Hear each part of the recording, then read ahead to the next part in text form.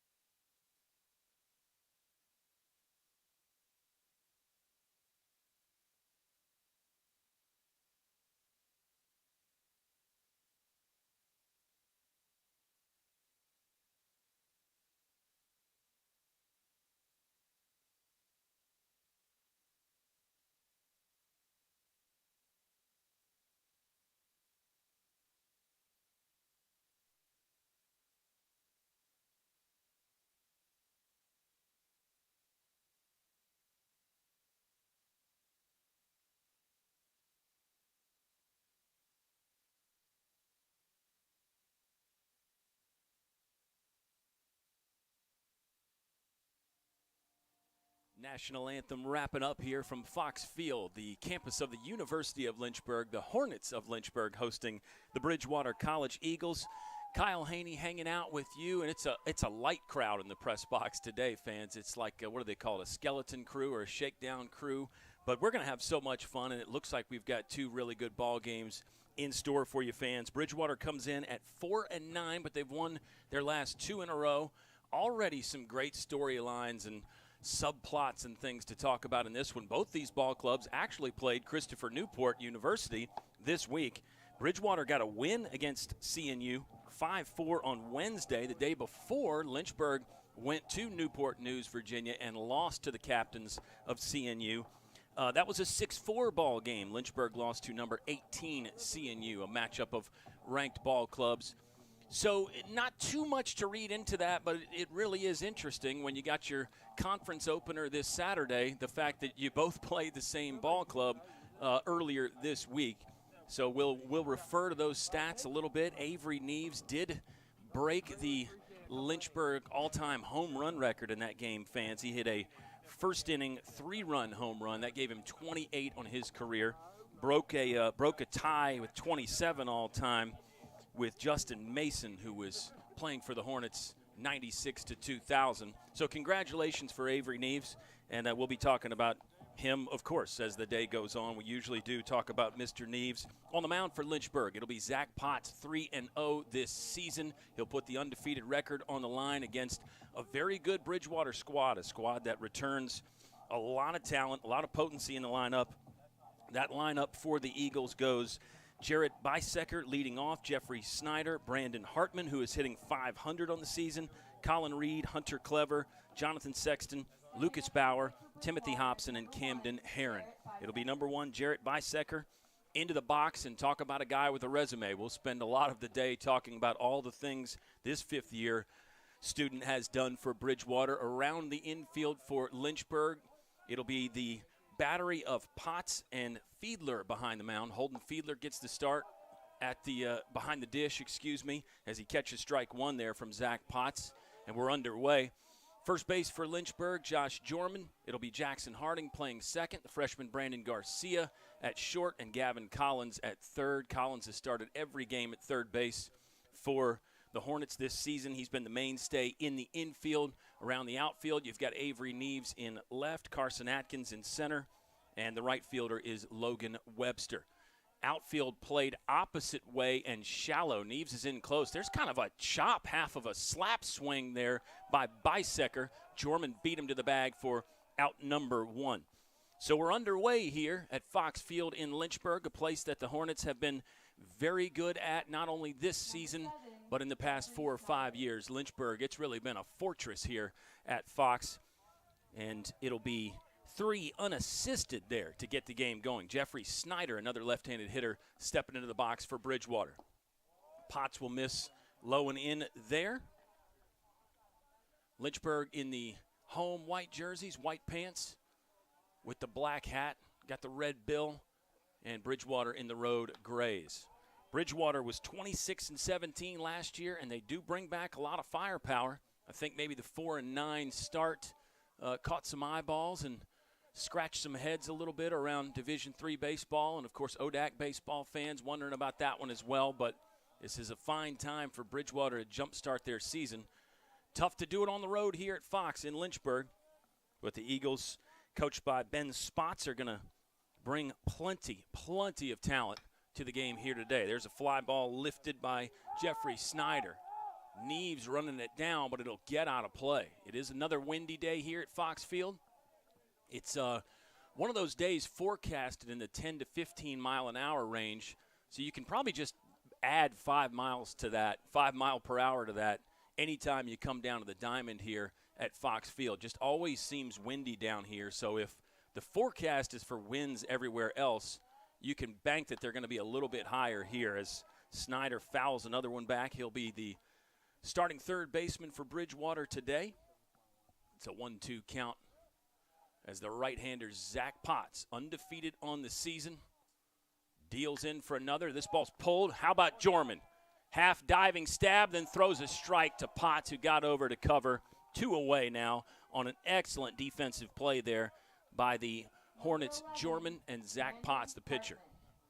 That's that PFP play, pitchers fielding practice. Pitchers are working on that all the time, and that'll be the rallying cry out of the dugout a lot of times on a play like that. The other pitchers will just yell out PFP, pitchers fielding practice. There's Potts missing low and in with that fastball. 1-0 the count here for a guy that has been red hot, Brandon Hartman, starting the season hitting .500 so far this year for Bridgewater.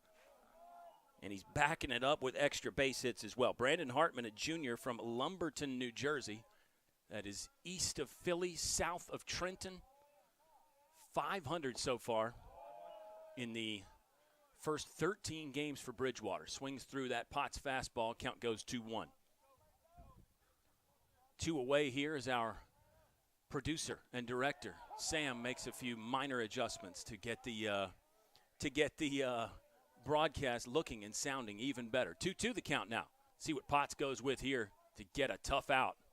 Hartman will dribble this one to Collins. Gets it on the even hop there, waist high, throws across, and the inning is done. 1, 2, 3, no runs, no hits, no errors, and none left on for Bridgewater. Lynchburg offense steps up for the bottom of the first inning. It's ODAC baseball on the Lynchburg Hornets Sports Network.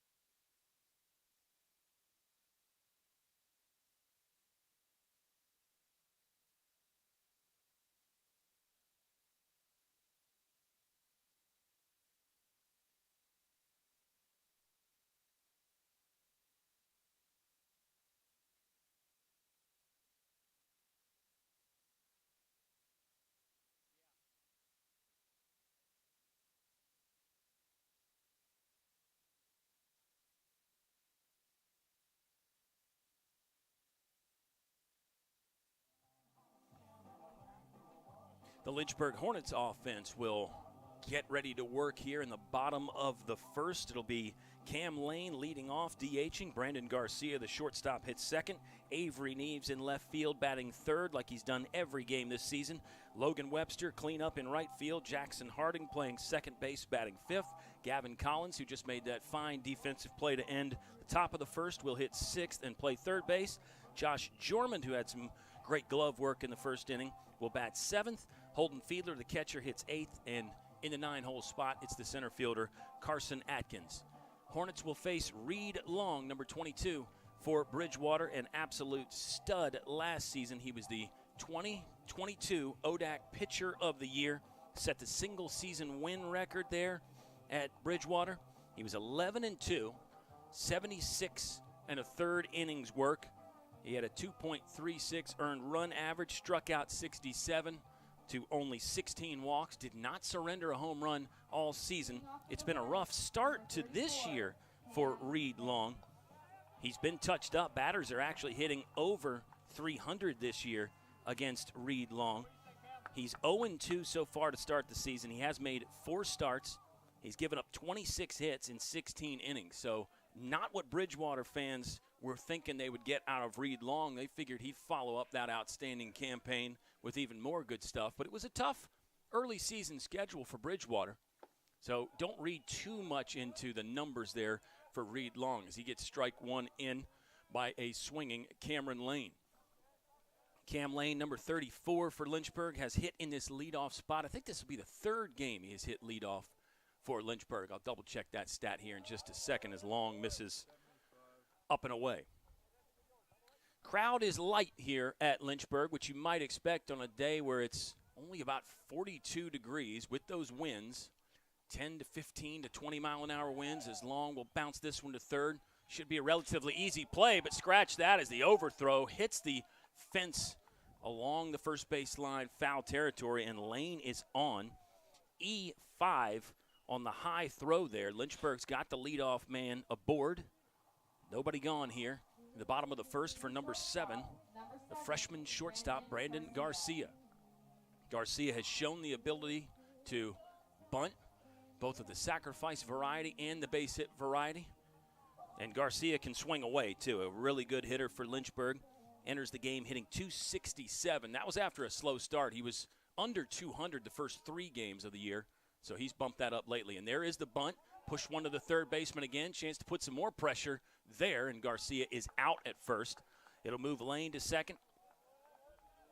And there's one gone in the bottom of the first inning. Your left fielder, number 30. And here comes Avery Neves, the all-time home run leader at Lynchburg. He's got a boatload of single-season records, things that he set last year and also 2021. Avery Neves is a 2-time first-team All-American.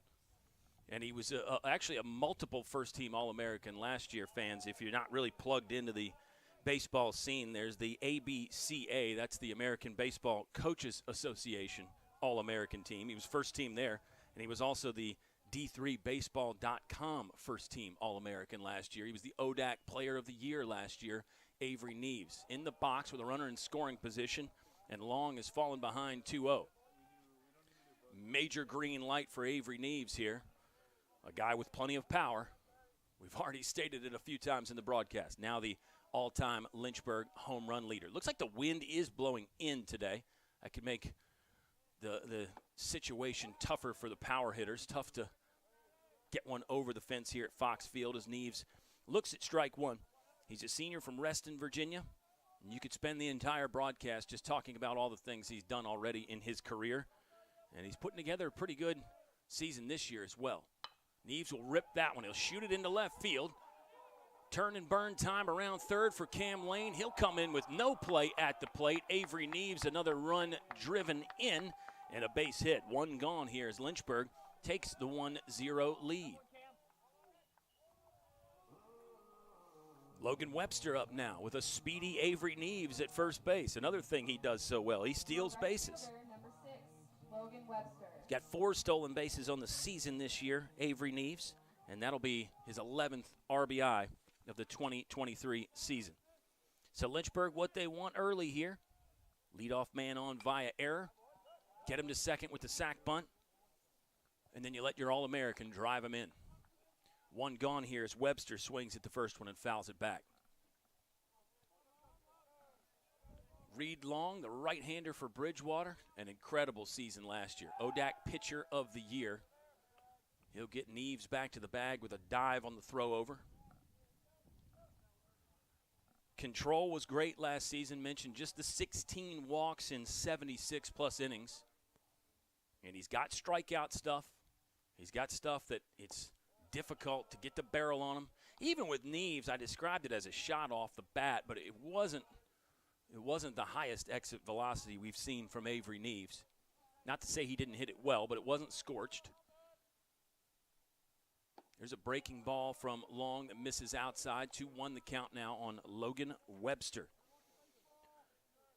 Logan Webster is a sophomore from Chesapeake, Virginia. Comes into the game hitting .368 for Lynchburg, a double and a homer. 14 hits total for the sophomore. He'll throw over on Neves again. You see the respect for his base running prowess and his speed. Neves with 15 stolen bases last year. In his career, it's 45 bags swiped for Avery Neves. Here's a ground ball, possible double play chance for the Eagles. Neves slides into second. Webster beat that one out at first. Close there, but Bridgewater does get the second out of the inning. Webster on first after the fielder's choice. So 2 gone here in the bottom of the first. Your second baseman, number 2. As the second baseman, Jackson Harding, comes up, left-handed swinger from Keysville, Virginia, Randolph Henry High School. Coach Ben Spots is out of the dugout, having a brief little conversation there with the first base umpire. Seemed to be satisfied with what he heard, and he'll head back into the visitors' dugout. Ben Spots in his 4th season at Bridgewater. I always get that one confused because he was an assistant at Bridgewater for 14 seasons, a long-time assistant. And even in the early days, put that thought on hold as Jackson Harding will bounce this one to second. Little trouble there, but got rid of it in time to end the inning. It was a successful one for Lynchburg. They get 1 hit, 1 run, 1 Bridgewater error, and 1 is left on as Lynchburg takes the lead. We head to the top of the second inning from Fox Field, campus of the University of Lynchburg.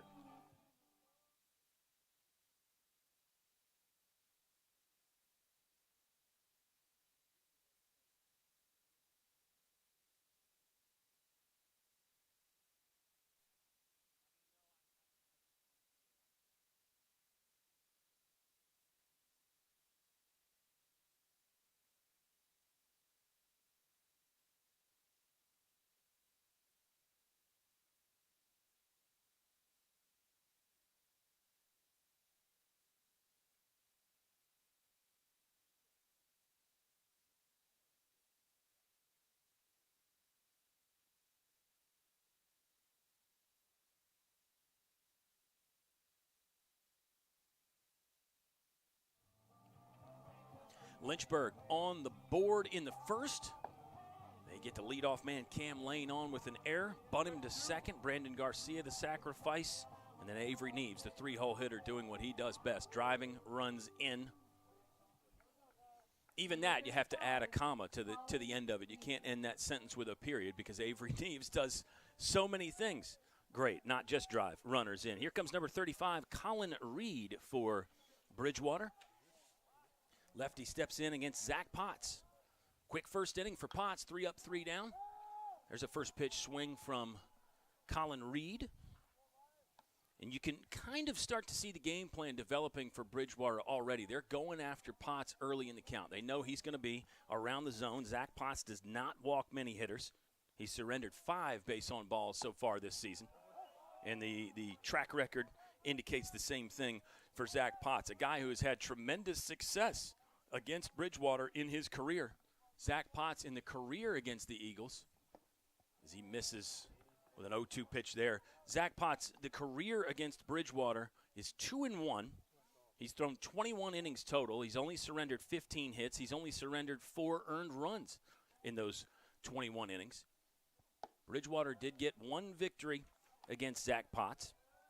That was last season in Game 1 of the regular season. These two squads met 3 times last year. Of course, twice in ODAC play. They split those games. And then once in the ODAC tournament. Very close game there. Lynchburg wins that one 4-1 despite getting out-hit. Count all of a sudden is full now on Colin Reed. We'll see how deep Zach Potts has to dig to keep Reed off of first base here with nobody gone in the top of the second. Reed will foul another one over the Lynchburg dugout. And we'll try it again here with a full count. Yeah, bunch of close games between these two ball clubs in the last 5 years. 8 games decided by 4 runs or less. So basically 1 swing of the bat or less. Another foul ball from Reed. Doing a good job to just fend Potts off. Hopefully get something he can really sink his teeth into here, or perhaps just take the ball for a walk. This one will get fisted into right field. First hit of the ball game for Bridgewater. Reed is on board. Really good at bat there from Colin Reed. Fouled off a couple pitches.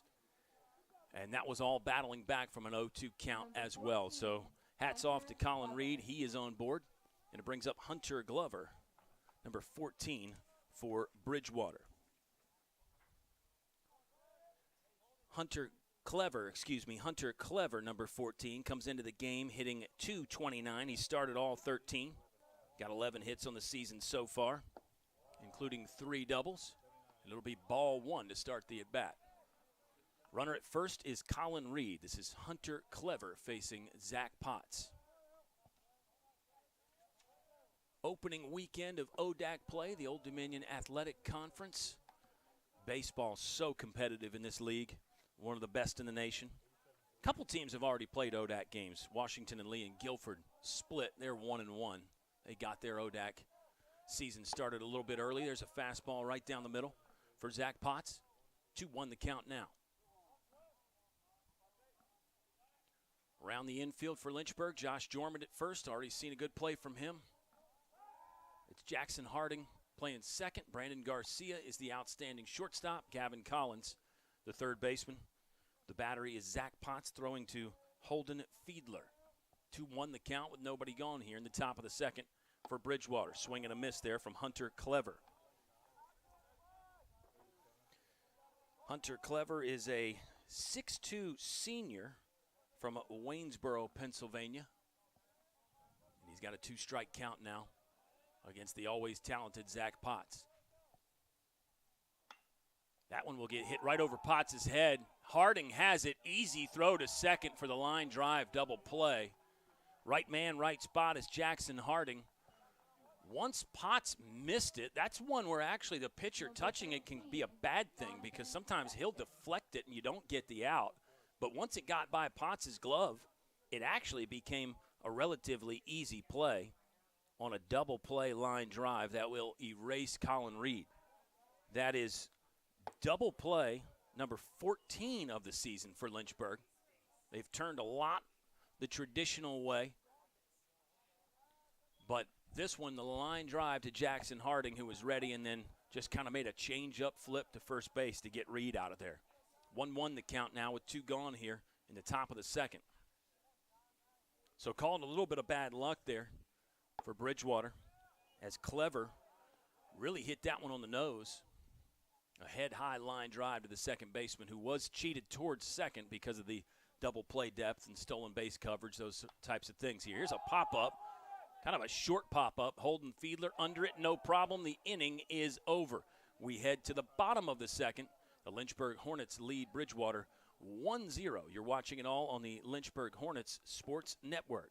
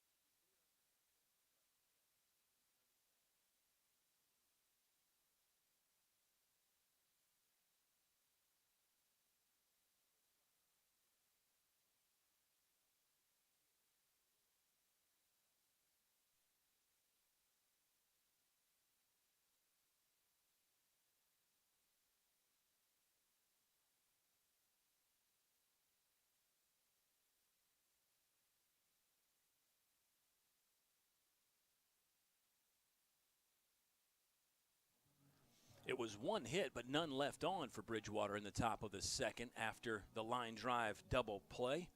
And then Zach Potts got Jonathan Sexton to pop up to his counterpart, the catcher Holden Fiedler. Due up for Lynchburg, Gavin Collins, Josh Jorman, Holden Fiedler. That's 6, 7, 8 for the Hornets offense that hits 276 as a team. They've hit 4 home runs as a team, 55 walks to 62 Ks. And hit by pitch, such a big part of Lynchburg's game. They've been hit 15 times this season. Easy to do the per game numbers because we're 10 games in, fan. Lynchburg is 8-2. So the per game numbers become really easy. 15 hit by pitch, that means 1.5 per game. It's actually under last year's average. Lynchburg got hit 107 times total last season, and that came out to 2.29 per game. So over 2 batters a game on last year because of the hit by pitch. That's a part of Lynchburg's offensive arsenal that I think is so underrated and probably undervalued by some fans and coaches. Collins will take a rip at that 2-0 delivery. Could be a tough play. It is windy out today. First baseman struggling, but he'll hold on there. What a grab by Colin Reed, battling not only the wind but the dimensions to haul that one in down the first base line. Collins is gone, and it'll bring up Josh Jorman. The wind, always an issue for baseball players. It's something you're always going to be aware of. You should be aware of anyway as a baseball player, and it seems to always be windy down here at Fox Field for as long as I can remember. If it's 5 miles an hour down the street on Lakeside Drive, for some reason at Fox Field it'll be 10 or 15, and then you'll get those bigger gusts in there as well. I think in some of our camera shots you can see the flag billowing over the University of Lynchburg scoreboard as Josh Jorman will let the count run to 2-0. Yeah, there's the shot right there. Sam always on it, and what a great view there. We're going to start seeing some leaves on those trees. Probably the next time that we broadcast from Fox Field, fans, I think you'll see some major greenery on the trees behind the fence there, as you're already seeing things around campus start to pop color-wise, and the grass is getting greener. Such a wonderful time of the year here, early March, but it is cold. Winter is not quite done yet. It's a time change weekend, too. There's a lot going on. With all the new school devices, they just do it for you, but it's still, you might have a clock on the wall you need to spring forward tonight. How about this rip from Josh Jorman? Let's see what the wind does to it. Yeah, you could just see the wind just knock that down there, and it ends up becoming a relatively easy grab for Hunter Clever in right field. I thought Jorman hit that ball very well, but in the end, the wind is blowing in from right field, so that probably killed some of the distance there. And Clever, a good defender anyway, ran under that one for out number 2. So 2 gone here in the bottom of the second. Lynchburg did score 1 in the first. If you joined us late, that was Avery Neves driving in Cam Lane. Holden Fiedler, the catcher, takes strike 1. Fiedler, one of 2 starting catchers that Lynchburg has used this season.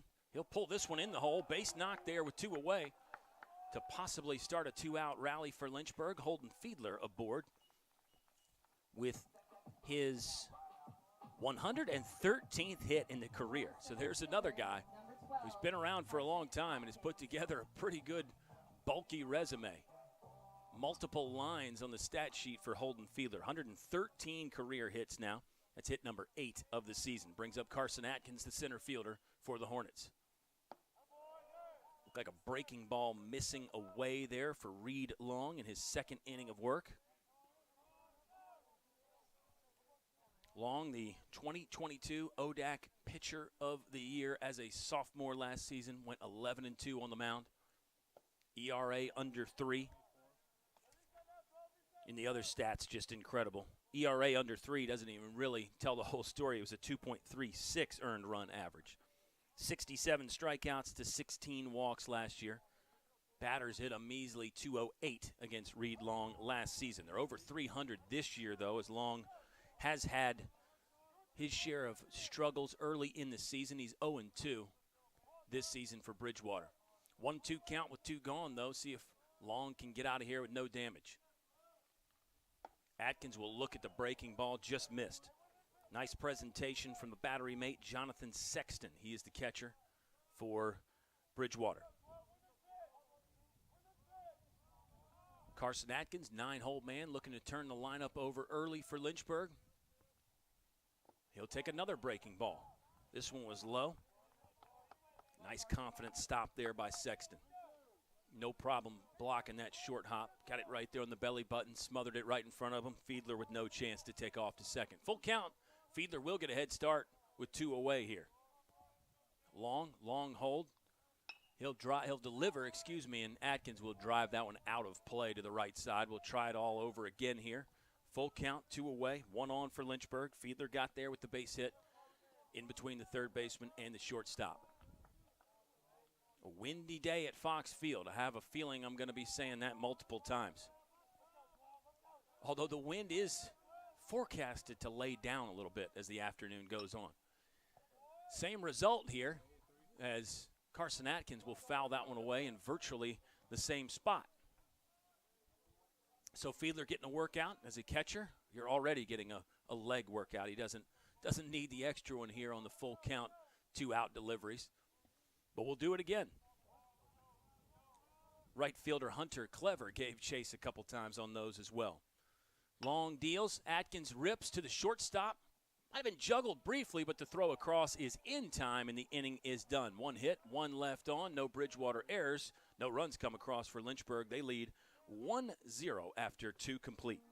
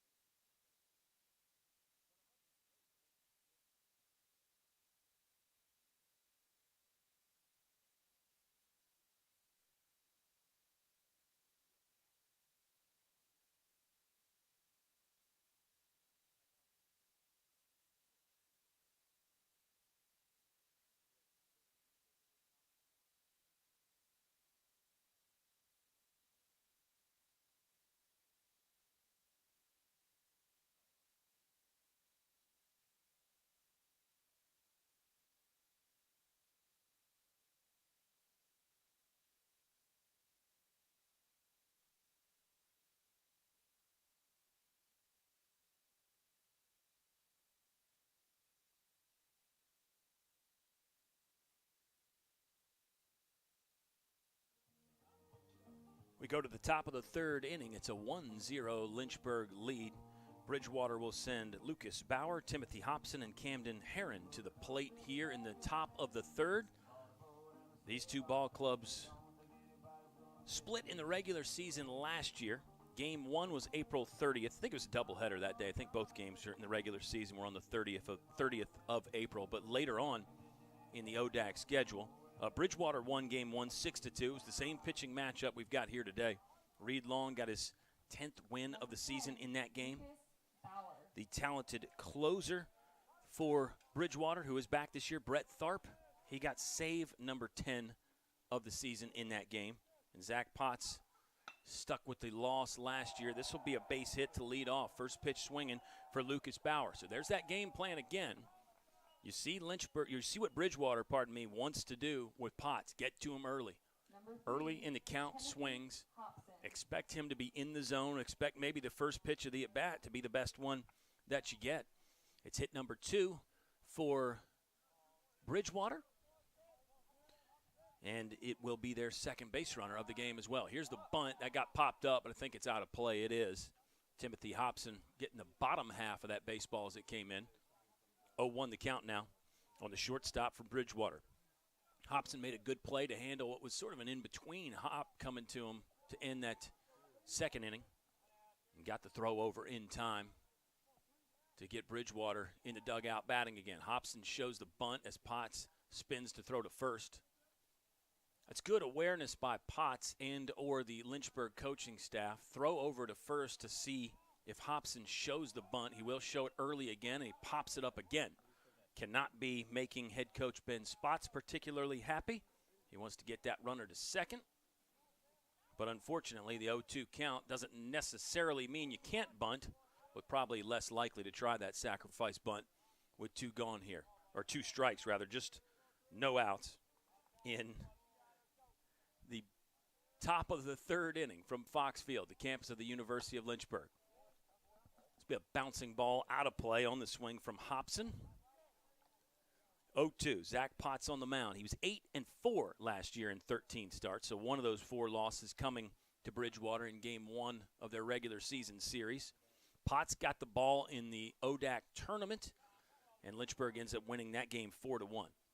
Zach Potts went 7 strong, gave up 1 earned run, and 6 hits to Bridgewater in that ODAC tournament game. That was in the second weekend of the ODAC tournament. Bridgewater got by Washington and Lee. This is going to be a tough play here. Collins will come on. Fields throws on the run and got him. Uh-oh. Timothy Hobson injured something on the way down to first. Wow. He is clearly in pain and on the ground right now. He came up short or came out of the sprint about midway through the run. I thought Collins was going to have no play, but then you look up and you see that Hobson is not going full speed down the line. He put both hands on the back of the leg area, the hamstring area, so no need to speculate, just kind of reporting what we saw there, but not good news for Bridgewater and Timothy Hobson. You talk about cramps all the time in football. Almost had that kind of a vibe, even though I said I wasn't going to speculate, and there you go, I just did. Hopefully, if it was a cramp, that would probably be best case scenario for Bridgewater because typically those cramps will go away and you can get back in the game. So it goes down as a put-out for Gavin Collins. He made a really good play regardless of what the running situation was. There's 1 gone with a runner at second. Lucas Bauer moves up to second.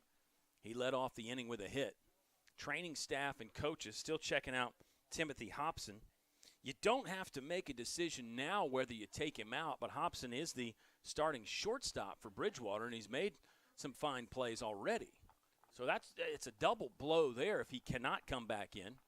You lose your shortstop, who is typically your best defender, and then you lose a bat in the lineup, a starting bat in the lineup, and see Coach Ben Spots with the umpire. He's got his lineup card out, so it maybe seems like he's already made the decision here that Hobson may not continue. We are in the top of the 3rd inning from Fox Field. Lynchburg is leading Bridgewater 1-0.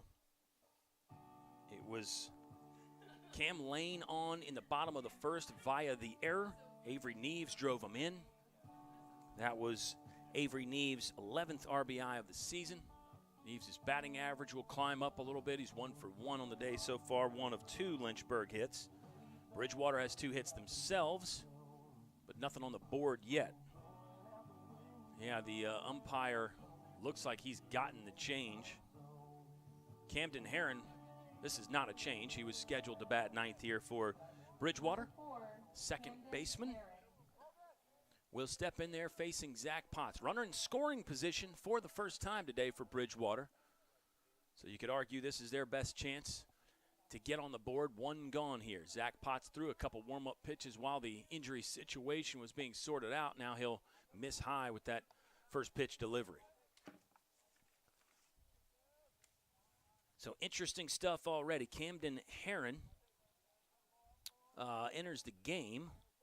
He started 4 games. He's hitting .267 on the campaign so far for the BC Eagles. He'll foul this one back. 1-1 the count now for Zach Potts. In the top of the 3rd inning here. First game of a doubleheader. We'll have quite a few doubleheaders here in ODAC play. Not all of them, but the doubleheader very common. And we'll get to see a bunch of them this year. It's a great time to get down to the ballpark. You get 2 for the price of 1, and you get to see some really exciting ODAC baseball action. Some non-conference doubleheaders as well. It was a doubleheader last week between Lynchburg and York. Here's a fly ball into left field. Wind is going to play tricks on this. Yeah, I said left field, but that's actually going to be the shortstop, Brandon Garcia, that will take over really just a few steps from behind his normal spot there. It is heavy wind here at Fox Field in Lynchburg. We're thinking in the 15 to 20 mile an hour range. You could see Garcia not really struggle with that one, but had to take over on a ball that Avery Neves actually went after in left field. Jarrett Bisecker back up to the plate. The leadoff man will work with 2 gone here and a runner in scoring position for Bridgewater. That one comes in low. Bisecker is a guy with a lengthy resume. He actually led the Old Dominion Athletic Conference in batting average way back in 2019. He's got himself high up on a couple of the all-time lists here at Bridgewater. This one's going to be into center field. Pretty much no problem for Carson Atkins, and the inning is over. We will head to the bottom of the 3rd. It's 1 hit, 1 left on, no Lynchburg errors, and no runs come across for Bridgewater in the top of the 3rd.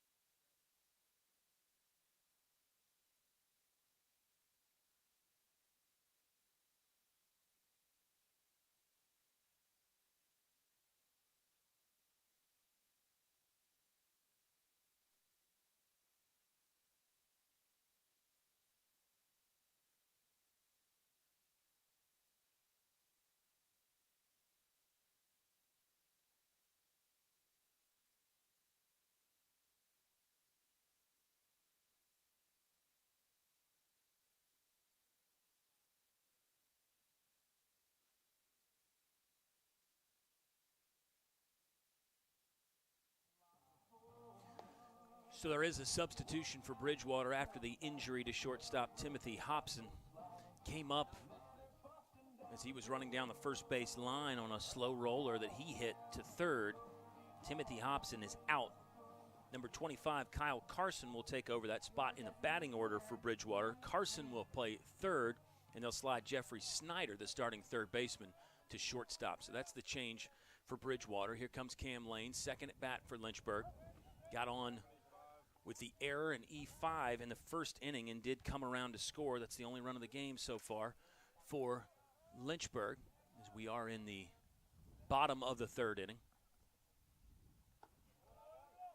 Loopy breaking ball, missed up high. I like that breaking ball from Reed Long. It's a true 12-6 breaking ball, which you don't see as much nowadays.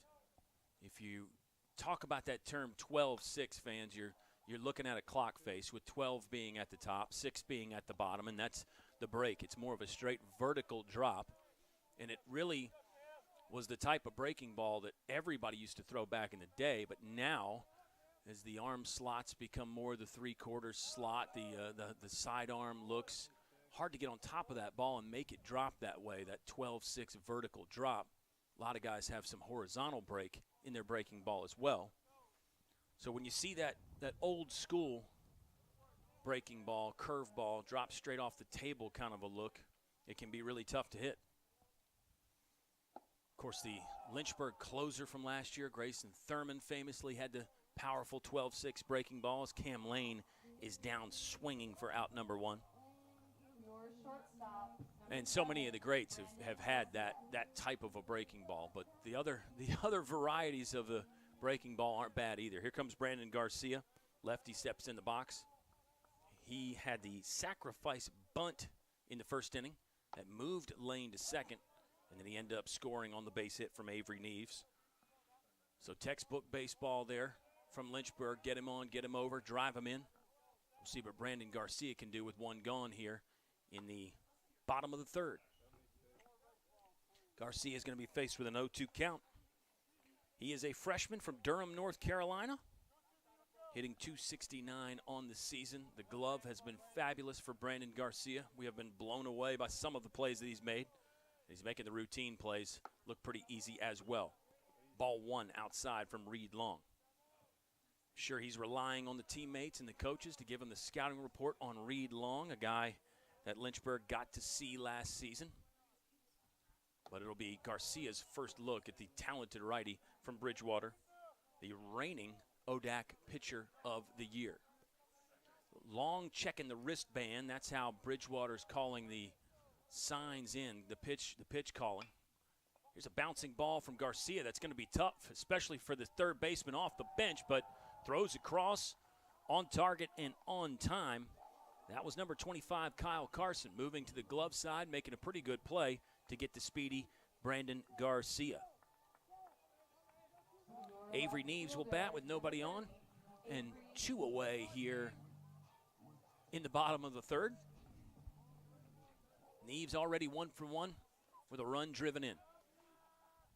See if we can get another look at Long looking at his wristband that he wears on the glove arm. Catcher's got the wristband as well. Coaching staff just yells out a number. Both guys look down. It's a spreadsheet type of a chart there. And you find the pitch that's called. Location in there as well, typically, as Long will just barely miss outside with that one. And then you go to work. So some coaches still going with the original style, the old style with signals to the face, get him into the catcher first, then he gives it to the pitcher. But in this case, pitcher and catcher wearing the wristband, speed things up a little bit. Both guys should be on the same page. Not that you can't still get crossed up every now and then, but for the most part, it really speeds things up. And a lot of pitchers like it because they get to work faster. They want to get it and go. Neves will swing and miss at that one. Now it's a 2-2 count with 2 away here in the bottom of the third, excuse me. Lynchburg's at home, so it's the bottom half of the third inning. This is still game 1. I'm still getting warmed up, fans. We'll get it straight by the second game. Neves will rip that one into left, and pretty much the same spot he got his first hit. Neves is aboard with back-to-back singles. Long, hard turnaround first. Neves trying to maybe test the left fielder just a little bit. But the speedy and powerful Avery Neves is on board. 2 for 2 on the day. your right fielder, number 6. And it sets up Logan Webster, second at bat. Fielder's choice in his first time up. 2 away here in the bottom of the third inning. Lynchburg already leading 1-0. Avery Neves drove in that run. We'll see if Neves can score the second run of the game. There's a fastball that will clip the outside edge for Reed Long. And you notice the catcher, he doesn't even have to put a signal down between the legs like catchers normally do, as they throw over and keep a close eye on the speedy Avery Neves. But there's multiple ways you can go about calling the pitches, and some coaches just prefer to let the catcher call the game. Neves will break early. Chance to get him at second. They will not get him at second. That'll go down as a stolen base for Avery Neves. Not exactly the conventional way to do it, but number 30, senior Neves, is in scoring position now with 2 gone. It was a long hold there from Reed Long. Came set and held it. And Avery Neves a little bit antsy, trying to bounce, trying to get some action early, some movement before the pitcher picks up and goes to the plate, kind of run into that stolen base. Just got kind of caught in no man's land. and really did the right thing when you get overextended. I mean, he was a third of the way to second before he took off on the full sprint anyway, so you might as well try to beat the first baseman's throw there. Neves did that. Typically that'll happen when you get picked by a left-hander. Left-handers up there, you might be going on first move, so if you get picked off, you just go ahead and try to beat the first baseman's throw into the bag at second. Neves did that, but with a righty. Webster will lay off this one down and in. 2-2 the count, 2 gone, bottom of the third. Runner in scoring position for Logan Webster. The sophomore right-handed swinger from Chesapeake, Virginia, could get a big knock here for Lynchburg. Long. Looks, Neves will run again, swing and a miss, and the inning is over. So Lynchburg leaves one stranded after the base hit. No Bridgewater errors, no runs. Lynchburg still leading 1-0 as we head to the top of the 4th inning on the Lynchburg Hornets Sports Network.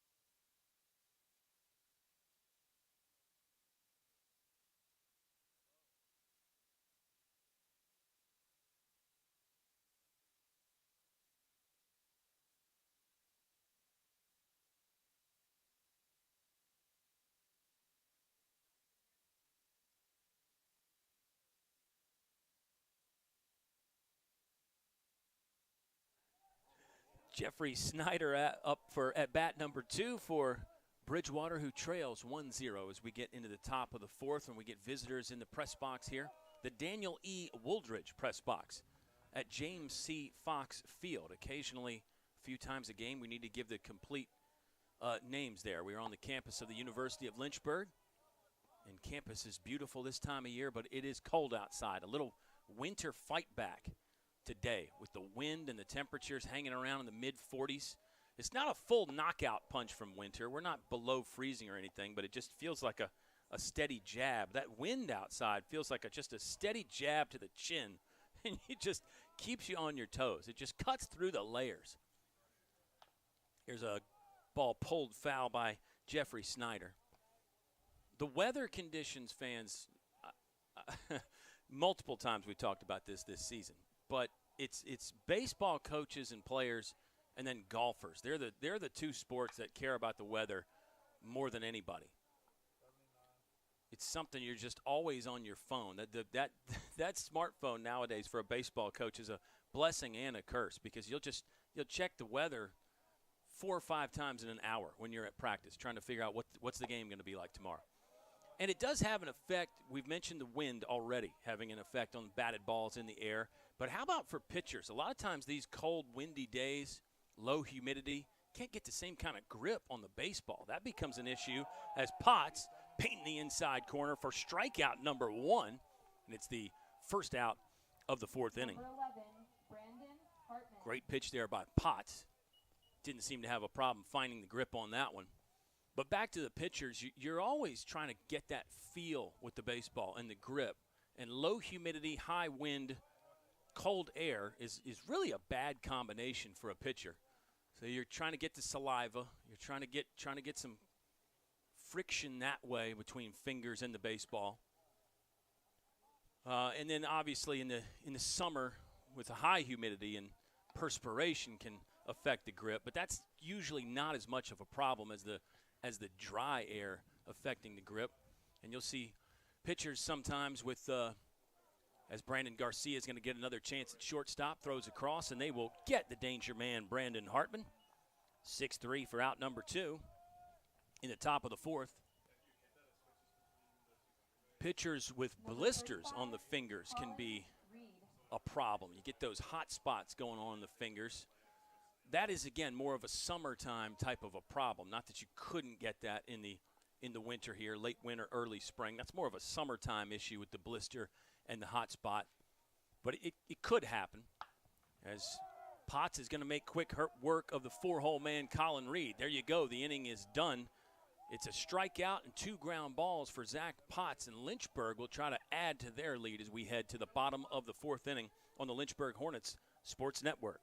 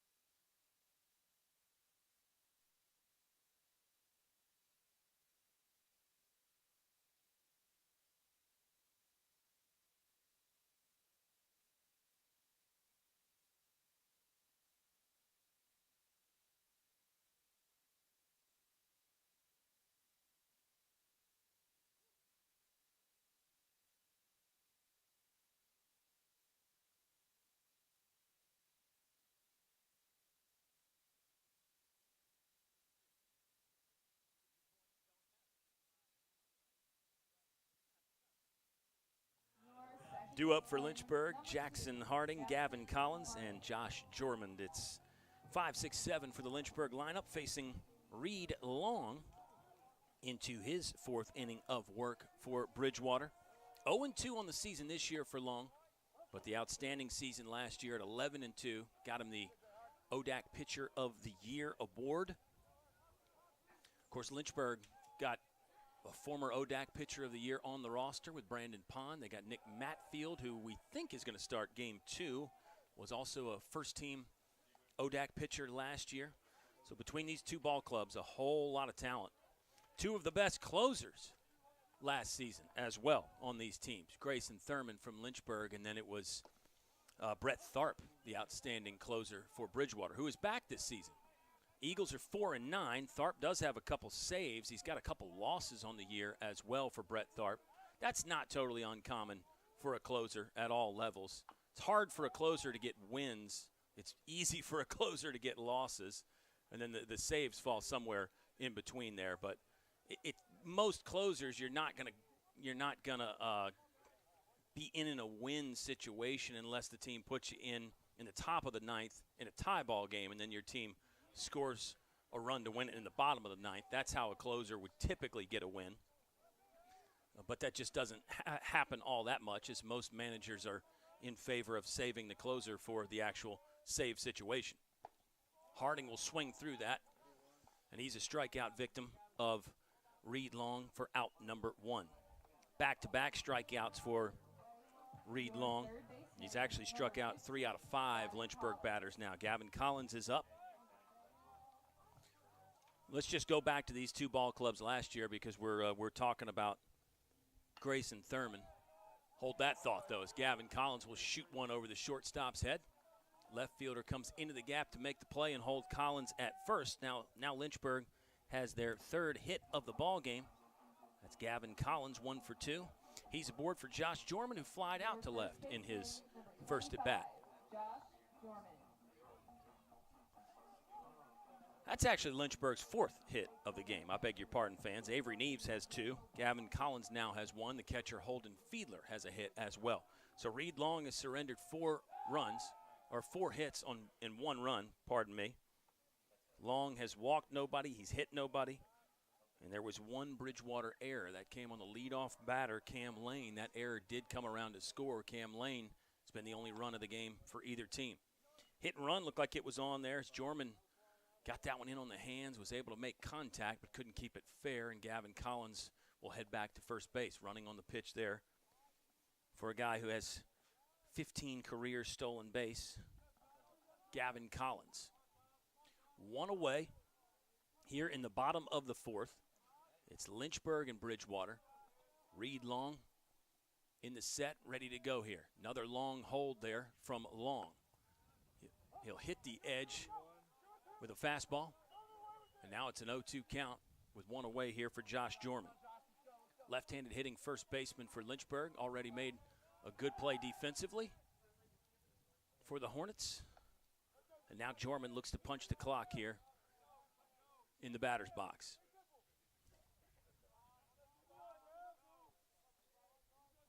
Collins, medium lead at first. Infield is double play depth all the way around. Outfield is a little bit shorter than medium. You've seen both outfields kind of creep in a little bit as the day goes on because of that wind mainly. That wind is really knocking the ball down. It may have changed directions, just checking out the flag above the scoreboard. And the score is 1-0 Lynchburg. Yeah, there's a good shot. It was definitely blowing in from right field earlier. Now the wind looks like it might be blowing out to right, which would be a big change for an outfielder and an infielder for that matter. Jorman will pull that ball. Collins has to dodge it. It will be a base hit. Fifth one of the game for Lynchburg.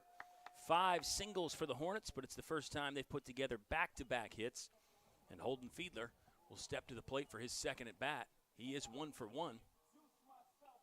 Gear comes off for Fiedler, and he steps up with runners on first and second. Your catcher, number 23, Holden Fiedler. We'll get a conversation from the Bridgewater coaching staff. Infield coming together as well. Gives us a chance to tell you that this is game 1 of the day. We're going to play 2 on this chilly, windy day in early March. Lynchburg will head to Pfeiffer on Tuesday and then Greensboro on Wednesday. And then next weekend, it's an ODAC series in Roanoke. So 4 straight road games for Lynchburg following this doubleheader today. Bridgewater's going to be at Mary Washington on Tuesday, hosting Mary Baldwin Wednesday, and then their next ODAC opponent will be Avert next weekend. So it's a busy week and really a busy month for both of these ball clubs. College baseball, you get to start in late February, Division III anyway, and then March and April are very, very busy. And then things start to wind down in early May, and hopefully you're playing in mid and late May. Holden Fiedler up, grad student for Lynchburg. Hails from Henrico, Virginia. He is the catcher today, in game 1 anyway, and he's 1 for 1. He's going to be 2 for 2. Hold that thought, though. Center fielder comes on, won't get there in time. Collins running, play at the plate, maybe relay throw will not happen as Gavin Collins comes around for run number 2 for Lynchburg, and it's a base hit RBI for Holden Fiedler. Make it 3 singles in a row now for the Hornets offense, as they might be getting to number 22, Reed Long. Your center fielder, number 12, Carson Atkins. Here comes Carson Atkins, the 9-hole man for Lynchburg, as our score goes to 2-0. Runners at first and second again for Carson Atkins. Grounded out to short in his first at-bat, shows bunt there. We've seen Atkins do that successfully this season. Base hit bunts down both lines this year for Carson Atkins. That's a real weapon for him. That is a sharp tool in the kit for Carson Atkins. Reed Long looks at the runner at second. Atkins fouls that one into the catcher's glove and then out. Josh Jorman stands at second for Lynchburg. Holden Fiedler, the catcher, just got the RBI single. He's at first. Reed Long came into the inning with no earned runs, but that's going to change now as Atkins will show bunt again and take the off-speed pitch away. 1-2 count now with 1 gone here in the bottom of the 4th inning. Lynchburg leads Bridgewater 2-0.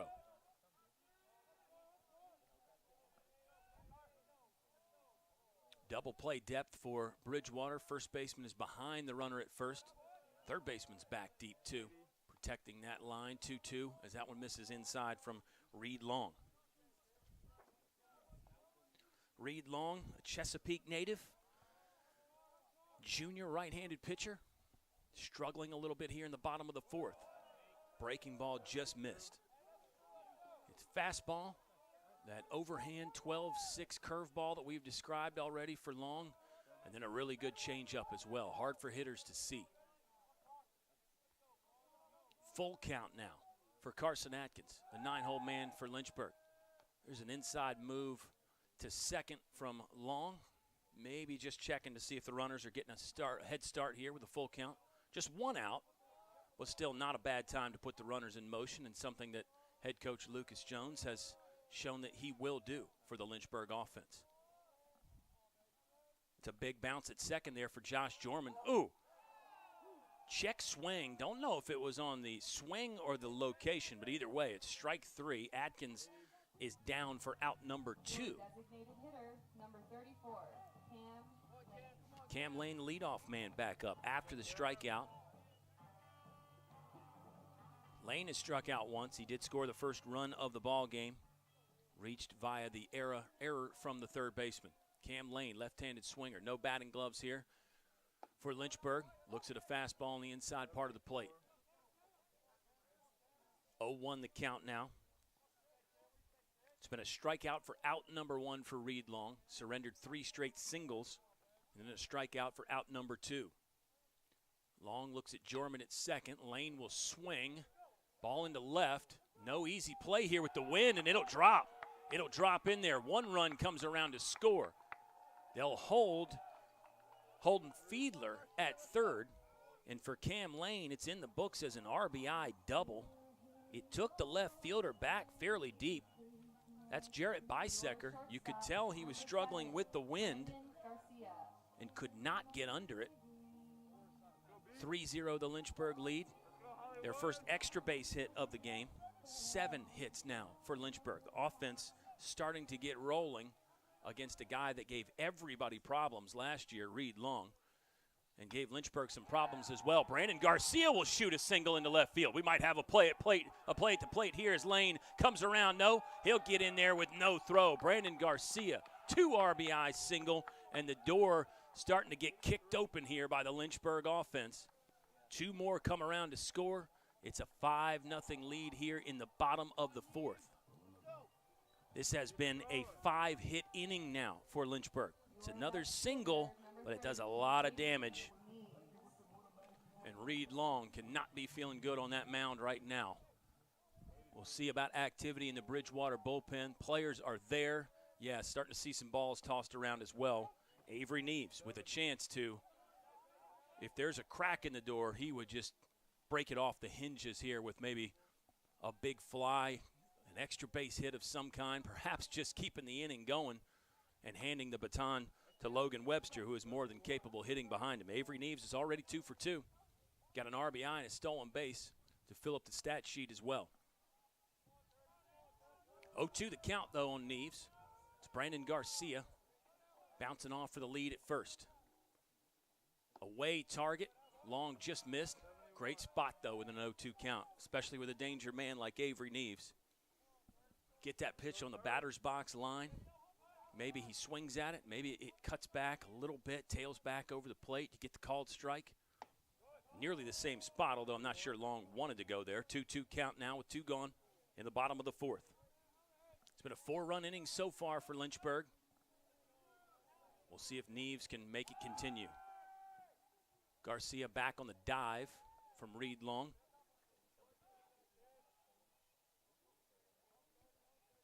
2-2 the count on number 30, Avery Neves.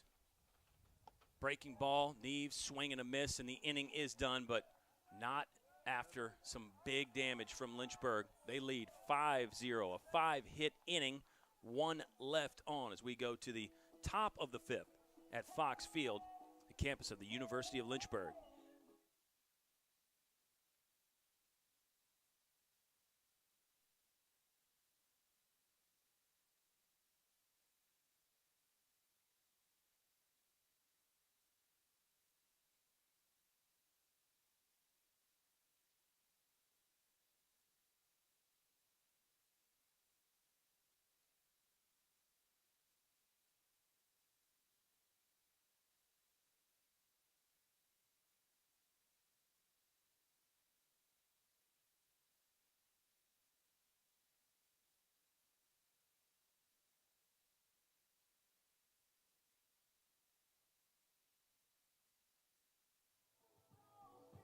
The Lynchburg Hornets having a lot more fun now in game 1 here on Saturday, March 11th.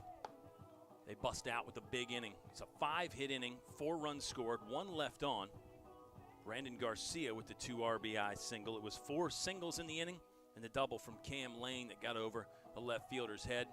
And Zach Potts will go back to work here in the top of the 5th.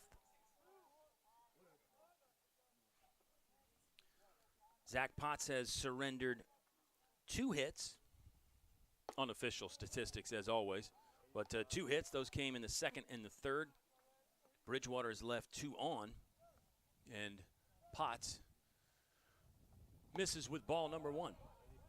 He will not miss there as Hunter Clever swings at it and can't connect. Clever hit into that double play in the 2nd inning. It was a leadoff single from Colin Reed. Clever lined one to the second base. Reed really had no chance to get back to first. It was hit pretty well by Hunter Clever. He's staring at a 1-2 count now against Zach Potts from Goochland High School. The right-hander sets and deals, and emergency swing there from Clever as he's just able to get some aluminum on that one and send it foul. Potts can really juice it up. We don't talk about his velocity a whole lot, but he seems to be one of those guys. It'll be more work for Jackson Harding. Watch out, that ball will skip off the heel of the glove and get into left field. E4 there will get Hunter Clever aboard in the top of the 5th inning. Number 13, Jonathan Sexton. Jonathan Sexton heads to the plate now, popped up to his counterpart, Holden Fiedler, both those guys catchers. And the backstop for Bridgewater will go to work with a runner on first and nobody away here. Leadoff man aboard for the Eagles. It's the 3rd time they've got the leadoff man on, but Zach Potts, as usual, able to pitch out of danger for the most part with his incredible stuff. We were in the midst of a note about his velocity. I think Potts is one of those guys, as Fiedler, with an outstanding block. Not exactly the textbook block variety, but he's able to get in front of it. And there you see number 13, Jonathan Sexton, also a catcher, helping Fiedler with some of the gear there. Good sportsmanship by the 2 guys that know how tough it is to play that position. Potts misses outside there. Just back to his velocity, he seems to be one of those guys that pitches about 90%. So he's got something in reserve that he can reach back for in those big moments. When you pitch at 100%, as Sexton will bloop one to the shortstop, Garcia runs under that one for the out. When you pitch at 100%, you don't really have anywhere to go when you need a big pitch. And it's not that it can't be done that way. Oftentimes you'll find the relievers doing that, pitching at 100%, because they know they're only going to be needed for an inning or 2. Whereas a starter, the typical thing is to kind of pitch at 90%. Not on cruise control, but just leave something in there when you need a big pitch, when you need to reach back, leave some gas in the tank, and then when you're out there in the 6th, 7th, 8th, or if the coach has said, hey, this is going to be it for you, then you empty the tank. That's the phrase that you hear so much now, empty the tank. Fiedler with another good stop. Not a block there, just kind of a backhand, get a little piece of the mid on it. Potts has fallen behind the last couple hitters. This is Lucas Bauer. 1 for 1 so far on the day. He's got 1 aboard with 1 gone. He'll bounce this one too short. Look at Garcia. Backhand slide, throws to second. The ball got away. Ball got away. Right fielder backing up is Logan Webster. He'll get there and keep the batter runner on first. But Hunter Clever is able to advance to 3rd. So it's probably one of those fielder's choice with an error type of plays there. You see the speed and the skill from Garcia. He's still down on 1 knee. It's short. I think he feels like he should have put the throw more on target. Got to it deep in the hole on the feet first slide. Got to a knee. Only had 1 play. That was the short way to second to try to force the runner there. But the throw was a little bit low and away to the outfield side. Harding dove after. It was a great effort from the Lynchburg defense, but in the end, it does allow Hunter Clever to get to 3rd. Runners at the corners now with 1 away. Talked about Potts leaving something in reserve.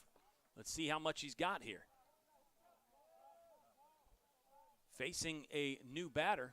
This is the sub that came in after the injury to the shortstop. This is number 25, Kyle Carson from Chesapeake, Virginia. 0-2 the count now quickly on Carson. Getting greeted with a look here at Zach Potts. Fiedler slides away. Here's a bouncing ball to Collins. He waits for the long hop, throws across. Good scoop from Jorman to get the mid under it before the ball hits the ground. And there's another out, and it's 2 away now for Bridgewater in the top of the 5th. Camden Heron, the 9-hole batter, up now. Good play from Gavin Collins. Read that one nicely. Probably could have charged it, but most likely still wouldn't have had to play at second. So did a good job to wait there for the long hop. Gets it pretty easily, and then a strong throw across to get the out at first. Runner at third had to hold as well. If Collins saw that runner break, he might have taken off after it and charged the ball to make a play at home, but knew the runner held there. Good awareness, good baseball IQ from Collins, and then trusting the arm strength to get it all the way across. That's a long throw that we don't talk about much for a third baseman as the count goes 0-2. Potts has got 2 away here. This would be arguably the biggest pitch of the ball game if he can strand these 2 Bridgewater runners. Lynchburg leads 5-0. Potts did try to nibble the edge there, just missed. Now it's 1-2. Clever is at third.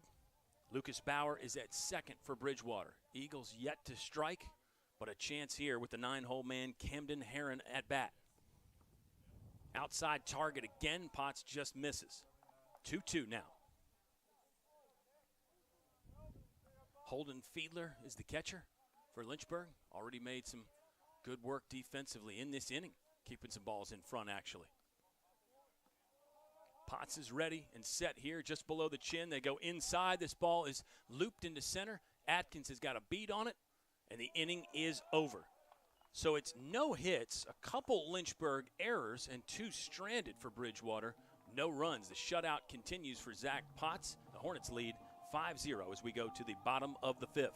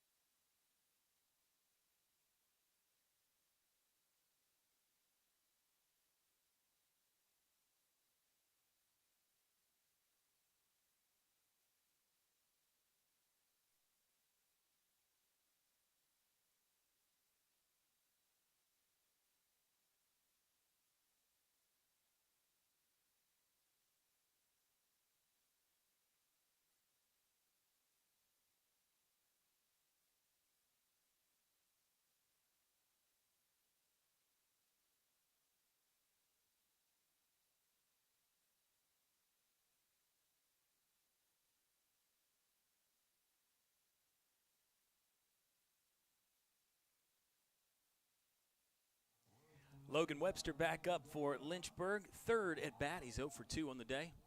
It's a 5-0 Lynchburg lead. 1 in the first, 4 in the bottom of the 4th. Webster will get his first hit of the day. That is hit number 9 for the Hornets.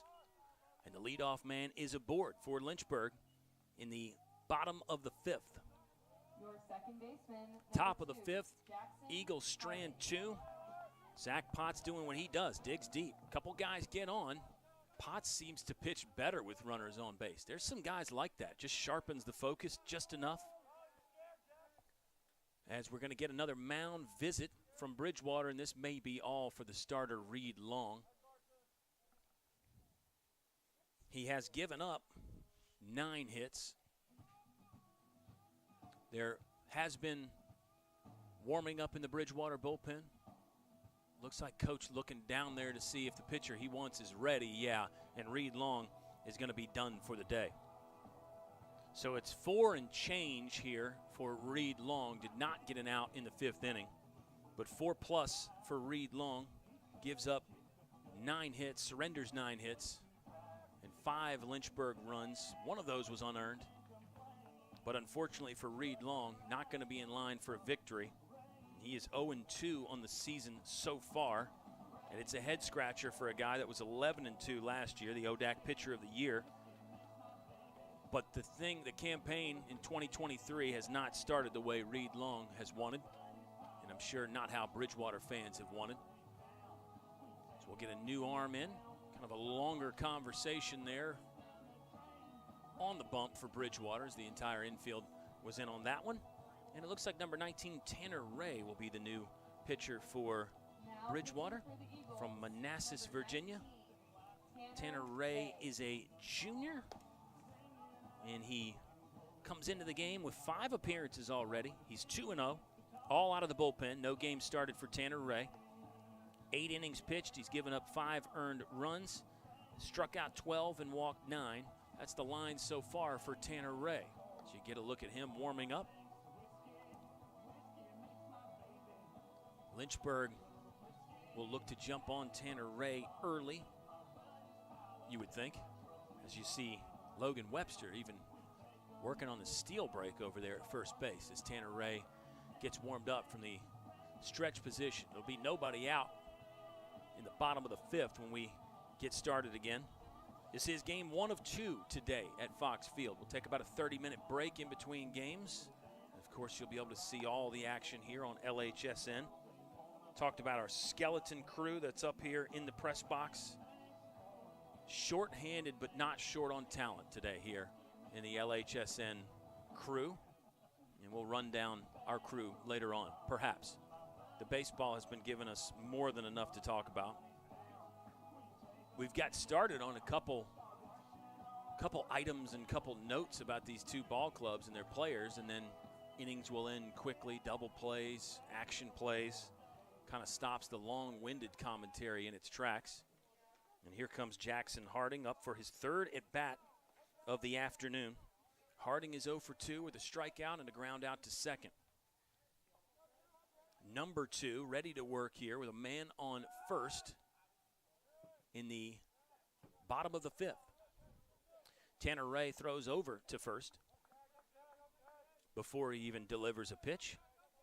This is number 19, Tanner Ray, a junior right-hander from Manassas, Virginia for Bridgewater.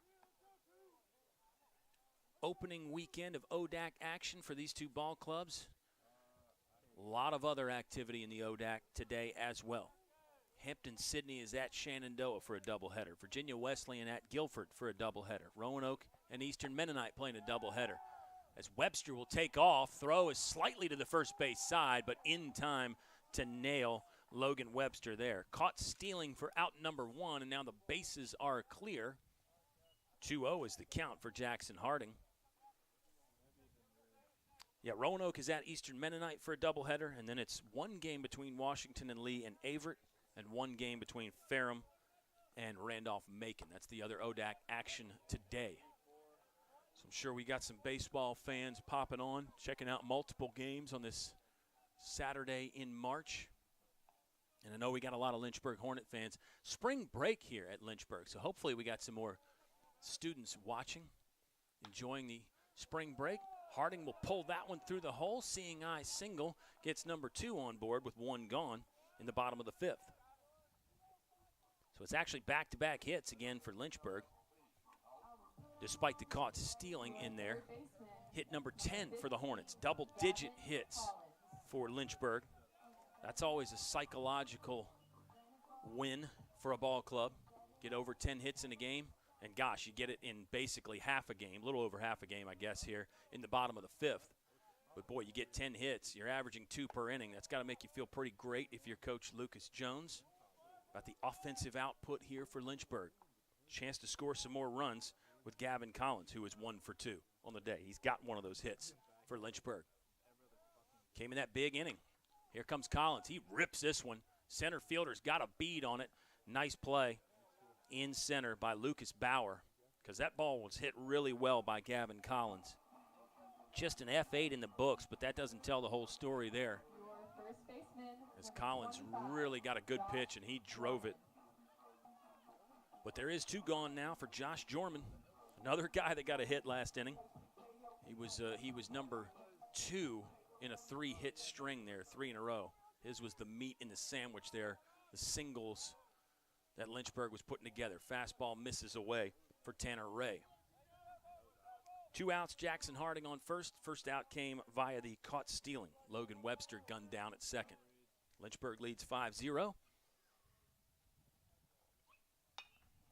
There's a ball hit well up the middle. Shortstop will field and throw across. So Lynchburg, 2 hits in the inning, 1 left on, and the 2 hardest balls they hit actually go for outs. But the Hornets do lead 5-0 as we head to the top of the 6th inning from Fox Field. We're broadcasting live on the Lynchburg Hornets Sports Network.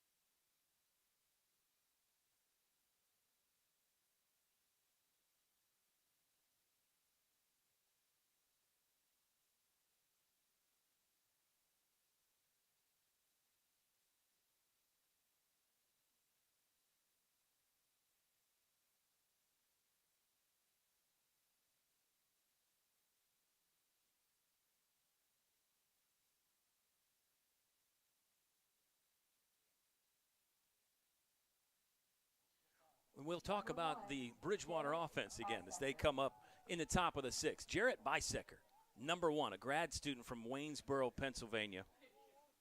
His resume is so long, it's good that we have a doubleheader today that we can talk about all of it, because we were discussing Bisecker here in the press box.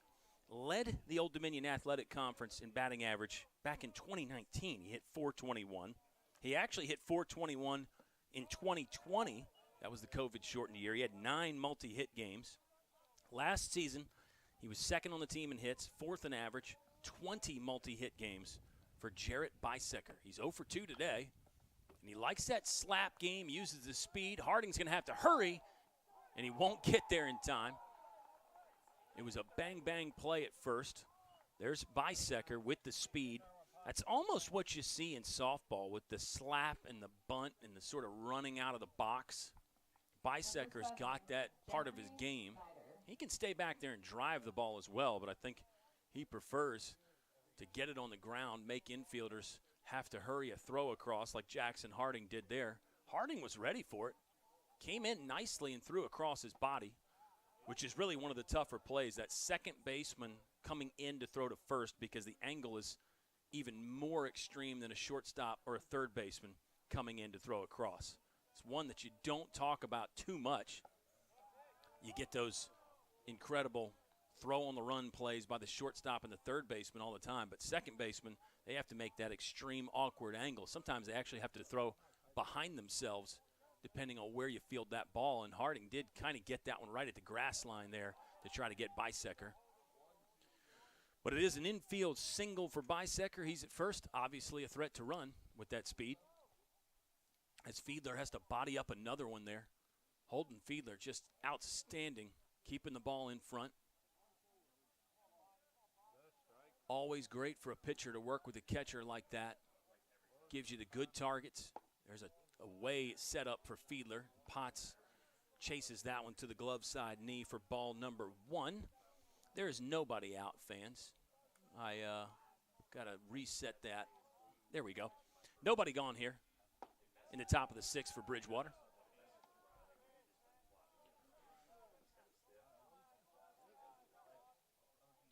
The Eagles come in at 4-9 this season, 26-17 last year for Bridgewater.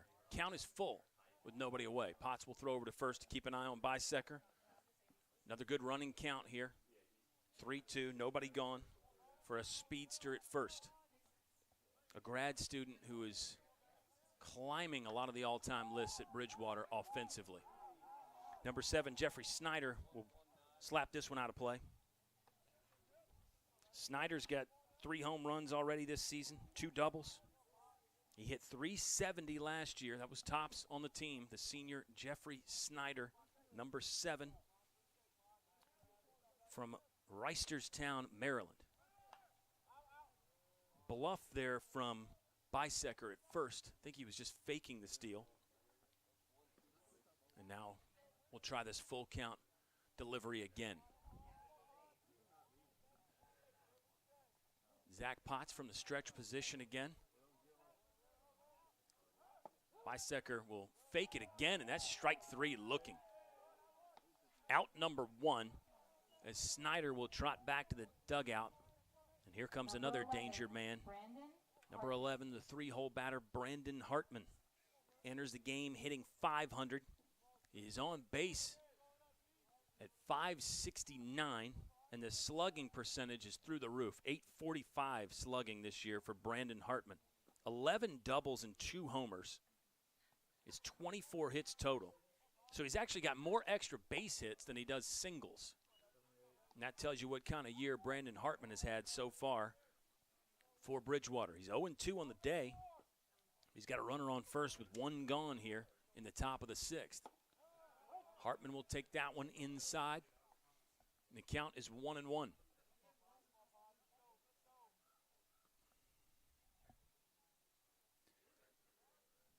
Bisecker fakes the steal again, and Hartman will get his first hit of the game as he pulls one through the hole for a single.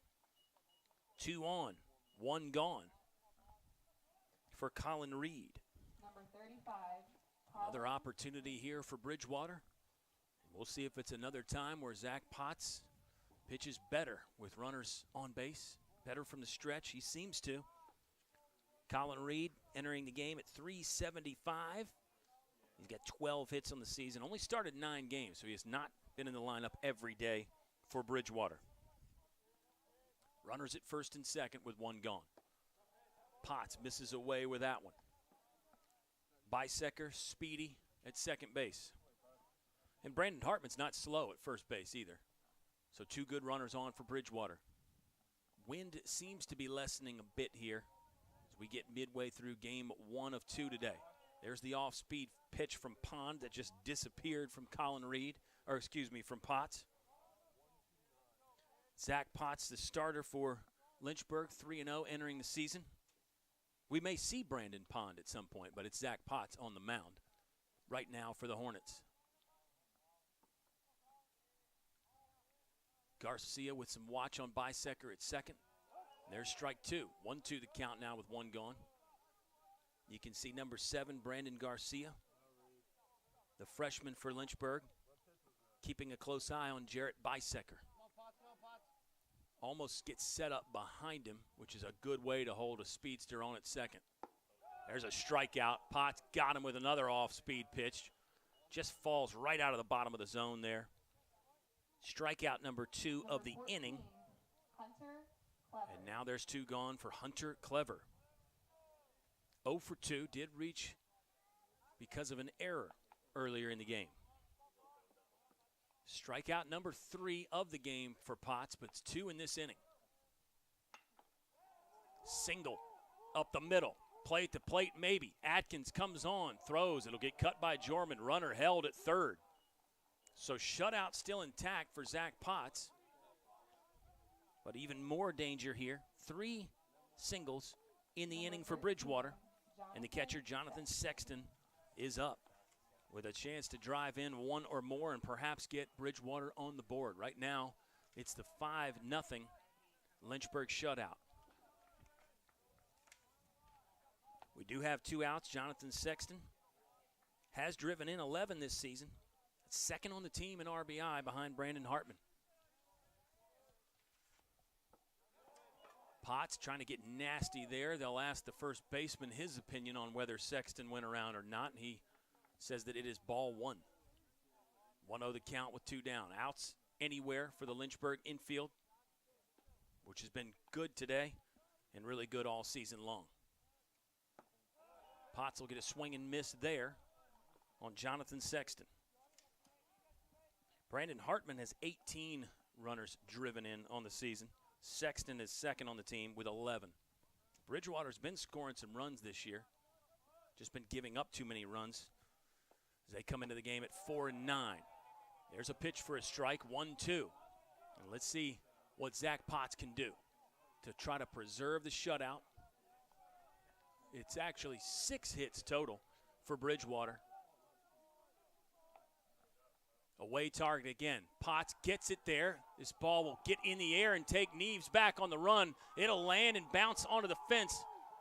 It's an RBI double. It's a 3 RBI double for Jonathan Sexton. He drives in runs 12, 13, and 14 on the season for him, and he gets Bridgewater on the board in a big way. It was a 2-strike pitch that Sexton got enough of to drive it over the left fielder Avery Neves' head.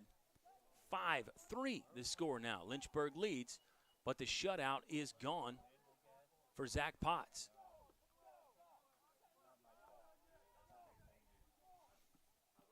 That's hit number 7 of the day for Bridgewater. 3rd hit of the inning. Their first extra base hit of the day, and it comes at a good time. Yeah, Holden Fiedler's going to go out and have a conversation with Zach Potts. This has been the game plan all season long. Anytime a pitcher for Lynchburg has a long inning, you'll see Fiedler go out there, try to remind him of the game plan, keep the heart rate down. You know you're not going to be able to give them a really long break if you're a catcher. The umpire is going to come out there and break up the mound meeting at some point. But you get him a nice little 60 seconds or so, 90 seconds to breathe. A few reminders. Potts is a veteran. He knows the game plan. He knows what he's supposed to be doing. And really, Potts has made some pretty good pitches in this inning, with Bridgewater just finding a way to get the barrel on him for 4 hits, including that big double. 1 hopper off the wall over Avery Neves' head. Double barrel action in the bullpen for Lynchburg. Looks like 2 lefties there. Potts zips that one in the inside corner for strike number 1. 1-1 the count now with 2 gone. The danger's not over yet with Jonathan Sexton in scoring position. Lucas Bauer is 1 for 2 on the day. There's a breaking ball that misses. 2-1 the count now. No visit yet from any Lynchburg coach out there to the mound. Just a short chat from Holden Fiedler, the catcher.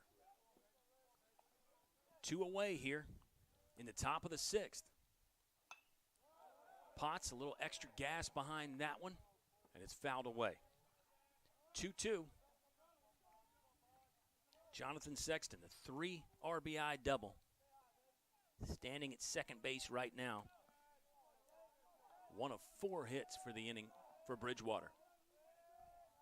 Lucas Bauer ready to work with 2 strikes. He'll watch that one go way wide. Full count now. Zach Potts looking for win number 4 on the season for Lynchburg. Enters at 3-0, with a 1.42 earned run average. Outstanding so far for Zach Potts. He's been outstanding in this one other than this inning here, and he'll get the strikeout to end the threat. Fiedler's going to have to throw to first, though, and they'll get him there. So damage done for Bridgewater. They cut into the Lynchburg lead. 4 hits, 1 left on, no Lynchburg errors. 3 runs scored as we head to the bottom of the 6th at Fox Field.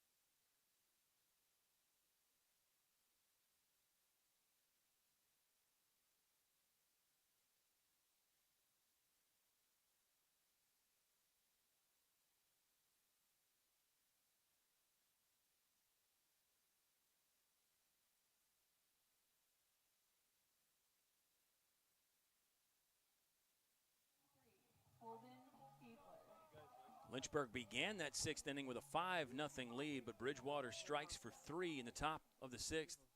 4-hit inning, including the big double. 1 hopper off the fence for Jonathan Sexton. He drives in 3, and now Bridgewater right back within striking distance here. So the task falls to the Lynchburg offense to try to answer that. You don't necessarily have to score 3, but if you follow that up with a run here for Lynchburg, that's another nice psychological win that coaches will talk about a lot. Answer their runs with runs of your own. It'll begin with Holden Fiedler. The catcher is 2 for 2 on the afternoon so far. Have a day, Holden. Let's see if he can keep it going. He's got an RBI in there as well. Holden Fiedler outstanding behind the plate too. He is facing Tanner Ray, second pitcher for Bridgewater of the day. Reed Long went 4 innings and change, gave up 9 hits and 5 runs. 1 was unearned, but not the kind of day that Reed Long was looking for here at Fox Field. So difficult to come into Fox Field and win. We'll throw the stat out there again. Lynchburg undefeated this year at Fox, 5-0. 26-2 at Fox in the last 2 seasons.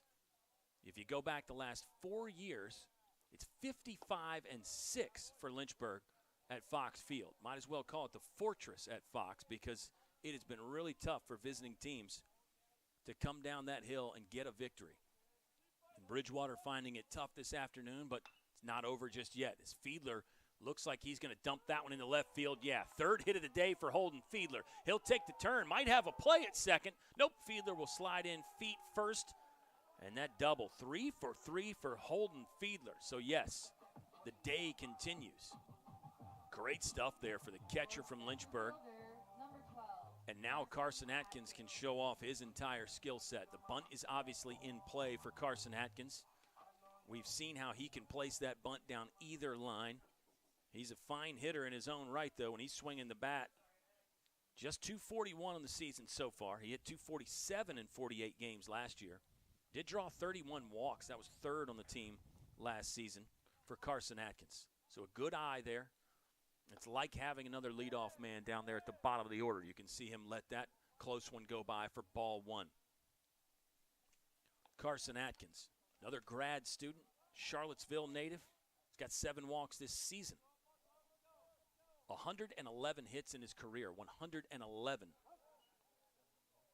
Also a good base runner with over 35 stolen bases. 1-1 the count now for Carson Atkins. Nobody gone. Holden Fiedler, the leadoff double for Lynchburg.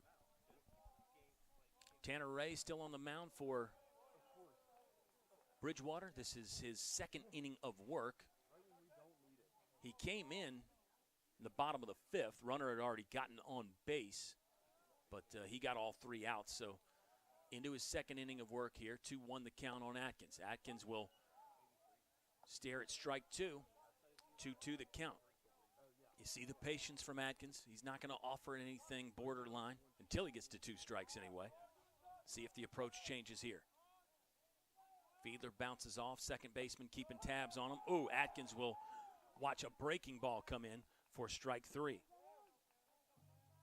K number 2 of the day for Atkins. First strikeout for Tanner Ray out of the bullpen for Bridgewater. We ran down Tanner Ray's season stat line so far. This is appearance number 6, so already a heavy workload for Tanner Ray as a ball will escape the Bridgewater bullpen, and the umpires call time to let somebody go retrieve that. Not an uncommon sight in baseball. But we're back to play now. Tanner Ray comes set, looks at Fiedler at second. Cam Lane is the hitter. He's got a double, an RBI that came in the 4-run 4th inning for Lynchburg's offense. There is 1 away. Lynchburg with 10 hits so far. They've made 2 errors. Bridgewater 1. That was the error to open the game that let Cam Lane, the batter you're seeing now, get on board. He came around to score the first run of the game. See the umpire giving catcher Jonathan Sexton a little breather there. Tough hop for Sexton to handle. He did scramble to it quickly enough to keep Fiedler at second. And Jonathan Sexton, all 3 runs driven in for Bridgewater with the double last inning. Or at the top of this inning, rather. Top of the 6th. We're in the bottom of the 6th now. Cam Lane will watch that one miss wide on the glove side. And now it's a 3-0 count for Cam Lane. Green light, maybe. Coach Lucas Jones might prefer Cam Lane be a bit more patient here with Tanner Ray seeming to struggle a little bit. That one misses outside, and Cam Lane is on with the base on balls. So now it's runners on first and second for Brandon Garcia. The freshman has 1 hit so far. He drove in 2 in that big 4th inning for Lynchburg. 5-3, the Lynchburg lead. These 2 teams split the regular season series last year. Lynchburg won in the tournament. Beat Bridgewater 4-1 in the ODAC tournament. Zach Potts got the win in that game. Grayson Thurman got save number 13 in that game. And Zach Potts in line for a win today, but we may not see Mr. Potts on the mound again as Lynchburg had multiple players getting loose in the bullpen. Here comes another conversation on the Bridgewater side pitching-wise. Let's see if Tanner Ray will stay in the game or not. When you look at Bridgewater statistically, they obviously have talent in the bullpen. Brett Tharp is back. He has 2 saves already this season. And they've gone to a couple other players 4 and 5 times this year. As the conversation will continue, the umpire will walk out to maybe speed things up, and yeah, we will get a change. So Coach Ben Spots was just giving the next man a little bit more time to get loose there. I think he had his mind made up that he was going to pull Tanner Ray, but wanted to give whoever this is trotting in a few extra throws in the bullpen, and we will see our 3rd pitcher of the afternoon for the Bridgewater Eagles. Whoever it is, they'll enter with runners on first and second and 1 away here in the bottom of the 6th.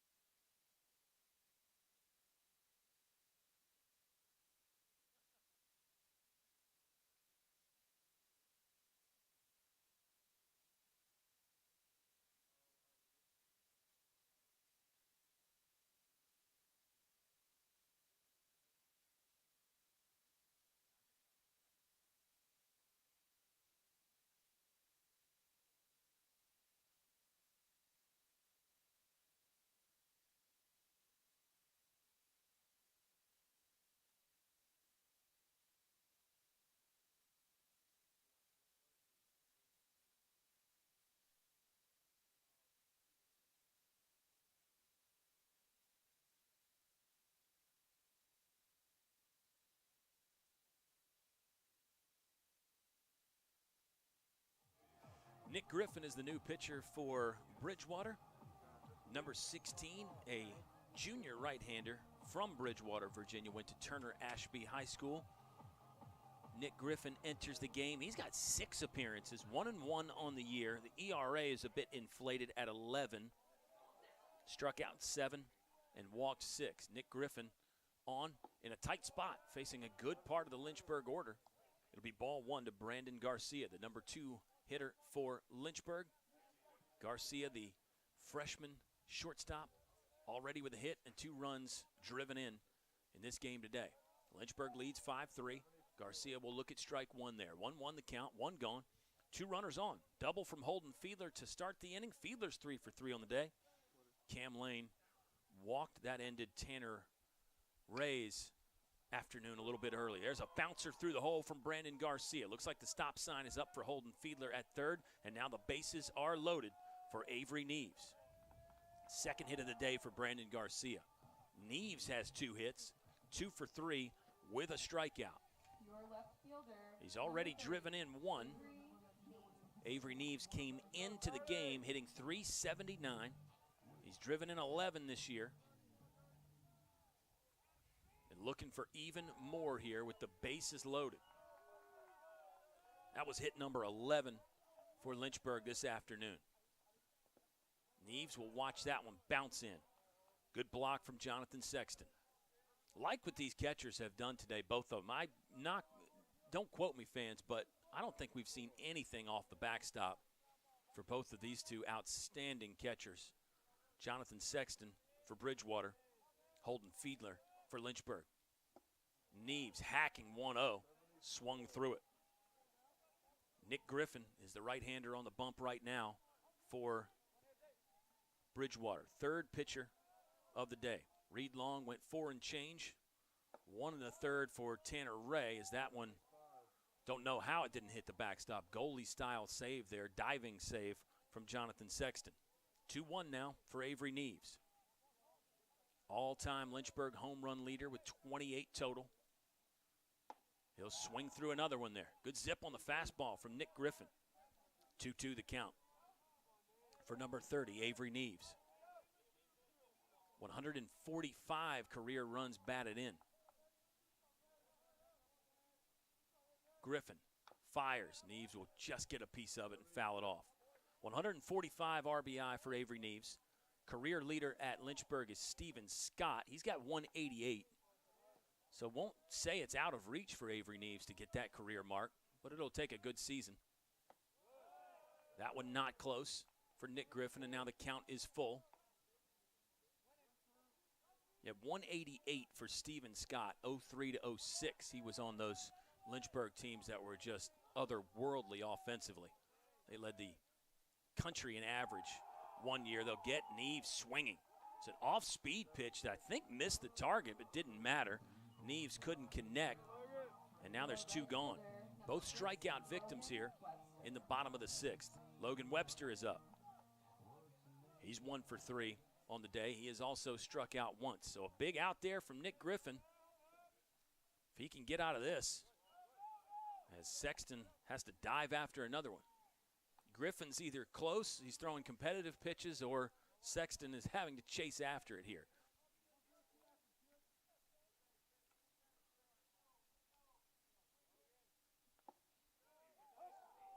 There's that off-speed pitch inside that is a strike. 1-1 the count with 2 gone. It's Logan Webster up for Lynchburg. Webster's driven in 9 this season. Lynchburg looking for a couple more here. It's Fiedler at second. Cam Lane, or Fiedler's at third, I beg your pardon, fans. Cam Lane is at second, and Brandon Garcia, a single, standing on first base right now for the Hornets. That one missed inside. Webster with a little bit of a dodge out of the way. Nearly hit him. Count is 3-1 now with 2 outs. Nick Griffin, quick set, almost didn't stop there. Just kind of rolled through that stop on the mound. I think the count is full with 2 gone. Yeah, it is full count. 2 away here. Runners get the head start. You feel like a single probably scores 2, unless it's really a sharp shot. There's a ball inside, so it's an RBI for Logan Webster with the walk. And the 6th run of the game comes across for the Lynchburg Hornets offense. So 2 hits in the inning, 2 walks, and 2 strikeouts. That's the activity so far here in the bottom of the 6th. Lynchburg with their 6th run of the game. Jackson Harding is up, 1 for 2, 1 for 3. Everybody but Carson Atkins has a hit in the lineup for Lynchburg as Jackson Harding stares at ball 1. Bases still loaded. Logan Webster joins the party after the walk. He's at first. Brandon Garcia second. And it's Cam Lane at third now, 90 feet away. 1-1 the count after Harding fouls one off. Nick Griffin struck out Avery Neves. But then a walk. Ball got away from Sexton, was just talking about his defense. He's able to scramble back in time, and Cam Lane, number 34, has to shut it down early at third base. Yeah, Griffin gave up the hit to Brandon Garcia, his first batter, and then struck out Avery Neves. That obviously felt like a huge out. Big and huge probably aren't even the right adjectives, as Jackson Harding will pop this one up. Shortstop under it, that is Jeffrey Snyder, and he pulls it in. The inning is over. 3 left on, 2 Hornet hits, no errors from Bridgewater, and 1 comes across for the home team as they stretch out the lead. 6-3 Lynchburg as we head to the top of the 7th inning.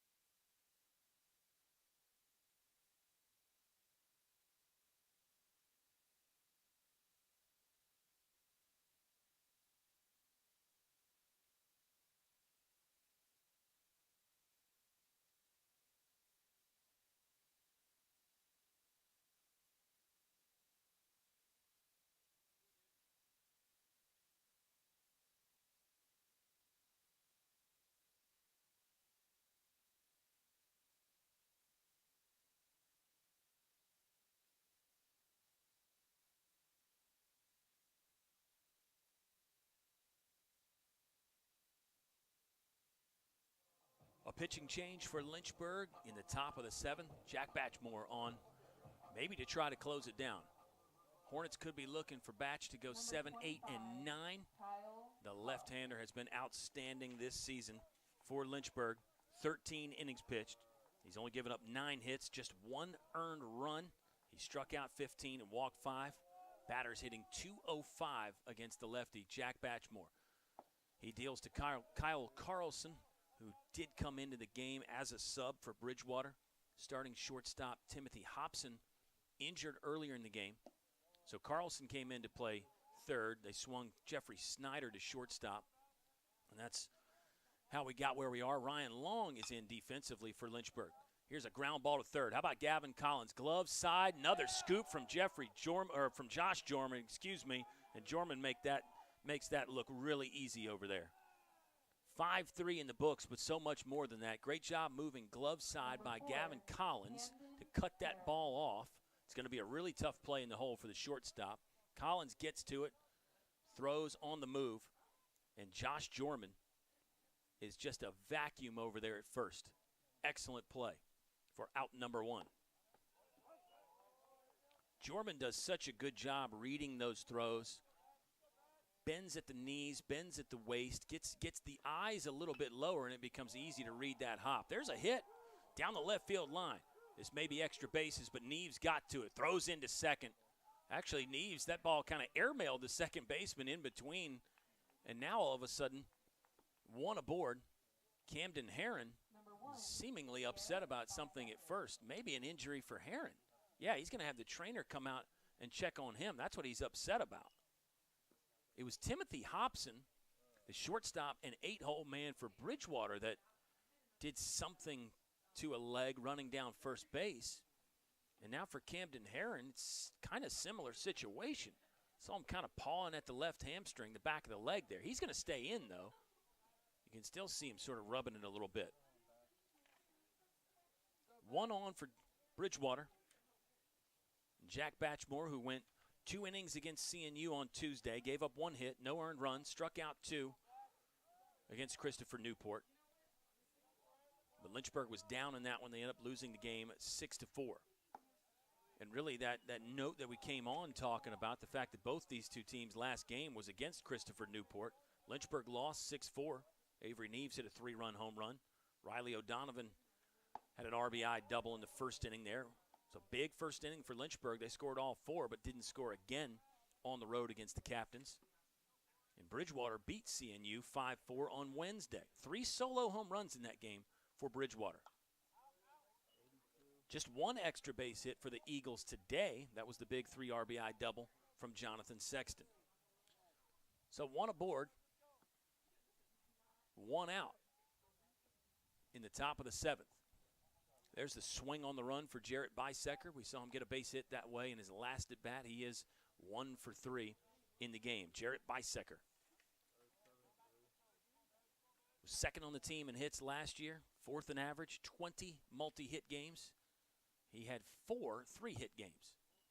Got that interesting stance up there with the bat kind of pointed back in our direction here in the press box, pointed at the umpire's mask. Sort of out over the plate, too, and then he'll kind of pull it back and trigger it more. Bisecker slaps that one over Garcia's head, but Neves is there. Neves was playing shallow to take away a bloop single like that from Jarrett Bisecker, and Neves does just that. So you see the All-American able to impact the game in so many ways. It's out number 2 in the top of the 7th. Number 7, Jeffrey Snyder. Jeffrey Snyder is up, ready to work here for Bridgewater, and now the training staff is checking on Camden Herron at first again. He took off a little bit on that ball in the air and either re-injured it or couldn't get it as loose as he thought. He obviously wanted to stay in the game. I think when the trainer first came out, he did what most athletes will do. 99% of them are going to say, no, I'm good, I'm fine, let me stay in. But apparently when he took off on that ball that Bisecker hit to left field, Herron didn't get the good feeling back in the leg and might have even gotten worse. So unfortunately, that's 2 players gone now for Bridgewater due to injury. And it seemed like two lower body injuries there. Maybe the hamstring, who knows. But a substitute in the game, and Jack Batchmore has to wait a little bit on the mound, the lefty for Lynchburg. There is 2 away here in the top of the 7th. Camden Herron with the hit, but now he exits a little bit early. Jeffrey Snyder is up for Bridgewater. And Snyder was actually the player that started at third, had to slide over to shortstop from the first injury. So after all that, looks like we're ready for baseball again. Snyder is 0 for 3 with 2 strikeouts so far on the day. 2 gone in the 7th as Batchmore delivers. Ball 1. This is game 1 of 2. Double dip here at Fox Field. Lynchburg undefeated so far at Fox Field this season at 5-0. Bridgewater comes into the game at 4-9, but they've won their last 2 in a row. Victory over CNU and a victory over Mary Baldwin. And the Eagles do return a lot from last year, so the 4-9 start made some baseball fans scratch their head a little bit as Batchmore gets strike 1. 2-1 now with 2 gone. 6-3, the Lynchburg lead. Hornets scored 1 in the first, 4 in the 4th, and 1 in the 6th. Lynchburg strung together 12 hits. Bridgewater's pitched well accuracy-wise, just 1 walk offensively for Lynchburg. Batchmore hadn't walked many this season. He doesn't want to right now either. It's a full count with 2 away. Head start for the new man, the runner at first base. Lefty Batchmore set at the belly button, deals. Rip foul by Jeffrey Snyder. All over that fastball from Batchmore. We'll try the full count 2 out play again here. Ryan Long is the new second baseman for Lynchburg. Rest of the infield configuration remains the same. Airborne ball, wind has died down, but this could still be tricky at second. Long is under it, drifting back, gets the glove in the sky, and the inning is over. 1 hit, 1 left on. No Lynchburg errors, no runs for Bridgewater. They trail 6-3 heading into the bottom of the 7th inning.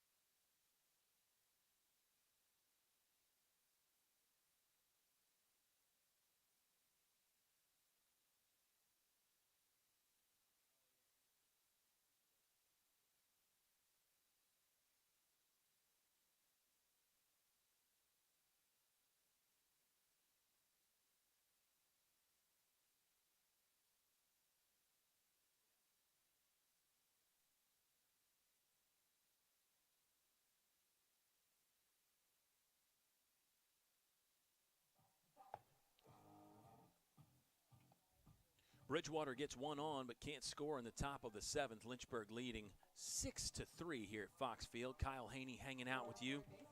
We had several changes going on there from both sides. Jack Batchbore came in on the mound and did pitch the scoreless 7th there. The line for Zach Potts, he is in line for his 4th win of the season. He went 6 innings, gave up 7 hits, 3 earned runs, walked none, and struck out 4. Just kind of typical Zach Potts stuff. And he was really cruising along there until the 3-run inning from Bridgewater. Got the Eagles back within striking distance, and they're still within striking distance. We'll see if Lynchburg can add on here. Gavin Collins will take a rip at that one and foul it off. 1 for 3 on the day. Batters 1 through 8 for Lynchburg have at least 1 hit. Brandon Garcia and Avery Neves have 2 hits apiece. Holden Fiedler is working on a 3-hit day for the Hornets. Only man without a hit so far is Carson Atkins.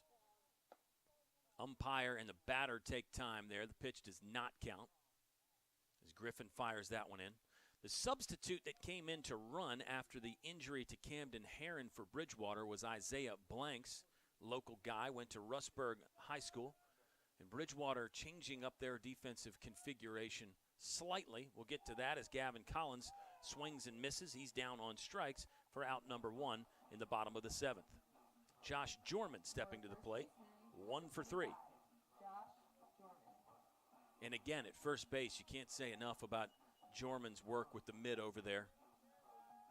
Really good on those low throws, which you're going to get a lot of as a first baseman. And absolutely worth his weight in gold, I think, Josh Jorman.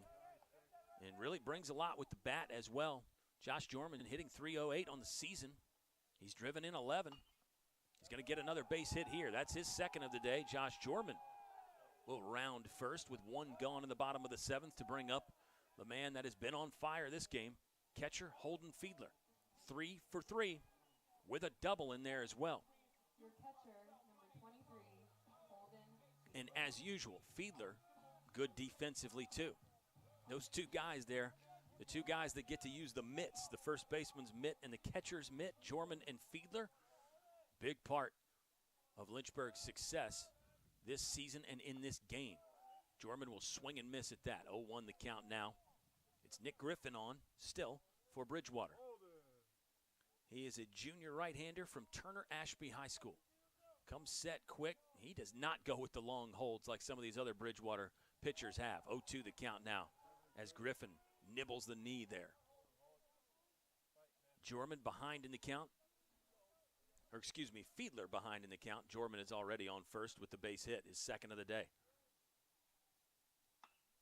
Jorman pulls this one, gets under it.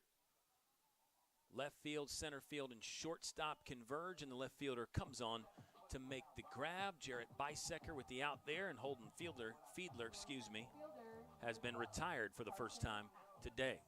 2nd out of the inning, Fiedler is gone. Carson Atkins is up, the only man without a hit so far for Lynchburg. Their 13-hit day continues. See if Carson Atkins can join the party here. 0 for 3 with 2 strikeouts. Atkins takes strike 1.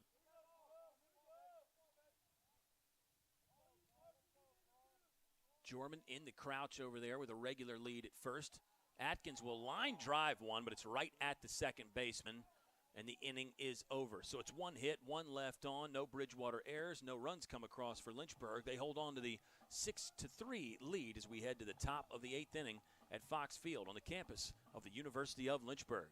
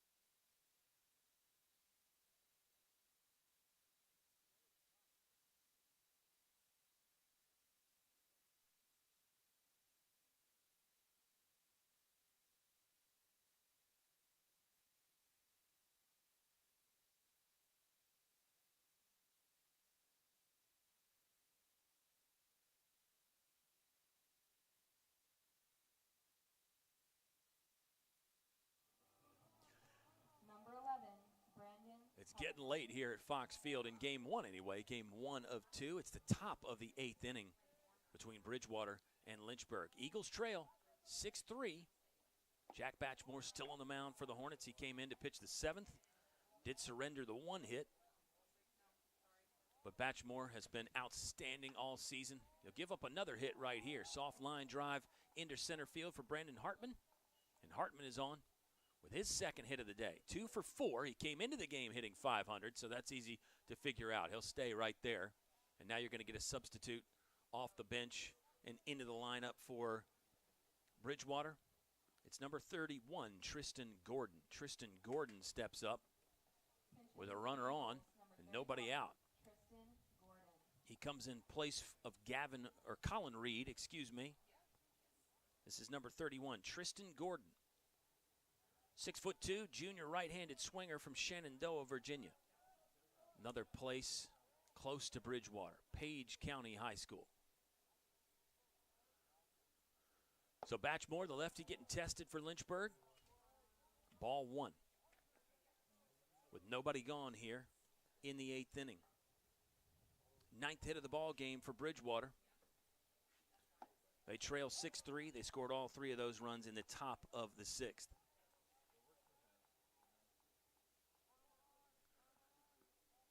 One the count now on the substitute, Tristan Gordon.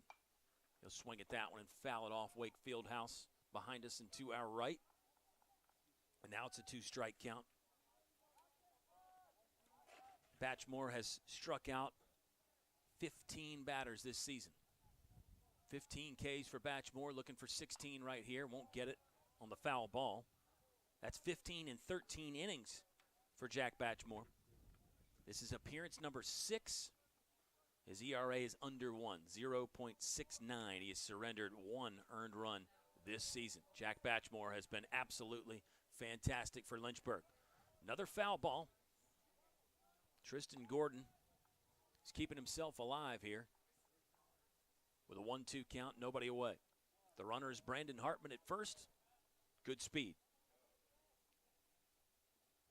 There's the strikeout from Batchmore. Got him for out number 1. So reinforcements off the bench. Tristan Gordon gone on strikes. Hunter Clever walking back in. He is 1 for 3 on the day so far. Hitting his last at bat. First time he's faced Jack Batchmore today, though. That's another great thing. Watch out, though, as Clever lifts this ball into left field. Neves is under it. Pretty easy grab there. Medium depth for out number 2. 1 swing, 1 out. That at bat for Hunter Clever, and now Jonathan Sexton back up. He had the 3 RBI double. That's how Bridgewater scored their runs. Sexton came up with 2 gone in the top of the 6th and 1 hopped the fence in left center field. That got Bridgewater on the board. And now Sexton's going to try to keep something alive here for Bridgewater in the top of the 8th. Batchmore looking to get the 3-inning save. You think that Lynchburg probably going to let Batchmore continue in the 9th. Don't know that for sure, but that seems to be the game plan, as that one just misses. 1-1 count. And the great thing about bringing that closer in 7, 8, and 9 is hopefully everybody in the lineup only sees him once, maybe a couple batters twice. Batchmore will hit the edge with that one. 1-2 now with 2 gone. Pressure on Jonathan Sexton again. Bridgewater down 3, but certainly not out of it. Batchmore ready to go. Fastball up, missed. I think he wanted the fastball elevated, but that was a little bit higher than Batchmore wanted. Could kind of see the look on his face there. 2-2 the count with 2 gone. Brandon Hartman a single. He's on first. See if the Hornets can strand him there. Batchmore deals. This one hit into right field. Webster's got a beat on it. He'll haul it in for the final out of the inning. 1 hit, 1 left on. No errors, no runs scored. Hornets holding on to the 6-3 lead, heading to the bottom of the 8th.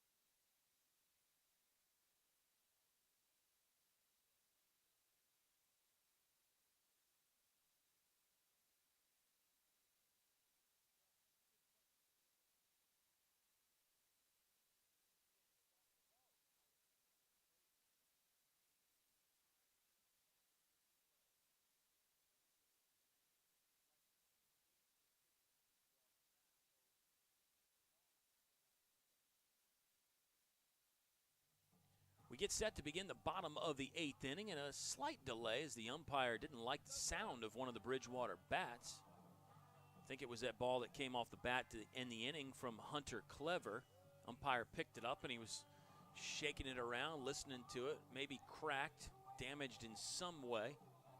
And it's really good umpiring to notice that, because a lot of times umpires will not notice that, and the bat will remain in play.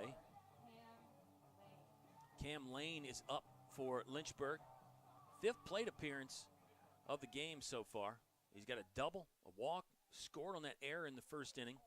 Cam Lane has been a catalyst for the Hornets offensively. He's going to try to start a rally right here. This is going to be in the gap. Lane around first, no problem with 2. See if the stop sign gets thrown up. Yes, Cam Lane will hold there. 2nd double of the game for Cam Lane as he is in scoring position for Lynchburg in the bottom of the 8th. Just back to that bat situation.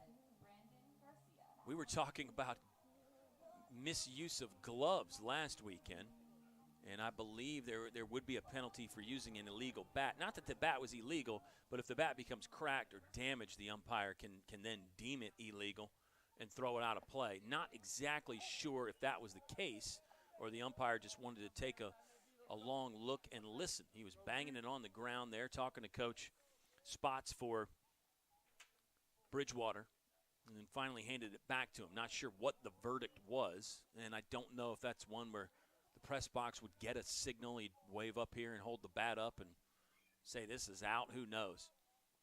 Same thing with helmets and all the gear. It all falls under that as Brandon Garcia fakes a bunt there. The umpire could say that it's damaged and tell a player or coach, hey, you can't use this anymore. Cracked helmet, something like that could be a situation. Very rare, but it does happen. Garcia, good eyeball there to lay off that one that was close. Lynchburg leading 6-3, their 14th hit of the game. A real offensive explosion here for the Hornets. 2 doubles in the game for Cam Lane. Garcia barely gets a piece of that one. The count will be full with nobody away here in the bottom of the 8th. Brandon Garcia's got 2 hits. He is one of 5 Hornets with multiple hits. Cam Lane, Brandon Garcia, Avery Neves, Josh Jorman, and Holden Fiedler all with multiple hits. And now Brandon Garcia's got his 3rd hit. Cam Lane trucking around third base. Run number 7 is in. Nobody at first, so Garcia can wander around over there after the RBI single. 3 hits in a row for the freshman, Brandon Garcia.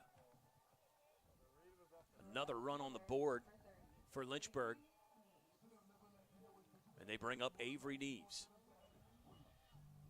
That is hit number 15 now, and possibly might bring about another pitching change for Bridgewater. Yeah, the signal there looks like the Eagles will go to the bullpen again. Lynchburg has stretched the lead out. They're on top 4 and not done yet here in the bottom of the 8th inning.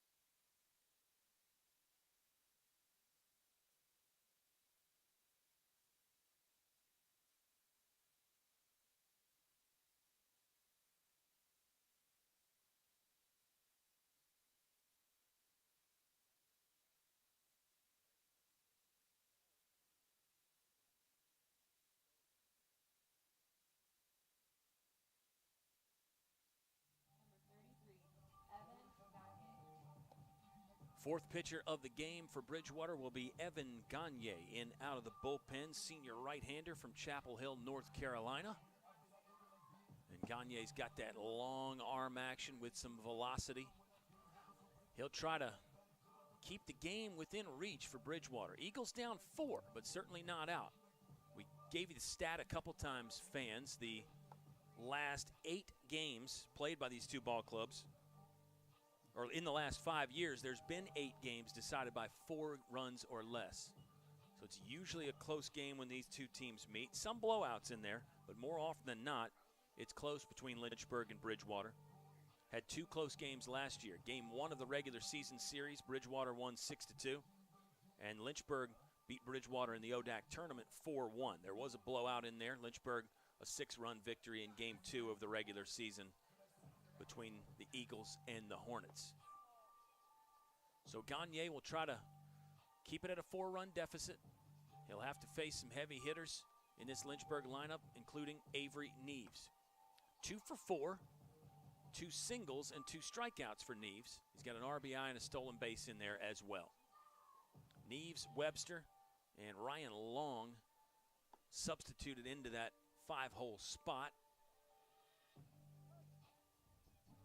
And of course, plenty of options off the bench offensively for head coach Lucas Jones for Lynchburg. Some of those guys could be in play here late in the game. Bottom of the 8th. Lynchburg has already scored 1. Leadoff double from Cam Lane. Brandon Garcia brought him in with his 3rd hit of the day. Garcia almost got to second there on the breaking ball in the dirt. I think Garcia wanted to go on the dirt ball. Another good block from Jonathan Sexton, the catcher. Keep it right in front and scrambled to it quickly. 1-0 the count. Gagne's got kind of what we'll call a funky arm action. It goes way out behind him, and it's a long arm. And it can be difficult for a hitter, first at bat, to pick up a guy like that. Hitting's difficult anyway. It's just then you start talking about all the things that add to the difficulties of swinging the bat. As Gagne delivers that, over the back of Neves. Did nicely to get the bat down, so that didn't come into play. And now it's a 3-0 count on number 30, number 30, Avery Neves. Garcia gets to second. Pretty much no problem there. So Gagne, it's a tough spot to come into for sure. And you look at the guys you got to face, that doesn't make it easy. We talked about hitting's tough. Well, pitching is tough too, especially out of the bullpen when you can't get comfortable. Looks like an intentional base on balls now. The word came from the Bridgewater dugout. Hey, we've fallen behind 3-0. Let's just put them on now. And it brings Logan Webster to the plate with nobody out. Runners in first and second. For number 6, Logan Webster. 1 for 3 on the day with a walk. Struck out one time in there as well. Logan Webster came into the game hitting .368, doubling a homer in there. Had a great start to the season on Lynchburg's trip down to Georgia. We'll see if Logan Webster can add to those stat totals here. Facing Evan Gagne, 6'3" senior from Chapel Hill. First baseman playing in front for Bridgewater. Third baseman even with the bag. Expecting bunt maybe. Showed it. Logan Webster doesn't really need to go with the sack bunt now. After a wild pitch will send Garcia and Neves up 90 feet. And now it's 2 in scoring position for Logan Webster. Number 33, Evan Gagne, just missing the zone there, and it's going to give Logan Webster a chance to drive in a few more. 9 RBIs so far this year for Webster. Infield in now for Bridgewater. 4-run game, probably not that unexpected. Sharp breaking ball that was out of the zone. Another great block by Jonathan Sexton. He's putting his body on the line. Those catchers do that. Really got to love what you've seen from the 2 guys calling the signals here today for Lynchburg and Bridgewater. Jonathan Sexton for the Eagles and Holden Fiedler for Lynchburg. Time called. And the home plate umpire actually called time to give the signals to the rest of the umpiring crew out there. Good communication there. Gagne setting ready to go quick. This one off the backstop. Here comes Garcia. Sexton got tangled up with the umpire. Somebody needs to get the baseball for Bridgewater because Sexton is going to his face like he might have got clipped there by the umpire as they combined and collided. Time is out now, and unfortunately the trainer will have to visit another player for Bridgewater. 2 members of the ball club, members of the starting lineup already out with injury. And Sexton, this fastball got by him, went off the backstop, was coming back in his direction. It came off hot. That's a thing, a feature to Fox Field here that you don't have at some places. It's a relatively short backstop. It's about a 40 or 50-foot backstop, maybe not even that, honestly, behind home plate. And it will come off that wall pretty hot. There is padding on a brick wall behind home plate here at Fox Field. But just depending on how it hits, it can shoot back in the direction of the catcher really quickly. You actually end up getting some interesting plays sometimes, like that one there. You can get a situation where a runner at first or second thinks it's going to be an easy advance on a pass ball. It caroms quickly off the wall back to the catcher, and he has a chance to throw. One run is in, though, and Gagne is struggling to find the zone. A walk after an intentional walk. And now it's runners on first and third for Lynchburg. Number 4, Ryan Long inserted into the game off the bench. He's going to be facing a new arm, as Evan Gagne's day is going to be done pretty quickly. Did not get an out, and now Bridgewater will go to somebody else out of the bullpen. It's an 8-3 ball game now. Hornets on top and extending the lead. Second multiple run inning of the afternoon. Lynchburg scored 1 in the first, 4 in the fourth, 1 in the sixth. And now they've added 2 more here in the bottom of the 8th, at least 2. There's nobody gone with runners at the corners for the Hornet offense.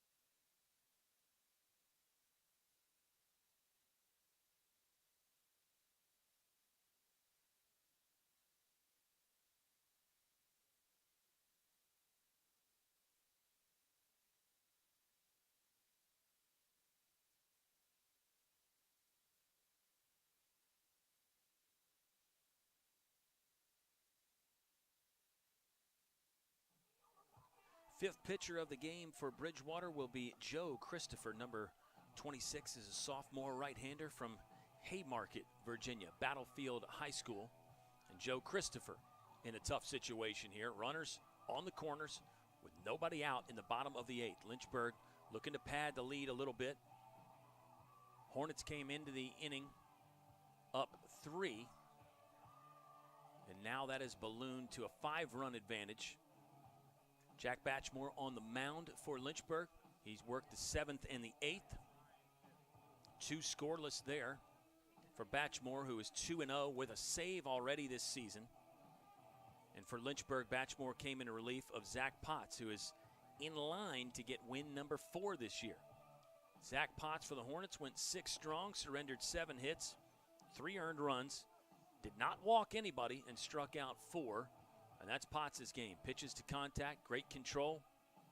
And really, other than the big innings, Zach Potts doing exactly what he does best and putting Lynchburg in a great situation to win the game. It would be win number 9 on the season for Lynchburg if they can hold on. Hornets come into the game at 8-2. Bridgewater 4-9, and this is the first conference ball game for these 2 ball clubs. Ryan Long is up. He replaced Jackson Harding earlier. He'll show bunt there and take strike 1 from Joe Christopher. Kyle Haney hanging out with you. Game 1 at Fox Field today. You come into these doubleheaders. We'll hold this for a second here as Christopher delivers to Long. Fastball, running situation. It will be a stolen base for Logan Webster, and the count goes to 0-2. You come into these games and you think about what a long day it's going to be, and all of a sudden time starts flying by and you're almost done with game 1, and game 2 gets cranked up about 30 minutes after that.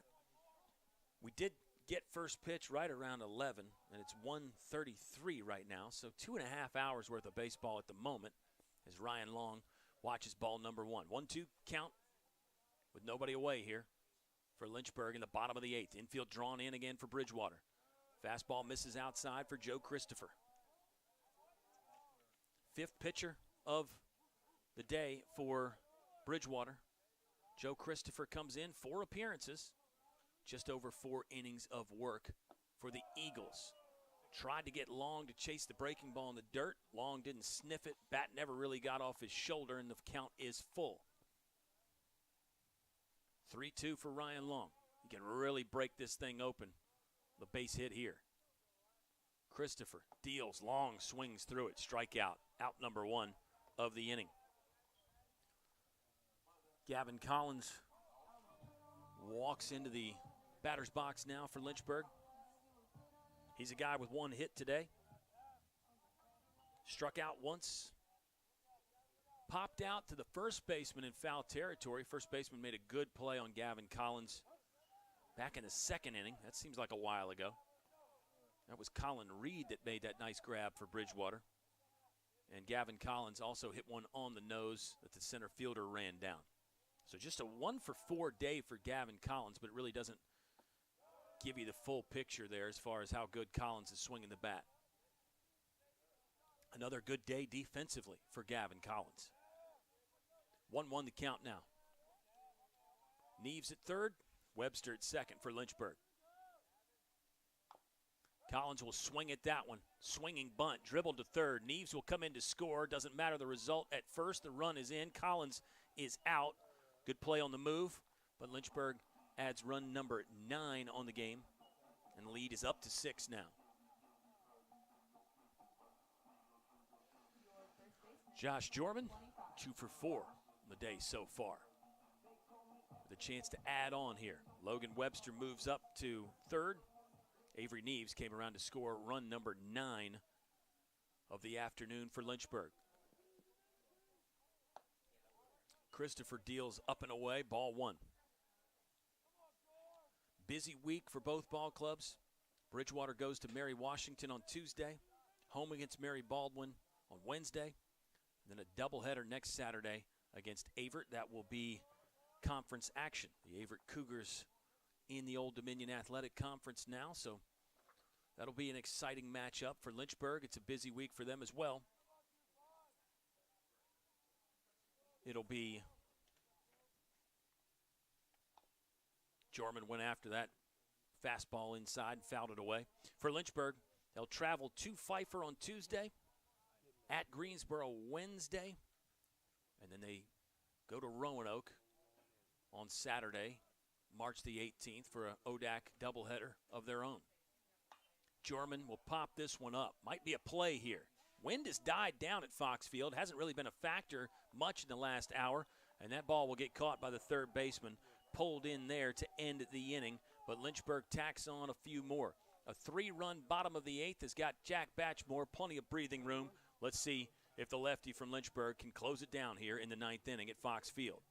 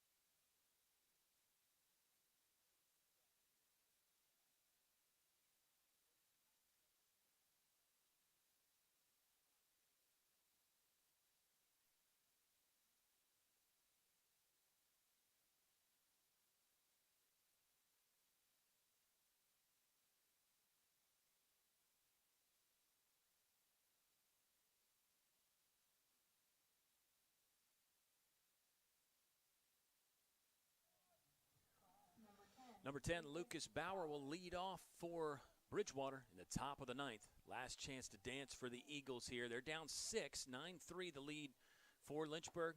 A 15-hit day for the Hornets. They've thrown in 4 walks, excuse me. One was the intentional pass to Avery Neves last inning. And in the blink of an eye, Jack Batchmore's ahead 0-2 on Bauer. Batchmore going to work, looking for what will be save number 2. Ryan Long. Small move to the glove side, fields it, throws to first, and there is one in the books now for Lynchburg. Kyle Carlson is on. He made that catch in foul ground to end the bottom of the 8th. He came in as a substitute for Timothy Hobson. Carlson's 0 for 2 off the bench. Strike on the outer half for Batchmore. The lefty is working quick. He is ready to go and get this win secured for Lynchburg. Trying to move the Hornets to 1-0 in conference play. It would be 9-2 for Lynchburg on the season. And they're looking to go to 6-0 here at Fox Field. Breaking ball in the dirt, misses. Another great body there from Fiedler. You just want to give the catcher something at the end of the game for all the punishment that they take. Just so impressive. Again, both these backstops for Bridgewater and Lynchburg, putting it on the line today. Fun to watch. 1-2 the count. Batchmore has it ready to go again here from the windup. Lefty deals. He'll get soft contact to the left side. Collins on the move again. One hopper to Jorman. He got another one. How about that combo? Gavin Collins running basically the baseline between third and second to cut that ball off. Throws across, and the confidence to know that Jorman is going to dig out just about everything. Love it there from the lefty, Josh Jorman. Just fabulous at first base. Here's Isaiah Blanks. He'll foul one back in our direction. Hometown of Lynchburg, Virginia, Rustburg High School, which is a 20, 30-minute drive from campus here, depending on traffic. And a good baseball program at Rustburg, coached by my buddy Chris Carr. Maybe Chris Carr could be watching the broadcast today. We'll send him the link. 0-2 now on Blanks, though. And it's going to be a strikeout to end the game. Jack Batchmore gets it done. Lynchburg, 9th win of the season. They beat Bridgewater 9-3. Outstanding offensive output for the Hornets. We'll recap it here in just a little bit. We've got game 2 of the doubleheader coming your way in about 30 minutes. You'll be able to see all the action right here live on the Lynchburg Hornets Sports Network.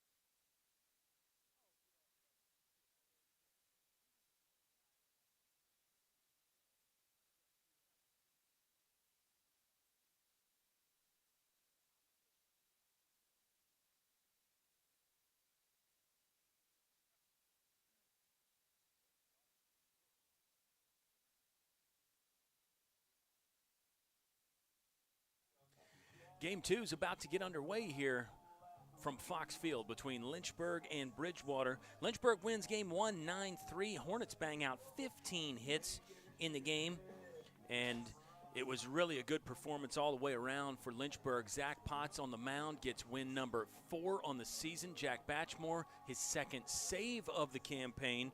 And Lynchburg with a few defensive miscues, but really nothing that you can put under the microscope, fans. It was pretty solid from Lynchburg all the way around. Bridgewater scored all their runs in the top of the 6th inning. It was a 3 RBI double from their catcher, Jonathan Sexton, and Sexton will be back in the lineup for Bridgewater. He really put his body on the line in Game 1, and we're happy to see him work for another game here on this Saturday afternoon, where we thought it would warm up a little bit, but we're only up to 48 degrees. The wind did die down some, fans, but the flag is billowing again over the University of Lynchburg scoreboard. So we'll keep an eye on that, see how much of a factor it is for the Hornets on the mound in Game 2. Nick Matfield. Matfield enters at 2-1 on the season. He's got a 6.17 ERA, but that's misleading. Got roughed up in his first start of the season down in Georgia against Piedmont. Didn't make it out of the first inning there. So a lot of the earned run average and some of those other statistical things, the batting average against and the Ks per 9, those all aren't going to look great for Matfield. Since that first outing, he's been sharp as usual. Remember, Nick Matfield, 9-1 in 14 starts last year. He was the Old Dominion Athletic Conference Rookie of the Year. He was a first-teamer. He was a first-team pitcher along with the guy that we saw in Game 1 for Bridgewater, Reed Long. Not the day that Reed Long wanted on the bump. He takes his 3rd loss of the season. He's 0-3 so far this year. But don't forget about Reed Long, fans. He could put together a fantastic rest of the season, and I think that he probably will. Lineup for Bridgewater, similar but a few changes. Jarrett Bisecker will start in left and lead off. It's Jeffrey Snyder, the switch-hitting shortstop. Brandon Hartman hitting .500 on the season will bat 3rd. And we'll see if we get to the rest of them here in this first inning. Around the infield for Lynchburg, it's Gavin Collins at 3rd, Brandon Garcia at short.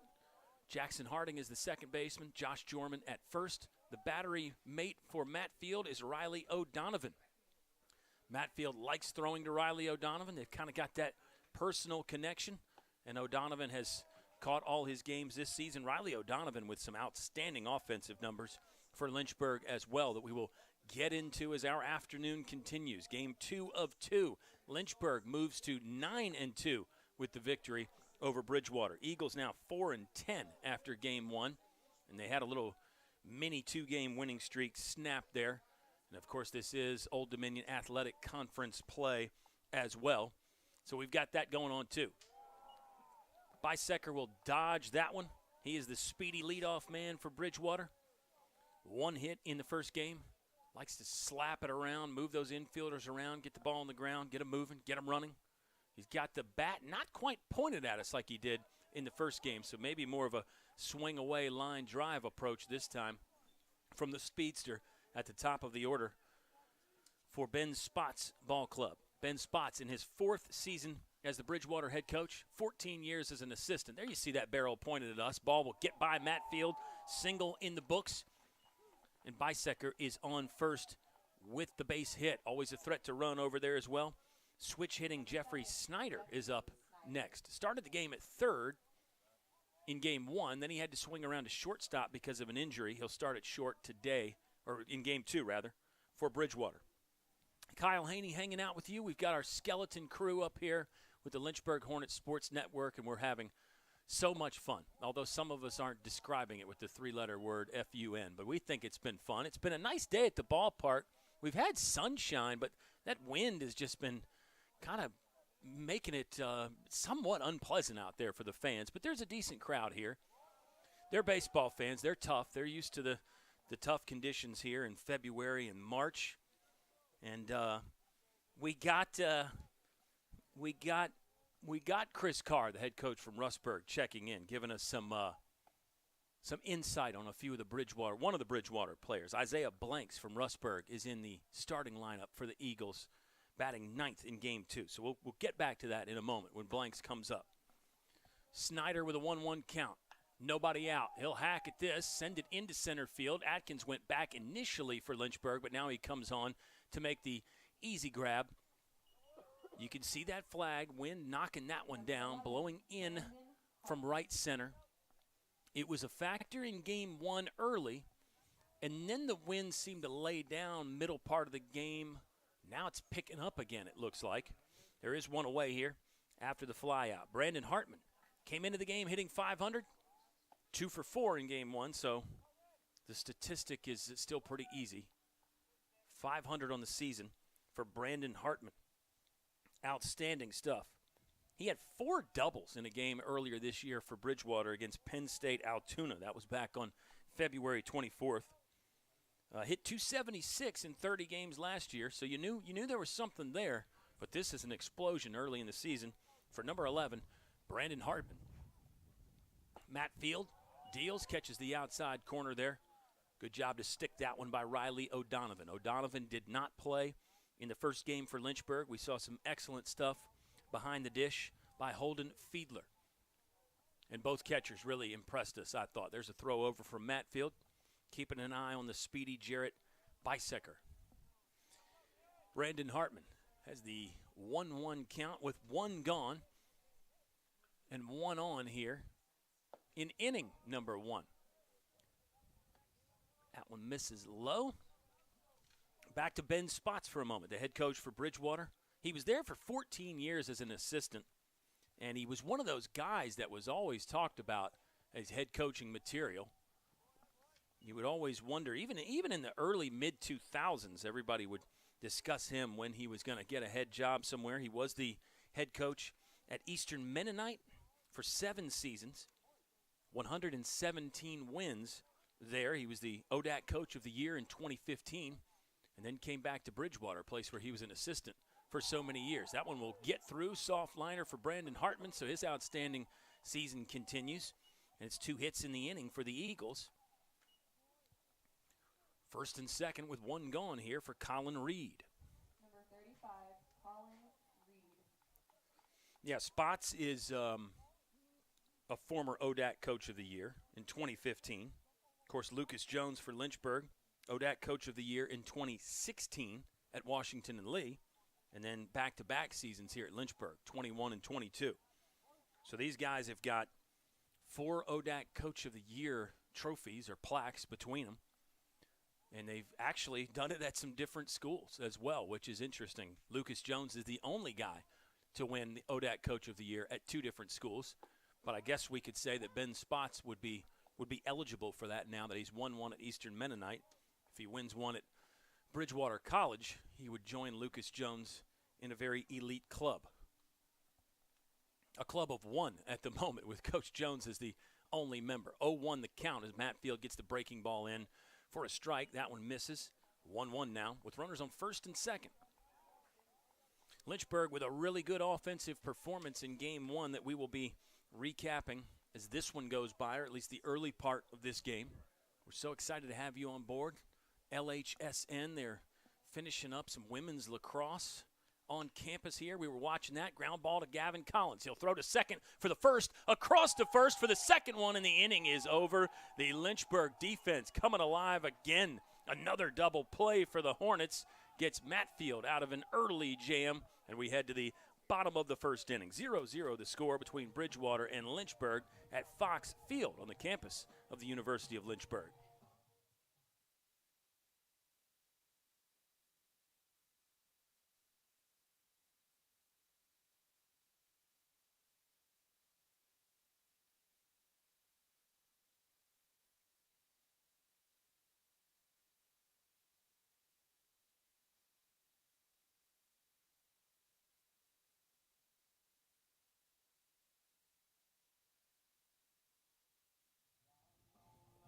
The Lynchburg defense has really used that double play to their advantage. 12 games into the season. This is game 12, and the Hornets D has turned 15 double plays now. 2 of them on Tuesday against Christopher Newport. They turned a double play in game 1 against Bridgewater.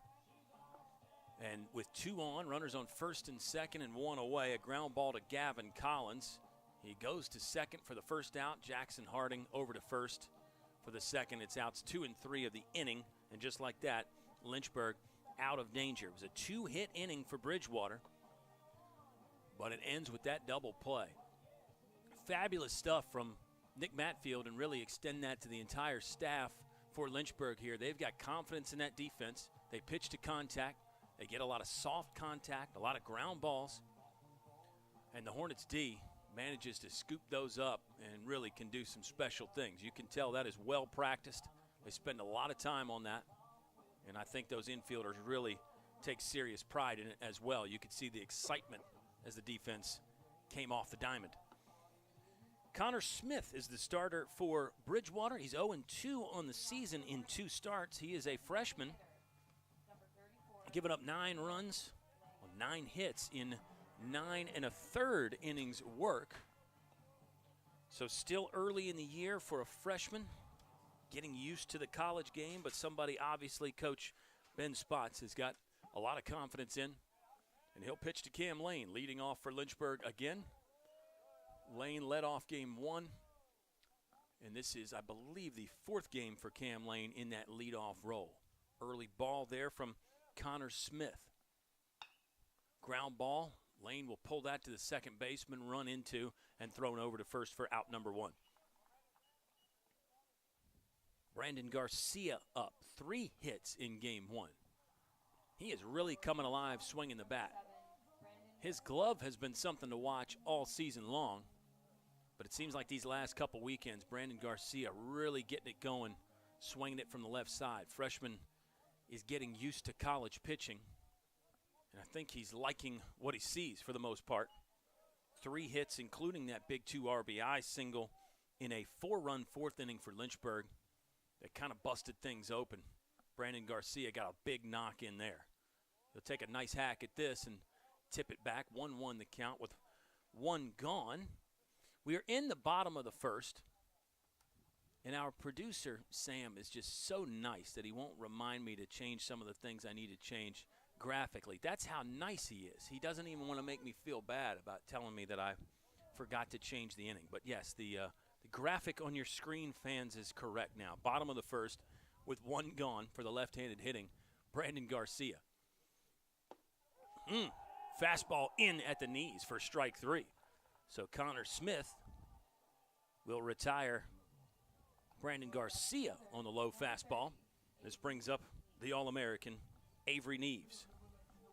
Neves had a multi-hit day, or game rather. I always want to say day, but it's 2 games on the day. It's a doubleheader.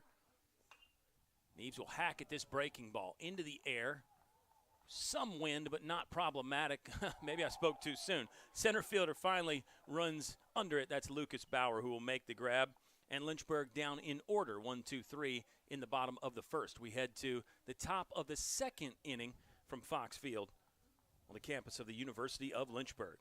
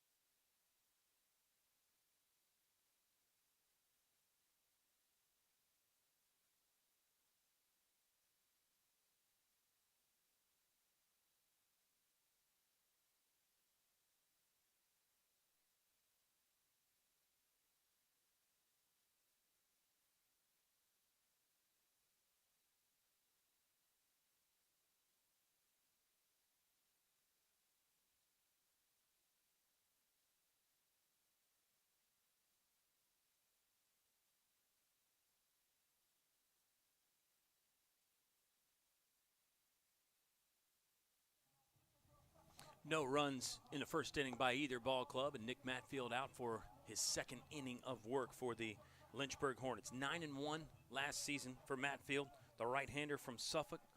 Gives you all the different arm angles, different pitches, so crafty, so much fun to watch. I used that phrase, he never throws the same pitch twice. And I think we had a guy who was similar tuning in, Matt Nolan, one of the all-time greats in Bridgewater College baseball history. And Matt Nolan of special interest maybe to fans because he's a Bridgewater grad, but also a Lynchburg grad. Was in the Doctorate of Physical Therapy department here at Lynchburg. That's Dr. Matt Nolan to you, but a crafty left-hander for Bridgewater, and we were scouring the all-time stats for the Eagles.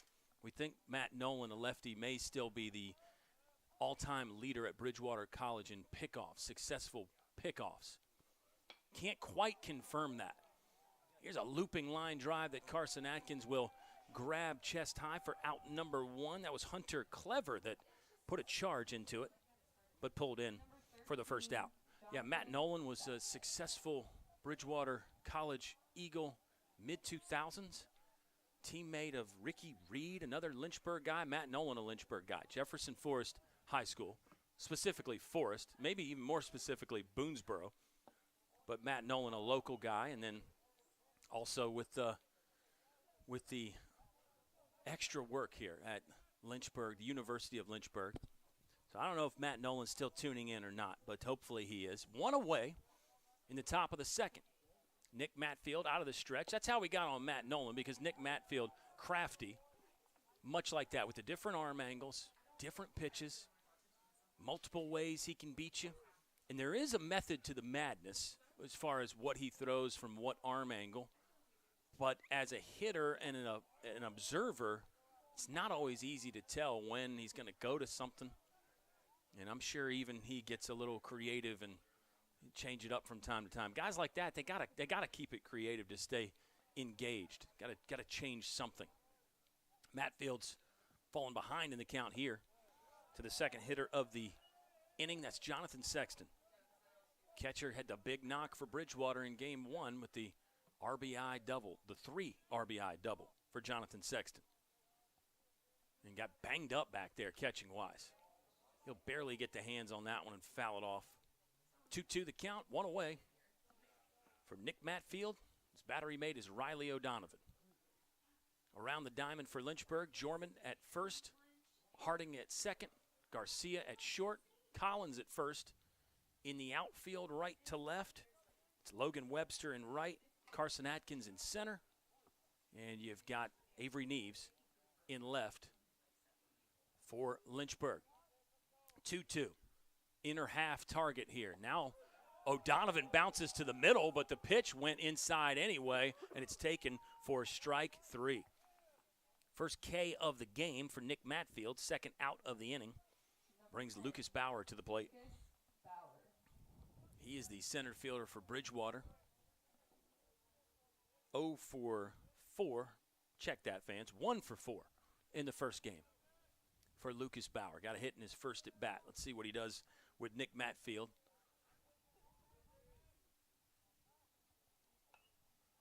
There's that breaking ball from Matfield. First pitch, Bauer went after it and fouled it back.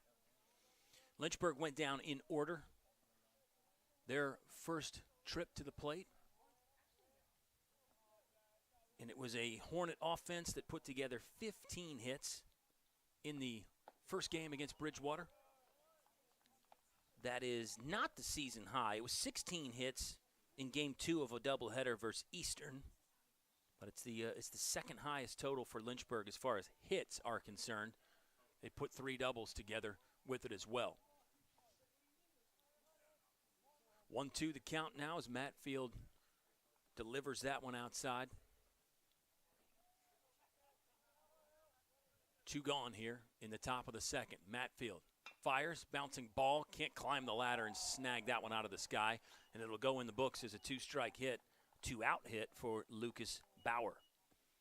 Bauer's on board. 3rd hit of the game so far for Bridgewater. Haven't been able to do anything with it after Lynchburg turned the double play to end inning number 1. Lynchburg won't need another double play here with 2 gone in the top of the second. Kyle Carson up to bat, playing third, came in to play third after the injury to Timothy Hobson in the first game. Hobson had a swinging bunt, slow roller to third base, and About halfway down the line between home and first, Hobson kind of pulled up and went into first gear and was grabbing at the left leg and did not stay in the game. And Kyle Carson took over for Timothy Hobson. 1-1 count now for Carson. He was 0 for 3 off the bench for Bridgewater in the first game. Swing and a miss there. Matt Field's got another 2-strike count on a Bridgewater hitter. Both these ball clubs have a busy week. We've been touching on that all day long, and we'll recap it again here for you in just a minute. Let's see what Matt Field can do with 2 strikes and 2 outs on Kyle Carson.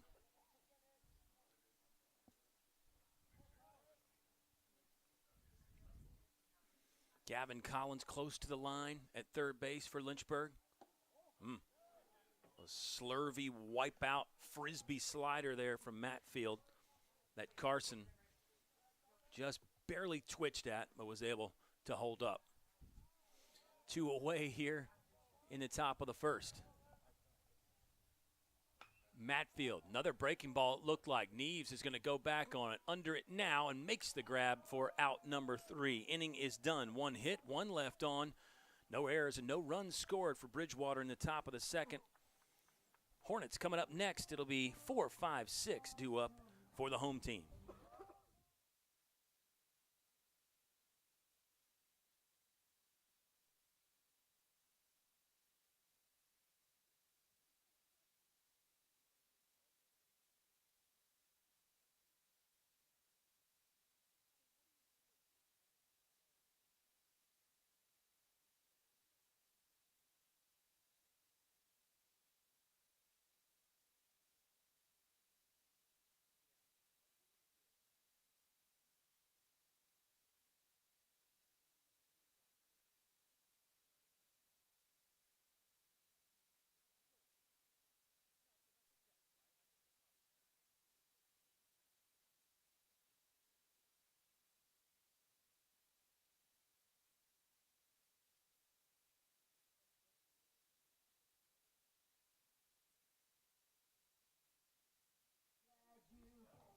Logan Webster, Riley O'Donovan, Gavin Collins due up for Lynchburg. Logan Webster, another guy that had a nice day in game number 1. Just the 1 hit, but 2 walks in there. Definitely a factor in the offense for Logan Webster, the sophomore from Chesapeake, Virginia.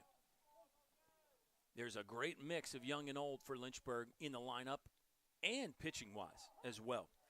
Great support out of the bullpen from freshmen like Logan Tapman, Matt Cassidy. Logan Tapman has started a game also, by the way, fans. And there's even more in there as well. Trevor Barnes, another one of those young guys for Lynchburg. And then they got the nice juxtaposition with the veterans like Zach Potts, who won game 1, Nick Matfield, a junior. He was a rookie of the year last year, but he's a veteran now after such a great season last year. Jack Batchmore, a save in game 1. You got Angel Collazo, who we love, providing energy and enthusiasm and skill out of the bullpen as well. Travis Shoemate may be healthy again and ready to throw. And there's also Brandon Pond, who is back in the mix for Lynchburg. 2 innings last weekend against York. 3-game sweep for Lynchburg here at Fox Field. And Brandon Pond, don't want to call it a rehab start, but through 2 innings, effective. And hopefully we get to see Brandon Pond again very soon, who was the ODAC Pitcher of the Year back in 2021. Webster is gone, and now it's Riley O'Donovan, the hard-hitting catcher. Riley O'Donovan is like Mr. Hardball. Hits it hard, throws hard from behind the plate there. Got the bazooka arm, really, that we've seen a few times this season. Gotta love what Riley O'Donovan brings to the equation. 259 on the year, but he's driven in 11, and that's an 8-game started. So not starting every game for Riley O'Donovan, and still a major factor. RBI double against CNU on Tuesday. That was a 6-4 Lynchburg loss. O'Donovan's got 2 strikes on him now. He'll get a piece of that and send it foul. There's 1 gone here in the bottom of the second.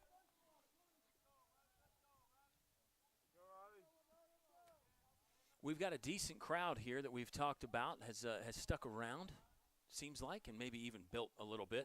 It's a breaking ball inside that was one of those weird ones that nearly hit O'Donovan, but it was also nearly a strike in that weird little in-between zone there where you get a lot of those, especially if you crowd the plate. Full now with 1 out for O'Donovan. He'll swing on that one and rip it into left field for a single. So Riley O'Donovan is aboard for Gavin Collins. That is hit number 8 on the season for Riley O'Donovan. Collins is up. He had 1 hit in game number 1 here earlier today. That was a 9-3 Lynchburg win. If you joined us late, if you've been watching all day, we really appreciate that. If you're popping in and out, Lynchburg did win game 1 between these 2 ball clubs, 9-3. Lynchburg goes to 9-2 on the season. Still undefeated at Fox Field here. That's win number 6 at home for Lynchburg. Bridgewater now 4-10 after the defeat earlier this afternoon. 0-1 count as Collins fouls that one away. There's a breaking ball in there from Connor Smith, his 2nd inning of work. He got through the Lynchburg lineup 3 up, 3 down in the first frame. Getting tested a little bit here with a single from Riley O'Donovan. 0-2 count now on Gavin Collins. Collins, will send that one to the second baseman. Double play ball. Yeah, O'Donovan not back in time. We saw that in game 1, actually. The roles were reversed, though. It was Bridgewater lining into the 4-3 double play. This time, Lynchburg's inning is done early. 1 hit, but none left on. And we go to the top of the 3rd inning. Still no score between the Eagles and the Hornets.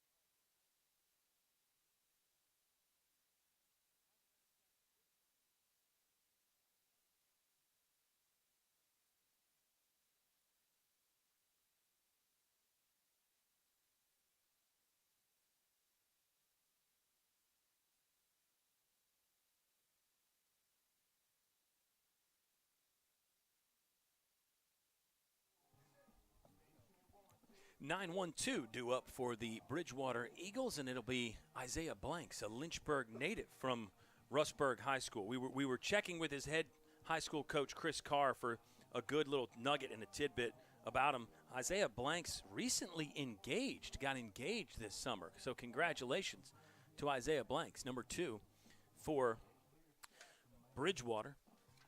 And he was a good player at Russburg High School for Coach Chris Carr. Talented athlete.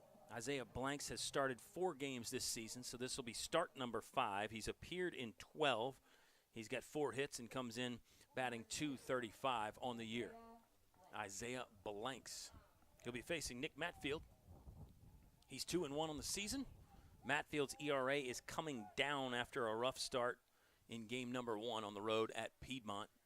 That's his only loss of the year, one of just 2 Lynchburg losses this season. The other one, of course, to Christopher Newport on the road, which we've been talking about. That was on Tuesday. Bridgewater turned around and beat CNU on Wednesday. That's baseball for you in a nutshell. Matfield misses away, counts 1-1. Matfield has struck out 16 and walked just 6 on the season. Actually, give him 17 strikeouts because he's got 1 in the ball game today. Swing and a miss there from Blanks, and now it's another strikeout opportunity with the count 1-2. Nobody gone here in the top of the 3rd inning. That one just missed from Matfield. You see the different angles, changing speeds. Matfield's always going to change something, speed or location or arm angle, and in some cases maybe all 3 change from pitch to pitch. There's the slurve. Got him. Blanks is gone on strikes. and it's K number 2 of the game for Nick Matfield. Jarrett Bisecker is back up. He got a hit to lead off the game in inning number 1. Shot it back up the middle. As it is so much fun up here in the press box. It's the Daniel E. Wooldridge press box at James C. Fox Field. There's a breaking ball over for a strike from Nick Matfield.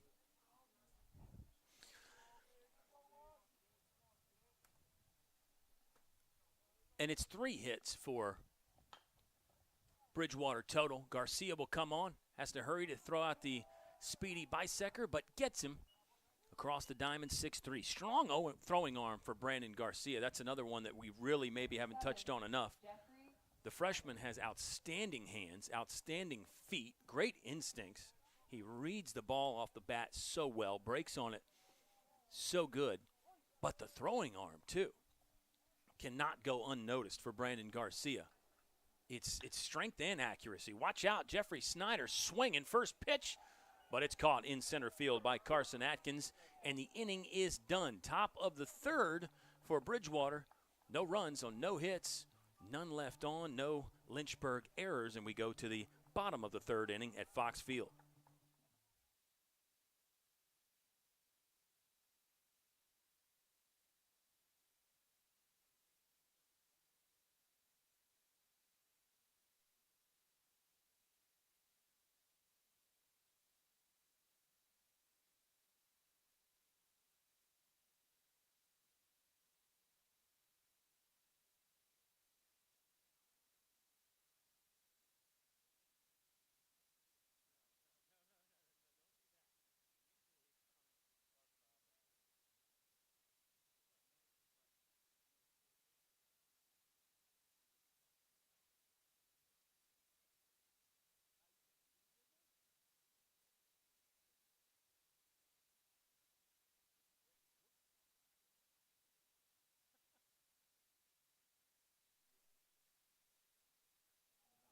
Still windy here at Fox Field. It's waxed and waned a little bit, the wind speed out there, fans. But it has certainly been a factor today. Although really, you got to say, both teams have handled it pretty nicely. We've seen some good catches on pop-ups, the fly balls. Been some fly balls that have gotten knocked down. If anything, you can say maybe the wind has cost the offense slightly in this one, but I'm not sure it's too significant. It's really hard to quantify how much. How about that rip from Josh Jorman? The first baseman is aboard. Just giving that one a lash up the middle for the second hit of the game for Lynchburg. So Josh Jorman, who had 2 hits in game 1, has now got his 3rd hit of the afternoon. And it brings up Jackson Harding, number 2, for Lynchburg. Another guy that got a hit in the first game for Lynchburg. Everybody in the lineup got a base hit with the exception of Carson Atkins in game 1 for Lynchburg. So top to bottom, it was a pretty complete offensive performance for the Hornets. Believe Lynchburg just had they had 2 doubles. And I'm wrong there, fans. 3 doubles for Lynchburg. It was 2 of them from Cam Lane, and then Holden Fiedler had a double as well. So maybe the only thing missing from that complete offensive performance for Lynchburg was the extra base hits, doubles, the triples, the homers. But perhaps that's back to the wind knocking some balls down. As the population of the press box grows slightly. And it's a welcome sign. We love it when people pop in to the Wooldridge press box here. Although that's not an open invitation or anything, fans, but it's just nice. And it is a nice day at the ballpark, again, with the exception of the wind. It's upper 40s out there right now. The jackets are still on for everybody. It's a sunny day. I think that's saving the fans over there at Fox. As Connor Smith throws over to first base to keep an eye on Josh Jorman, who's a first baseman but runs well. A lot of times you think those first basemen, the big power hitters, maybe slow, not base-stealing threats. Jorman is not that. He is a mover defensively as well. There's Sexton with another nice stop. Might not have been textbook, but he's able to scramble to it, and Jorman cannot advance to second. Good take there by Jackson Harding. I think that was a good pitch from Smith that had some real bite on it, but Harding able to lay off. Number 44, Connor Smith, a freshman, true freshman, start number 3 of the season for Bridgewater. He'll get Harding out front, foul that one into the Eagle dugout. And back to Smith, a freshman, getting the start in game number 2 in a conference series. Speaks to the level of belief and confidence the coaching staff must have in Smith, number 44, a freshman. If you're getting the ball against Lynchburg, too, a ranked team, back-to-back 36 wins for Lynchburg, this is not a charity start or hey, early in the season, we're going to throw this guy out there and see how he does. I mean, this is Connor Smith basically being the number 2 on the staff right now for Bridgewater. Full count as Jackson Harding lays off another close one. Nobody out here.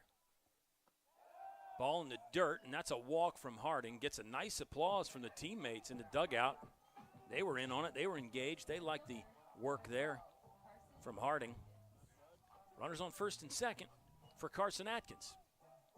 Catcher Sexton comes out to deliver the signs for a possible bunt play, and you do have to think Carson Atkins a threat to bunt. We've seen him really handle the bat nicely already this season. Bunts down both lines, runs well. It could be one of those kind of two-way bunts. You move the runners up, but you have a chance to beat it out at first, and there it was. Atkins showed it late, lays off on a breaking ball in the dirt. So it's runners on first and second. Nobody out here for Lynchburg in the bottom of the third. Smith has struck out 1 and walked 1, 2 Lynchburg hits in there. First baseman way in. Colin Reed is really expecting bunt there at first. Atkins will go after that one. It caught Sexton in a bad spot. He has really taken a pounding today. Jonathan Sexton, the catcher for Bridgewater, he gets the Tough Man Award. Holden Fiedler for Lynchburg, the catcher in game 1, certainly a finalist for that, but I think Jonathan Sexton is in the lead right now. He's gotten those foul tips and had to block. He even ran into the umpire in game 1 on a pass ball and kind of got hit maybe in the eye, but he's still out there putting it on the line for Bridgewater. Another ball that's low. Sexton able to field that one on the one hop without getting down the block. 2-1 the count now for number 12, Carson Atkins, the center fielder for Lynchburg. He's been in this 9-hole spot every game this season. One of a handful of guys for the Hornet offense that has really been locked into that spot in the order. Popped up by Atkins off the backstop. Now it's a 2-strike count, 2-2, nobody out. Doesn't necessarily eliminate the sacrifice bunt, but it probably cuts down on the possibility. Certainly Bridgewater thinking that as Colin Reed will now move behind the runner at first base. Wouldn't shock me to see Atkins still square around and put this down. Nope, he's swinging, and he'll swing through the 2-strike offering from Connor Smith. So it's strikeout number 2 for Connor Smith, out number 1 in the inning. Designated hitter, number 34, Cam Lane. And it brings up Cam Lane, number 34, the DH for Lynchburg. He had the 2 doubles in the first game. Cam Lane, another guy who is a grad student for Lynchburg, another veteran with a bulky resume that you can spend at least the half inning, maybe even better part of the game talking about. 3 doubles on the season. He's started 7 games. Mentioned this is game number 5, I believe, for him in the leadoff spot for Cam Lane. He's a big guy not a big guy, but he's a guy that has the hit by pitch is a big part of his game. Led the team in getting hit last year. 1-1 count. Lane will go after that one. Cam Lane's been hit twice this season. Lynchburg 15 hit batters on the year, and Hornet pitchers, by comparison, have only hit 8. 1-2 now for Cam Lane, number 34, the designated hitter for the Hornets. He'll foul another one back. First baseman Colin Reed is even deeper now for Bridgewater. Middle's sort of in that double play depth configuration. Third baseman Kyle Carson is back and protecting the third base line for the Bridgewater defense. Outfield medium depth. Ooh, and that one did hit Lane. There you go. Right on cue. It's great when a broadcaster looks good. Something he just talked about happens. Coach Ben Spots from Bridgewater will stroll out of the dugout to ask exactly what happened. We'll call it a hit by pitch for Cam Lane. And it is the third time that he's been hit this season. I think it was 15 last year that Cam Lane got hit. No, 19 last season. Cam Lane led the Lynchburg team in hit by pitch. Got bopped at 19 times last year in 42 games. His third of the season this year. Here comes the freshman, Brandon Garcia. Stepping to the plate with the bases loaded. One away here. Garcia will swing at the first one. Oh, it gets by Smith. A run is in. Great effort there by Isaiah Blanks to almost try to swipe tag like a first baseman would, but he does not get the out as Cam Lane will scamper by. The run is in.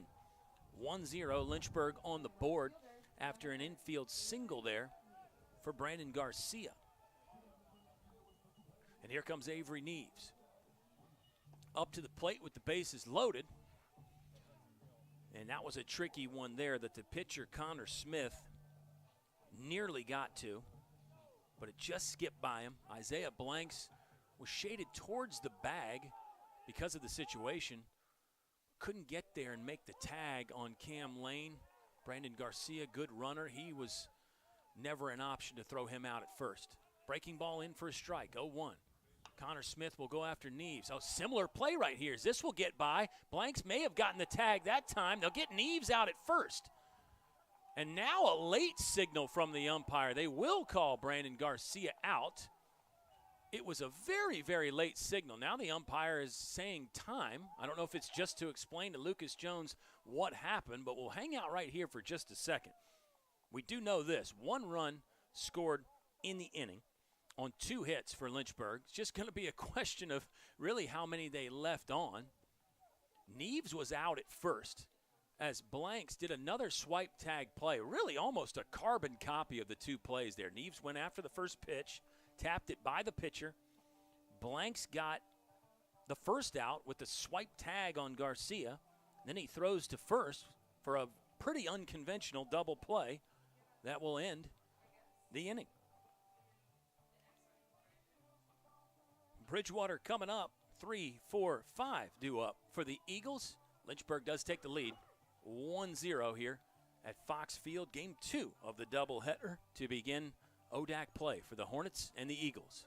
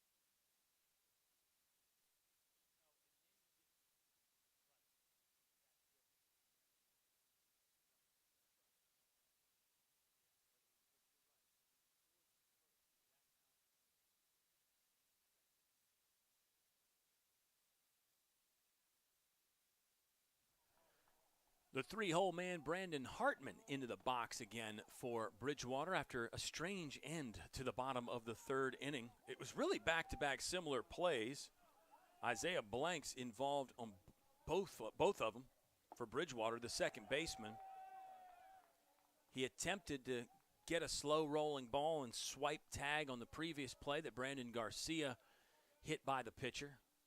That was unsuccessful. But on the second one there, Avery Neves going after the first pitch, gets it by the pitcher, and then it's Isaiah Blanks that comes up, makes a swipe tag on Brandon Garcia as he goes by, and then throws to first for the double play.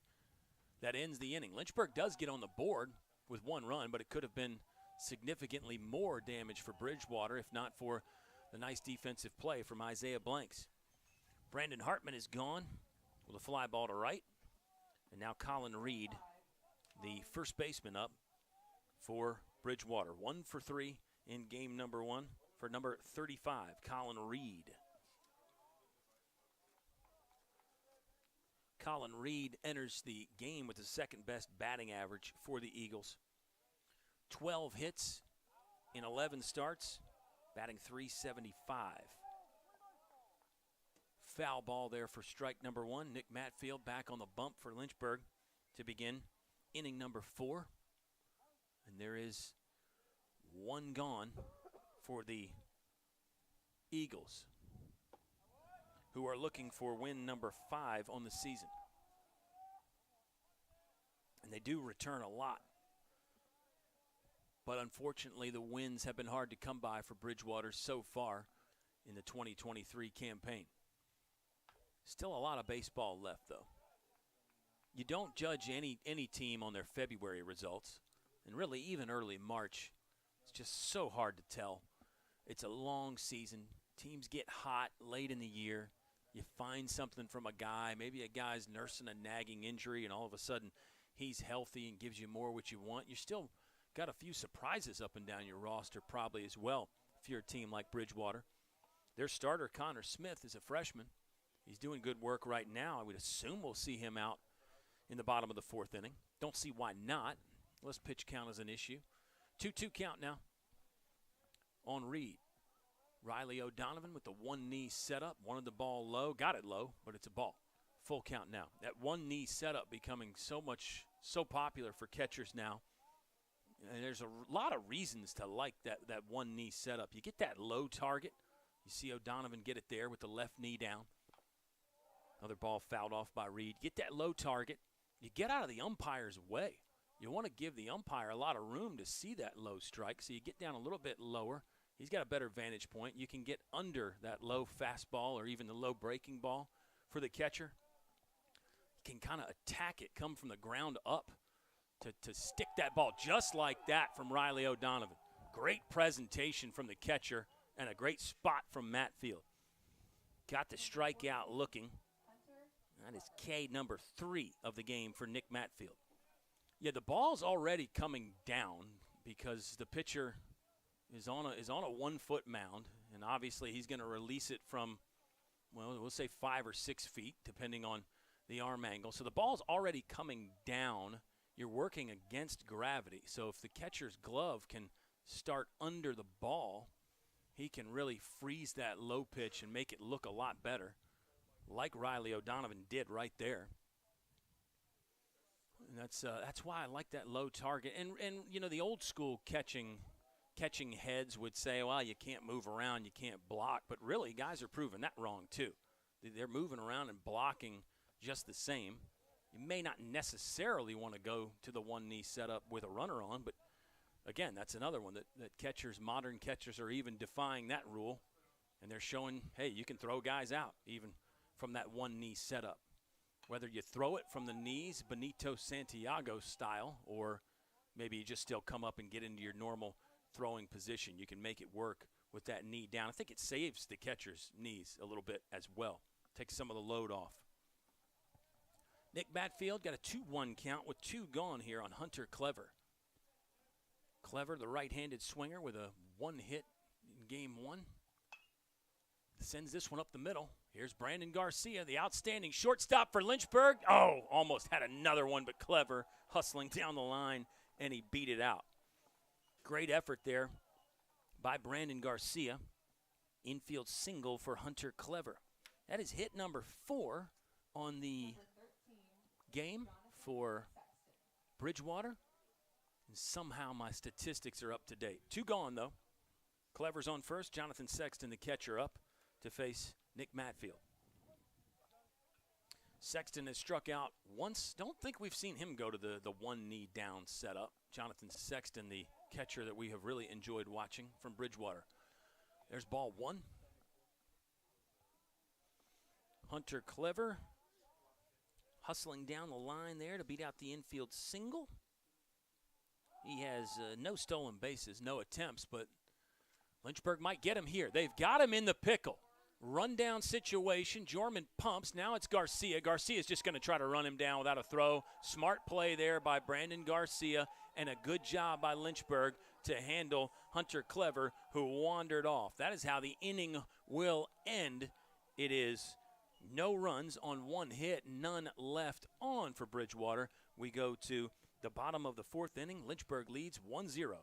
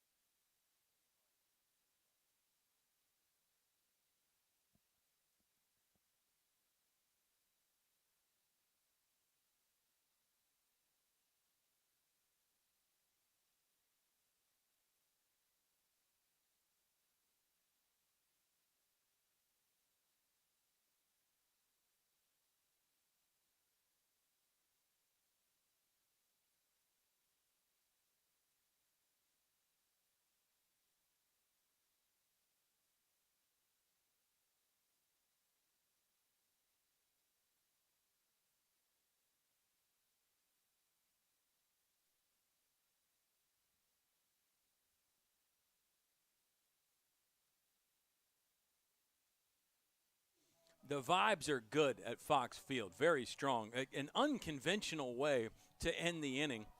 2-4-3-6 if you're scoring at home, fans. And that's another one. If you're scoring at home, hats off to you. You get the fan of the game award if you're scoring at home. But some people are still doing that, which I love. And we're trying to score here in the press box at Lynchburg. Mixed results on our scorekeeping. But the stats online, well, my personal scorekeeping, the stats online are official, fans. And we do encourage you to follow along on the website. Great way to get in the game, because then you can look at all the stats when you're on the Lynchburg website, lynchburgsports.com. Bridgewater Eagles athletics website will be the same way. But then you know everybody's stats right away. You just got it the palm of your hand there. It's so much fun. And really, a part of sports that I think is pretty cool. Here's a tough play in the hole. Oh, ball got away from the first baseman. And it's out of play. Ball got into the Bridgewater dugout. So that'll be Logan Webster, probably an infield hit for Logan Webster, and then an error at the end of it to let him get to second. But a weird one there, as it was the shortstop Jeffrey Snyder that really did nicely to range in the hole. But unfortunately, they could not come up with the play to get the Logan Webster express train getting down the line there. Runner in scoring position for Riley O'Donovan, who's 1 for 1 already in the ball game. Swing and a miss there for O'Donovan. Singled through the left side in his first at bat. Connor Smith, the freshman, still out there working for Bridgewater. Let's get a check on his pitch count now. We are getting the report that Matt Nolan is tuned in now, who we made special mention of because he's not only a Bridgewater College alumni, but he's also an alumni of Lynchburg. One got away from Sexton there. Sexton had been pretty clean, not much to the backstop yet, but this one will let Webster move up 90 feet.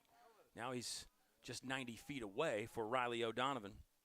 Yeah, Matt Nolan, an outstanding left-handed pitcher for Bridgewater, mid-2000s, mid-first decade of the century there. Don't want to date Matt Nolan too much, but a local guy as well. Jefferson Forest High School. We think he's still got the all-time pickoff record for Bridgewater, but that is unconfirmed. But Matt Nolan, not only a Bridgewater grad, but also the Doctorate of Physical Therapy department here at Lynchburg. I think I'm getting that right. Sack fly opportunity. Webster will tag. Throw comes in from center, and no slide needed as Webster will come around.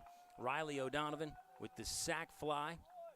RBI there for O'Donovan gets Lynchburg run number 2 of the game. And Matt Nolan probably pitched against Chris Carr, who is apparently tuned in, the head coach from Rustburg now. What a rivalry between Jefferson Forest and Rustburg, local high schools. And we'll tie it in because the high school teams are getting started this week. Some big games around the Lynchburg area. this week in the high school realm. And we can make the additional tie-in with Lynchburg head coach Lucas Jones, who is a Heritage High School alum, 5 minutes away here from the campus of the University of Lynchburg. So plenty of good baseball in the area, past, present, and future, no doubt about it. Gavin Collins will take a rip. Left fielder going back. Let's see if this has enough. It is gone. Gavin Collins has left the yard. Fox Field can't hold him. Run number 3 comes in. Gavin Collins with a solo shot.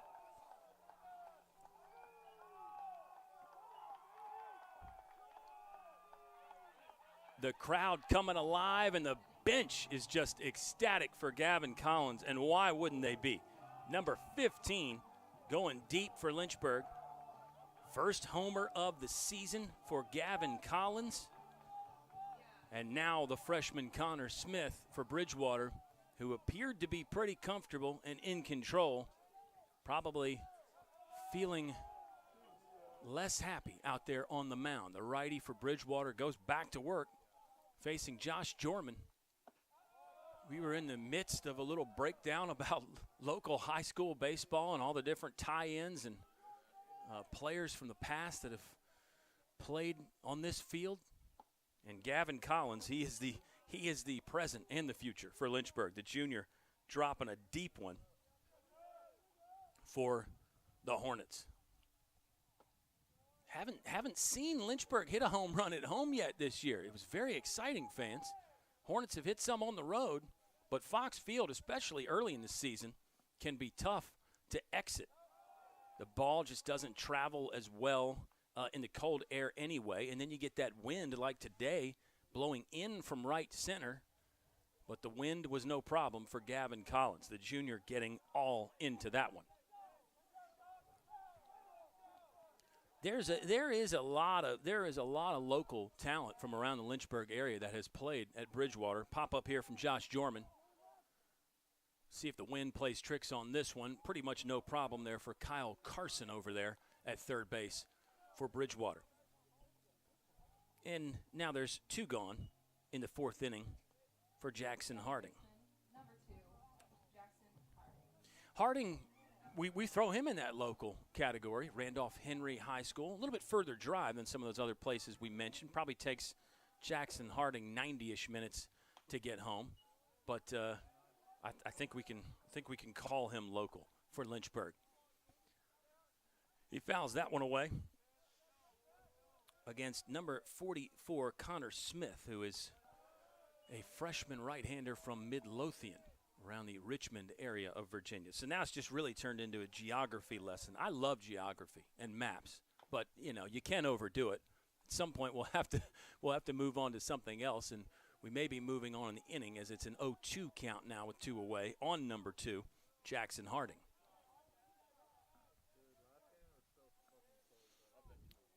At least one player warming up in the bullpen for Bridgewater, maybe 2. It's hard to see from up here in the press box, but I'm seeing one ball go back and forth down there. Bullpen looks closed at the moment for Lynchburg. Nick Matfield, pretty strong work so far through 4 innings for the Hornets. Smith ready to deal to Harding. Fastball on the edge for strike 3, and the inning is done. But Lynchburg gets 2 on the board with 2 hits, including the big fly, the homer from Gavin Collins. Hornets on top 3-0 over Bridgewater as we go to the top of the 5th.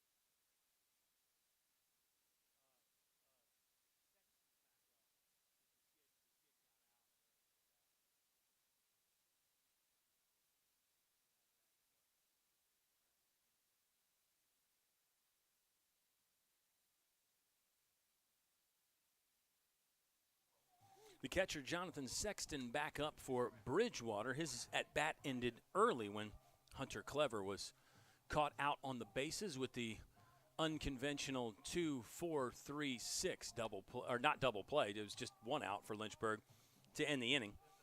But Sexton, the catcher, back up. Lynchburg, the lead is up to 3 now. It was a leadoff hit for Logan Webster, bottom of the 4th. Riley O'Donovan gets him in with a sacrifice fly. Gavin Collins, a solo home run. And, boy, the Hornets right back where they need to be. And Nick Matfield back where he likes to be, on the mound for Lynchburg, misses with a slider away there for ball 1. 9-3, Lynchburg wins game 1. Hornets went for 1 run in the first, 4 in the 4th, 1 in the 6th, and then tacked on 2 more in the bottom of the 8th to secure the win. It was victory number 4 of the season for Zach Potts. Jack Batchmore pitched the 7th, 8th, and 9th to get his second save of the year. That was all in game 1. This is game 2 between Bridgewater and Lynchburg. And Jonathan Sexton leads off the inning with a base hit. Lucas Bauer is up, 1 for 1 so far off Nick Matfield. There's a nice running fastball. That's the problem as a hitter with Matfield. He presents a lot of problems and asks the hitter a lot of questions. But the way he moves it in both directions, there's more of a 12-6 curveball action, straight vertical drop, but he'll send the slider that moves away from the right-hander, and then he gives you that two-seam fastball that runs back into your body, back in on your hands, and then he starts changing the arm angles on you to make it even more tough. There's one where he pulled the string and got Lucas Bauer out with a swinging strikeout.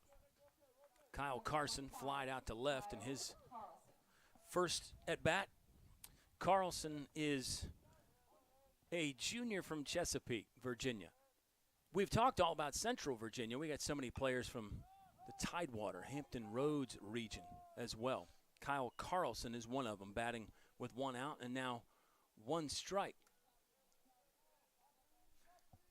I think it's 5 hits on the game for Bridgewater. Again, my statistics are unofficial.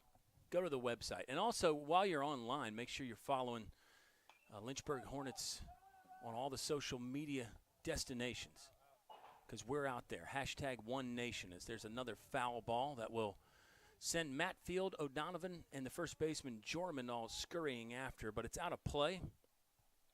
It looked like it hit row number 3 up there in the bleachers. In our fans section here at Fox Field, we'll call it more like 50% full today. We've had great crowds all season, but the weather this weekend just not fabulous, and also spring break for the students. That one will miss outside from Matfield. So hello to any Lynchburg students watching on spring break. Enjoy yourself, and maybe the faculty and staff as well. Good time for them to take a vacation. They could be watching from somewhere out there at large in the world. Kyle Carlson, 1-2 the count. Here's a bouncing ball that will get through the left side of the infield. Neves will get down on one knee and toss it back in to Garcia. But it's 2 hits in the inning for Bridgewater, and it brings up the local man. Rustburg Red Devil alum Isaiah Blanks will bat for his second at-bat of the game. 0 for 1, struck out against Matfield. That's hit number 6 for Bridgewater. So they're putting the bat on the ball. They're getting runners on, but still blanked in the run department. See if Blanks can change that. Strike 1 there, looking for Nick Matfield. Matfield somewhat like Potts in game 1 for Lynchburg, to where he seems to almost pitch better with runners on base. Maybe it's the heightened focus, get a little tension. Sometimes a little stress isn't a bad thing for an athlete. Breaking ball there that Blanks couldn't touch, and now it's an 0-2 count. Matfield, 9-1 last year, first team all-conference player. He was the ODAC Rookie of the Year last season as well. 3.18 earned run average for Matfield. Blanks will toss this one into right field. Tough play, and it's foul. Just drifting foul. That's one where the way the ball was hit combined with the wind, it really knocked that down pretty quickly. Although the right fielder, Logan Webster for Lynchburg, was in hot pursuit. He nearly got there. outfield is playing shallow. The wind is certainly a factor in that. Infield is double play depth in the middle. Jorman is playing behind the runner at first. Gavin Collins deep into the line at third. Here's another 0-2 pitch to Isaiah Blanks. Another ball airborne, right side. The Lynchburg players converge again. The ball was foul and it rolled over the top of the dugout and might have hit a Bridgewater player in the head. Not hard or anything, but now it's back in. 0-2 the count again on Isaiah Blanks, number 2 for Bridgewater. Starting at second base in game number 2 today at Fox Field. Matfield looks in for the sign from Riley O'Donovan. O'Donovan will set up outside. Other batter's box target. Matfield hit it. Blanks didn't sniff, and now it's 1-2. That's that setup pitch, 0-2, that a lot of teams will use. Now you got a lot of options off of that. You could go back inside, maybe with the two-seamer or the changeup. Can go out there again. Everything's in play. Riley O'Donovan will set up outside again. They went with that frisbee slider. Blanks lays off. 2-2. Now you may have to come after him a little bit more if you're Nick Matfield. Maybe not as much around the edges. More competitive pitch. Try to get Blanks out right here. Matfield comes set. One look at the runner at second. He will. There was that tailing fastball that misses high. Now it is full. So give Blanks some credit here. He spoiled a couple good 2-strike pitches and then laid off a couple outside as well. The 9-hole hitter, Isaiah Blanks, trying to get Bridgewater to the top of the lineup with some runners on. There's one gone here in the top of the 5th. Blanks will swing and miss at that. So a good at bat comes to an end with an even better pitch from Nick Matfield. 2 away here, both via the strikeout for Lynchburg. Jarrett Bisecker back up. He's 1 for 2. The speedster, the slapper, likes to put the bat on the ball as he's running out of the batter's box. That slap style is so popular and common in softball. Seems like every softball team's got at least one slap hitter. That time it was the long handle from Jarrett Bisecker. But yeah, that slap style in softball is so popular, and you really see defenses have to do some interesting configurations and alignments to stop some of those good slap hitters. The base so much closer in softball. You get some speed combined with some hand-eye coordination. That can be a real dangerous item. Bisecker's not quite that style, as we've seen. He'll stay in the box and give it the full rip. 1-1 count with 2 gone. Matfield working to preserve the shutout. He's scattered 6 hits. No walks yet for the junior from Lynchburg. That fastball missed inside. Evasive action there from Jarrett Bisecker. And now it's a 2-1 count with 2 away. Infield deep. Outfield still about that medium depth. The right fielder, Logan Webster, is the deepest of the Lynchburg trio of defenders out there on the grass. Matfield will miss outside there. Now it's a 3-1 count. Nick Matfield hasn't fallen behind too many hitters. Don't remember a whole lot of 3-ball counts. And as I say that, we do have to note that Isaiah Blanks had the full count, which is a 3-ball count, the last at bat. But Nick Matfield's been going after hitters. Ground ball here, a dive after it. Harding got his glove on it. Webster will come up. Oh, the runner got held at third. So no runs in yet for Bridgewater, but the inning continues. The seeing eye single from Jarrett Bisecker gets by the diving Jackson Harding. 3 hits in the inning for Bridgewater. And if you're the Eagles, the time to punch the clock and go to work is right now. Jeffrey Snyder, switch hitting shortstop. He'll bat from the left side here, and here comes Riley O'Donovan. With the mound visit, we've been commenting on this. Anytime you get a long inning from Lynchburg, these Hornet catchers, whether it's O'Donovan here or Holden Fiedler last game, so good about going out to give the pitcher a little breather, get the heart rate down, couple reminders, couple keys, maybe somewhat of the game plan on Snyder, because obviously you've got the information there. Snyder was 0 for 4 in the first game, 0 for 2 in this game, and then you've got some historical data that you can refer to as well to Jeffrey Snyder. He comes into the game, or comes into the day, rather, hitting .235, so that average is going to drop a bit for number 7. Does have 4 doubles on the season and 3 homers.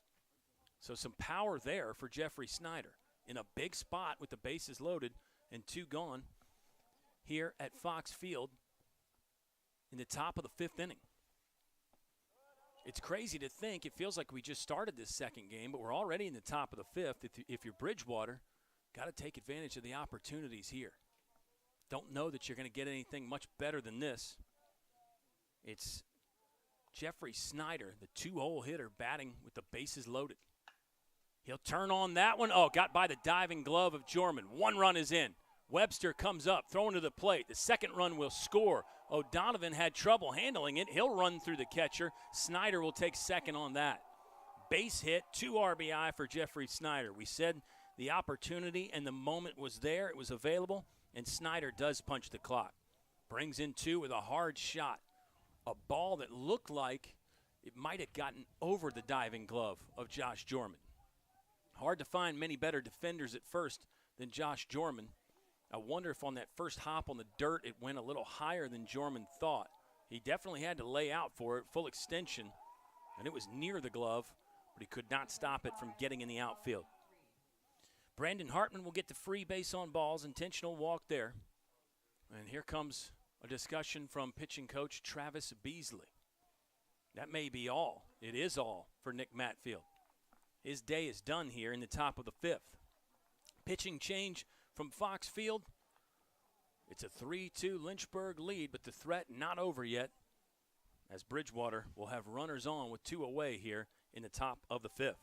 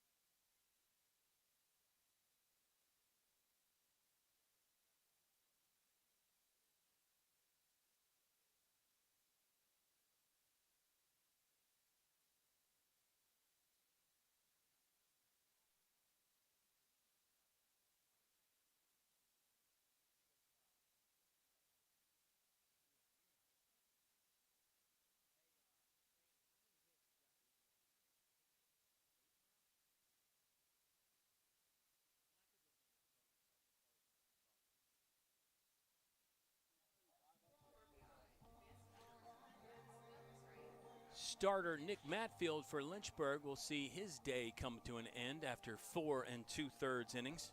Gave up 2 runs. Bridgewater with 8 hits, though.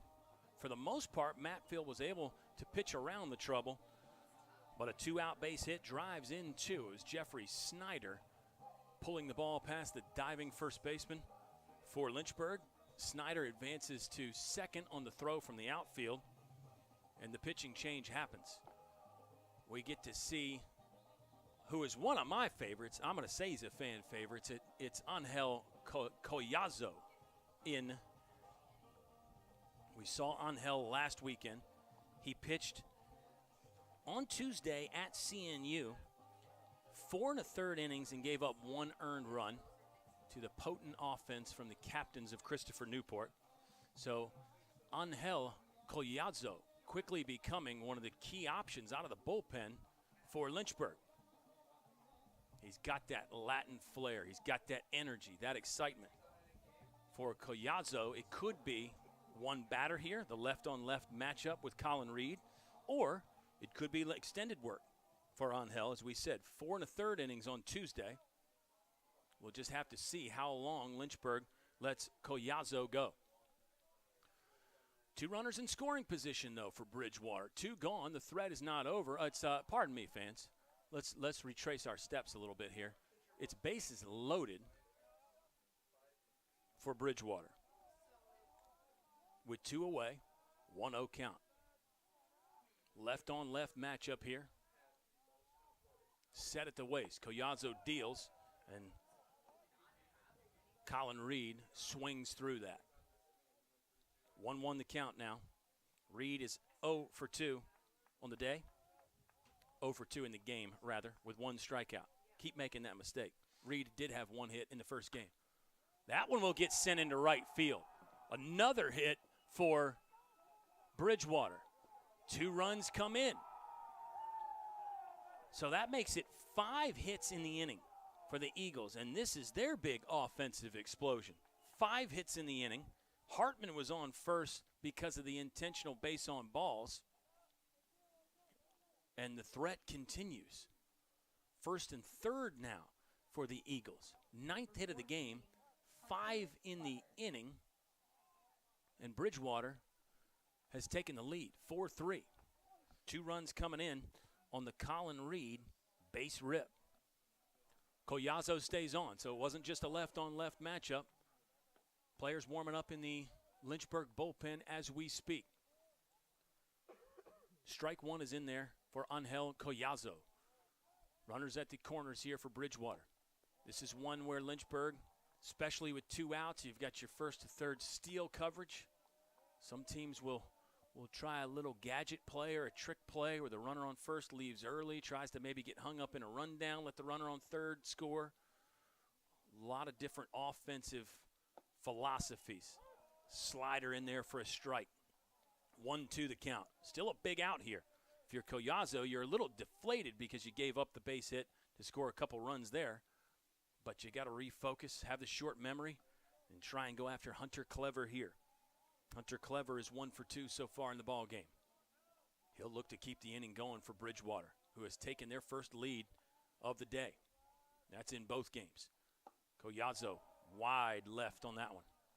Ball 2. We are in the top of the 5th.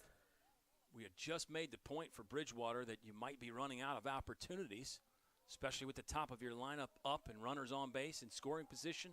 And the Eagles cashed in on that opportunity a couple times. Collazo will deliver there. This one in the air to right field. Should be caught by Logan Webster. The inning is done, but it was a big one for Bridgewater. 4 runs on 5 hits. They leave 2 on, and the Hornets find themselves trailing for the first time in these 2 ball games against Bridgewater. We're back for the bottom of the 5th in just a moment on the Lynchburg Hornets Sports Network.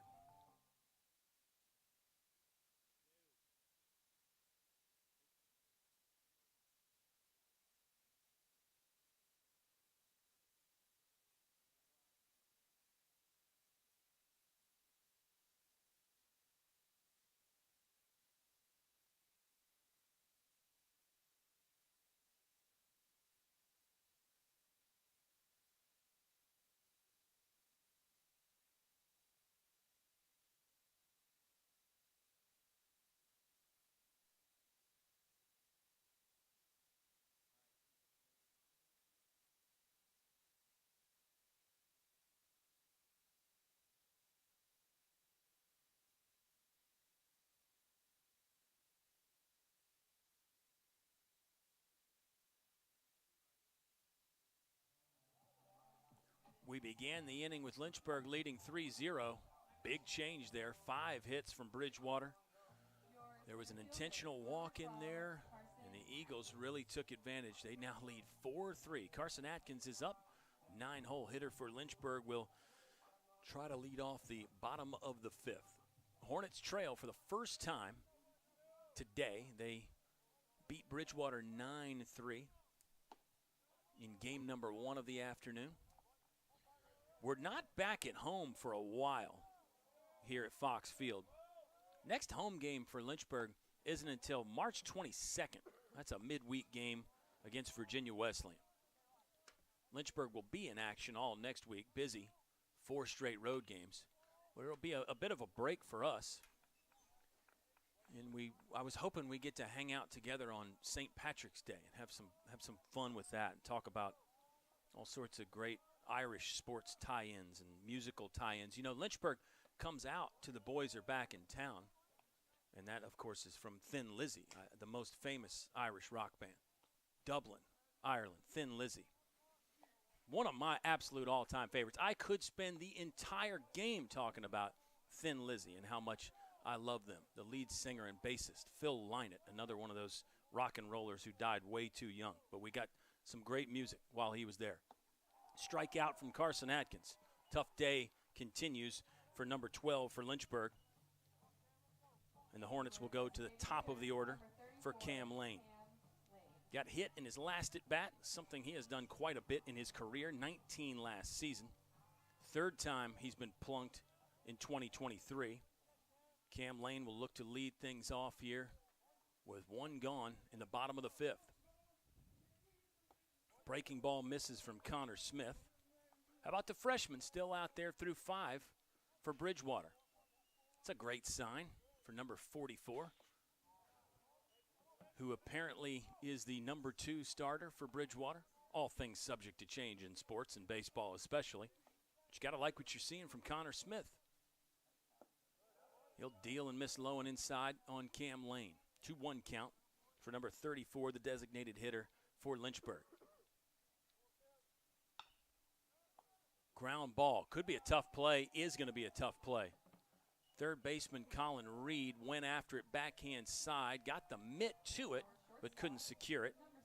And it's an infield single for Cam Lane. So one away, one on for Lynchburg. An early call there from our official scorekeeper.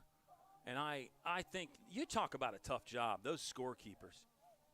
That's one, too. When you get into the in the minors and the big leagues, you know, the players and the coaches will a lot of times get involved there. And really, it's not really that stressful until somebody's got like a no-hitter going on, and then you have to think about one. Or if it was a record situation, like a long hitting streak, you know, and you have to decide, oh, is that a hit or an error? That's a scorekeeper's nightmare right there.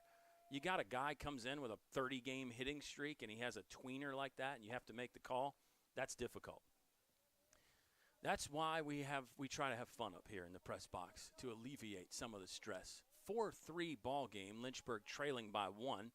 Some stress for the Hornets. But I think this team, really starting from the top down with Lucas Jones, is pretty even keel. Takes a lot for Lynchburg to really press the panic button. And we're in the bottom of the fifth here, so you've got more chances. But as we've talked about, opportunities can come and go rather quickly on the diamond. We'll see if Lynchburg can get something going here to answer that 4-run inning from Bridgewater. Looked like a changeup that had some good action and fell out of the zone. Garcia was able to lay off, 2-1 the count with one gone.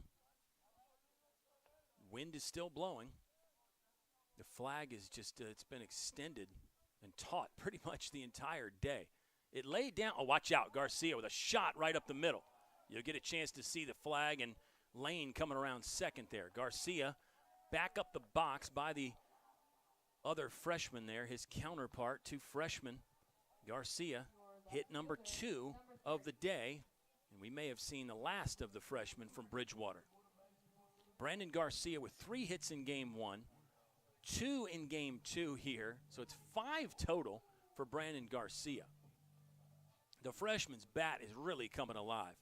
The glove has been alive and well all season long. Brandon Garcia now starting to get the knack of college pitching. Yeah, Connor Smith will exit. So he makes it 4 1/3, and I think probably a pretty good appearance. I don't know how Connor Smith feels about it, but I thought it was pretty solid work here. He scattered 7 hits from Lynchburg. He held them to 3 runs. We know this is a potent Hornet offense that can score and score in a multitude of ways. So for Connor Smith, the freshman, to go 4 1/3, and he leaves with his team sporting a one-run lead, I think all good signs for Connor Smith. We'll get you the new pitcher here for Bridgewater in just a moment. It's the bottom of the fifth. The Hornets trail by 1, but they've got 2 on with 1 out. And Avery Neves due up next for Lynchburg.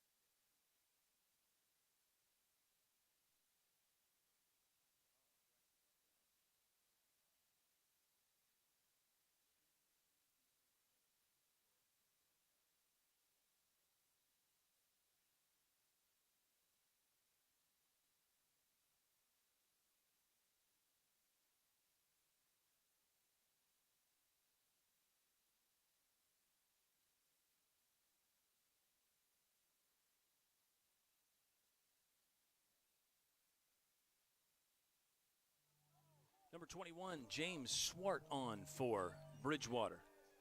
The junior right-hander from Delaplane, Virginia, Fauquier County, northern part of the county up there. The geography lesson continues. He'll be taking on Avery Neves. 1 out, 2 on, first and second for Lynchburg. Neves will swing at that and just barely tap it down. James Swart has pitched in 5 games so far this season. He started 2, so out of the bullpen here for Bridgewater. Struck out 11 and walked just 6. Swart, deep breath, comes set, 0-1 on Neves. Ball 1. Brandon Garcia on first, Cam Lane on second. Back-to-back singles for Lynchburg. As the Hornets look to rally, gave up 4 in the top of the 5th. An offensive explosion from Bridgewater that featured 5 hits in there for the Eagles. Most their bats have woken up, and we'll see if the bats stay hot for Bridgewater. We'll see what the pitching matchup ends up being for Lynchburg. Hornets have a lot of options coming out of that bullpen, a lot of good options as well. 2-2 count as Neves swings and misses at another one. 0 for 2 in this game. Neves had 2 hits in game 1 this afternoon. Inside one knee set up from Sexton. I said we hadn't seen that much from him. Neves thought he clipped that, but it's going to be strike 3, it looks like. It'll be the second out. Well, hold on. Hold that thought. I think the umpire has changed the call. I think the umpire is now saying that Neves did tip it. Well, now the umpire is going to have a conversation with the field ump. Get a second opinion here. Well, they're going to even bring in the umpire from the first base bag. It's a 2-2 count. Carson Atkins was the first out of the inning for Lynchburg. Neves is working here as he and the catcher Jonathan Sexton have a short conversation there, talking about what they saw. Looks like they have called it a foul ball. Foul ball, so it will not be a strikeout for Neves. And now Ben Spots is out there for Bridgewater on the line there. He will extend the conversation with the umpiring crew. Avery Neves, the average leader for Lynchburg, coming into the game, 379. He leads in hits with 14. On-base percentage at .565. And he is the career leader now in home runs for Lynchburg. He's on top of a lot of the single season list, and he continues to add to the career numbers. We're ready to go here as Neves did enough to convince the umpire, and they talked about it there for the foul tip. 2-2 the count with 1 away. That ball comes in low. It's James Swart out of the bullpen, second pitcher. He relieves Connor Smith. The freshman went 4 1/3.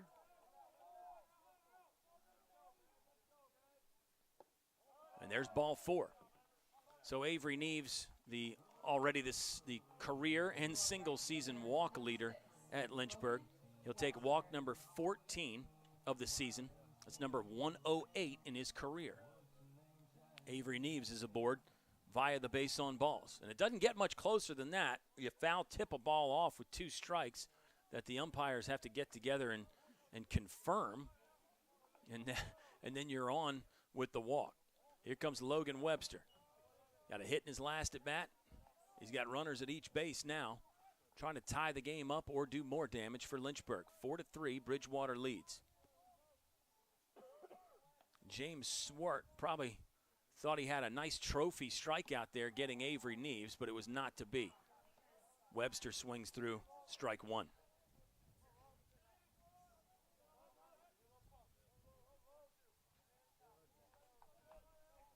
Cam Lane at third, Brandon Garcia at second, Avery Neves at first. Those are the 3 runners, 3 base runners for Lynchburg. All pretty speedy, good wheels out there with the ducks on the pond for Logan Webster. Facing James Swart. Comes set out of that crouch and then delivers. Ground ball to the third baseman, bobbled, juggled, and now it's just going to turn into an error. Tough one there for Jeffrey Snyder. He had options. Could have got an out, probably at third, probably at second, or maybe taking the long throw across to first, but unfortunately, not going to get any of those options. E6, run comes in. We're tied.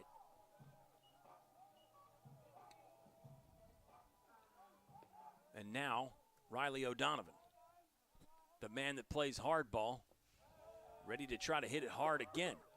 Ball got away from Sexton. Nice job by Swart to not only come in and cover, but also point out where the ball was there to Sexton.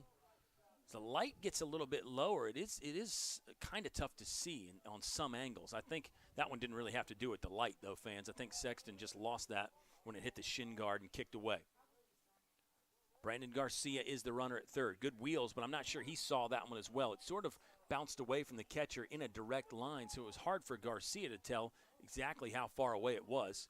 And he wasn't going to beat Swart there, the pitcher, who got off the mound pretty quickly. 1-1 the count for Riley O'Donovan. In on O'Donovan.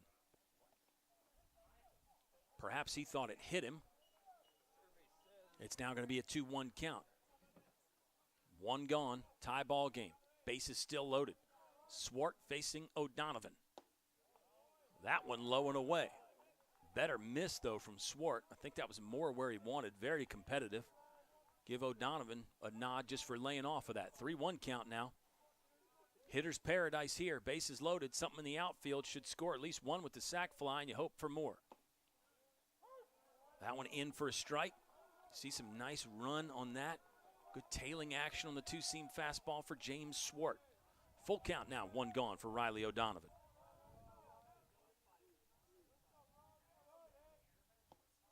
Check swing. They appeal down to first. First base umpire says they got him. Runner at first was kind of in a no-man's land. That was Logan Webster, but Bridgewater not able to pick down there. It is a strikeout. Call it a strikeout swinging for Riley O'Donovan. And now you got Gavin Collins, who left the yard here in his last at-bat at Fox Field. Gavin Collins, one hit in each game. This most recent one, a big fly to left field. First homer of the season for Gavin Collins. Two gone. Bases still loaded. James Swart looking to get out of major damage here. The game is tied now. Bridgewater entered the half inning leading 4-3. Gavin Collins had a triple and 3 doubles, but that homer will help the slugging percentage. He'll shoot one of the second basemen, gobbled up there, and the inning is over. So Lynchburg does score 1 on 2 hits. They leave 3 stranded, 1 Bridgewater error, and the game is tied 4-4 heading to the top of the 6th inning.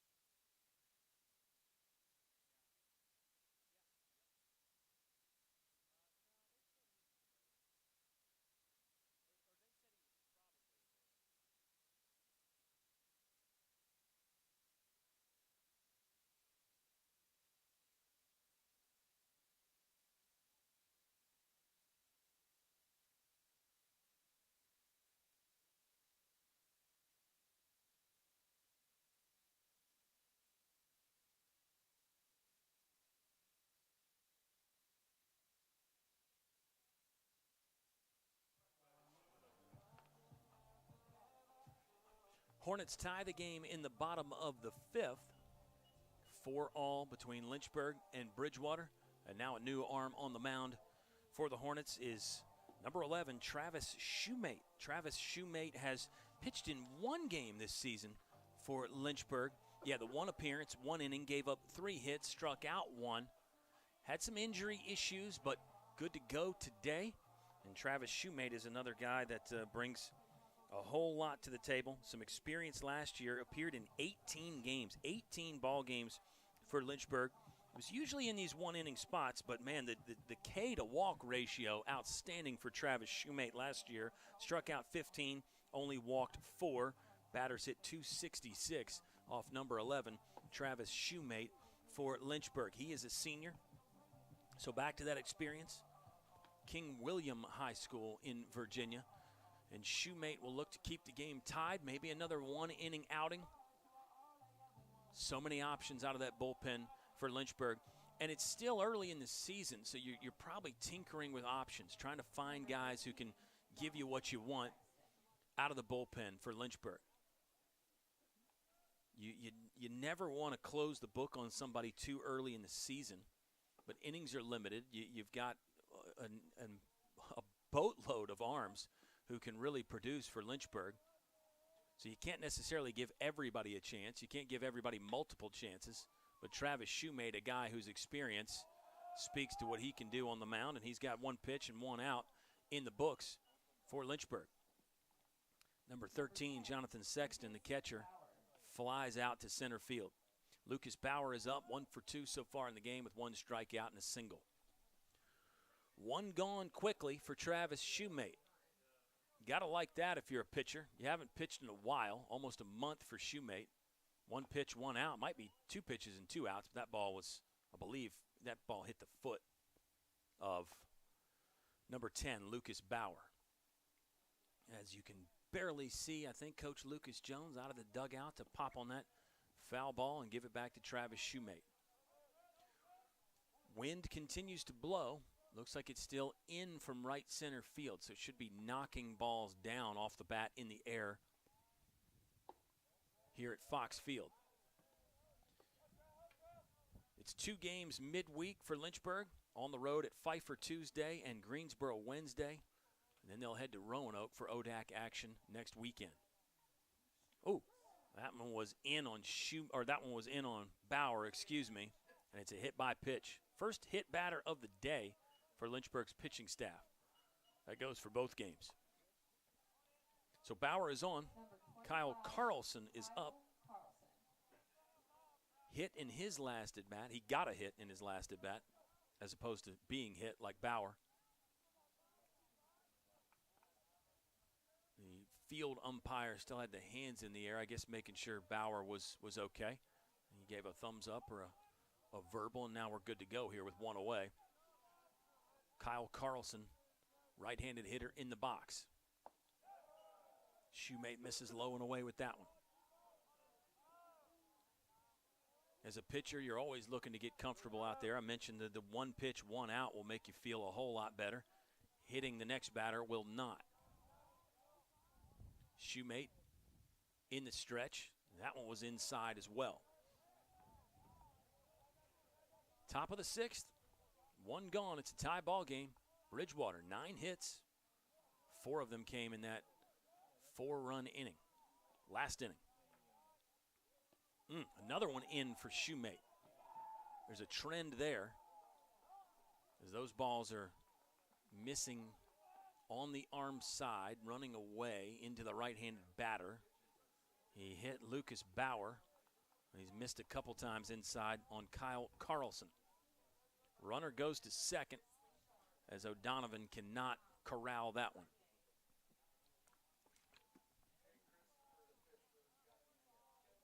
So Bauer in scoring position now.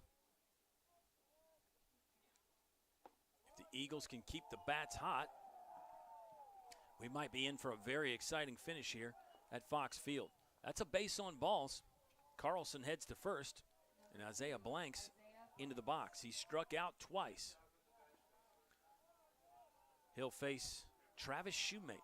Maybe not. We may be seeing a change here as pitching coach, associate head coach Travis Beasley steps out of the dugout,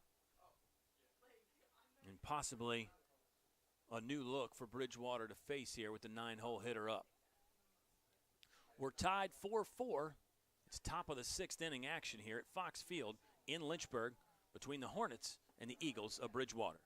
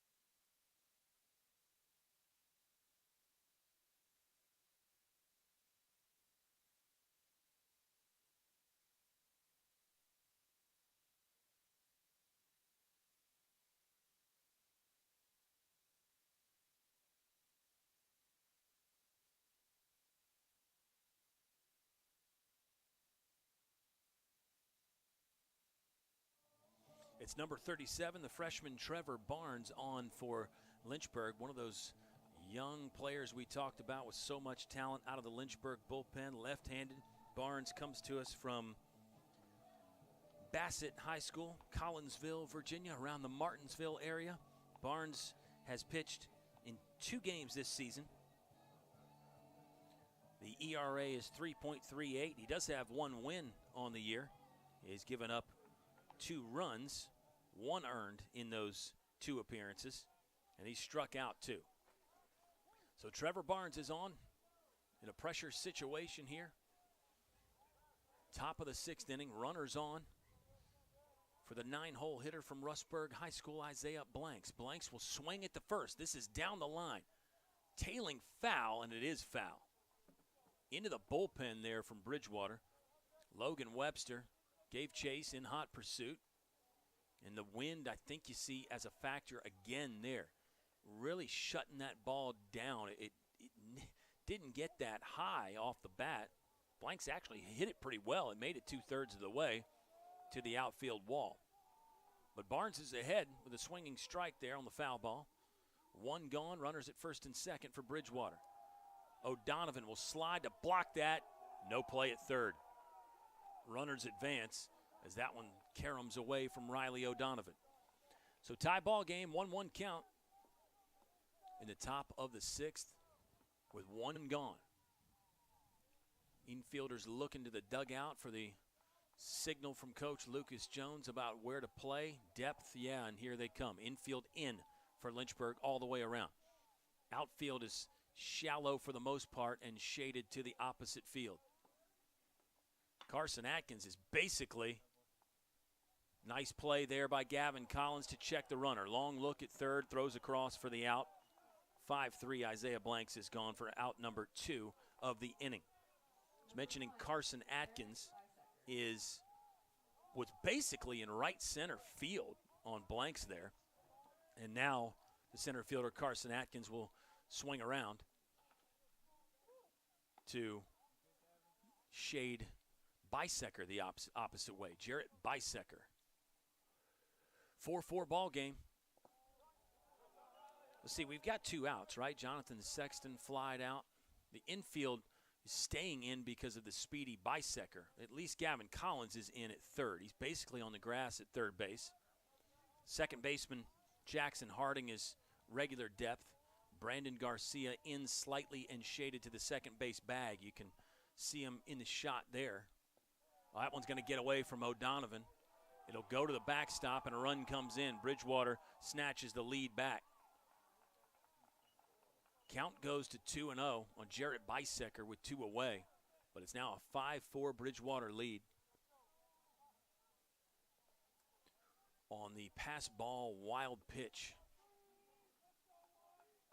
So, yeah, you see Collins will still be up a little bit. Now he's backing up.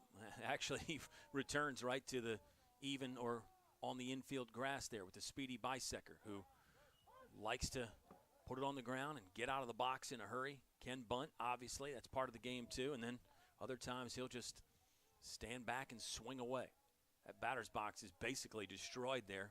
You can't see the lines anymore, but they were there to start the game. That one's low. It'll bring the count 3-1 for number 1, Jarrett Bisecker, left fielder for Bridgewater. Trevor Barnes, lefty, set above the belt, deals. That ball fouled off. Barnes relieved Travis Shoemate, who pitched a third of an inning. Angel Collazo pitched a third of an inning. It was Nick Matfield that went 4 2/3. So 4th pitcher Lynchburg has used so far. Ball tapped up the middle. Garcia's there. Even hop, throws across, out number 3 in the books. But 1 run comes across. No hits for Bridgewater, but they score 1. A hit batter and a walk, and a couple pass balls in there. Give the Eagles the lead again. 5-4 as we head to the bottom of the 6th inning at Fox Field in Lynchburg.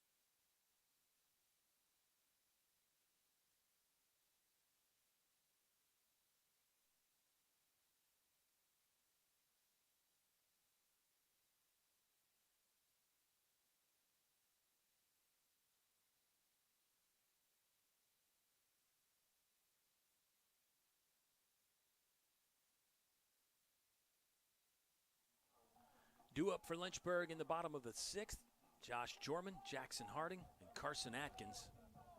Jorman 1 for 2 so far in this game. He did have 2 hits in game number 1. First baseman has been his usual stellar self at first base, and wow, just missing that one by James Swart. That one got Swart's attention. It was a hard shot off the bat for Josh Jorman. We're going to get a pinch hitter for Lynchburg. This is number 27, Dylan Fisher.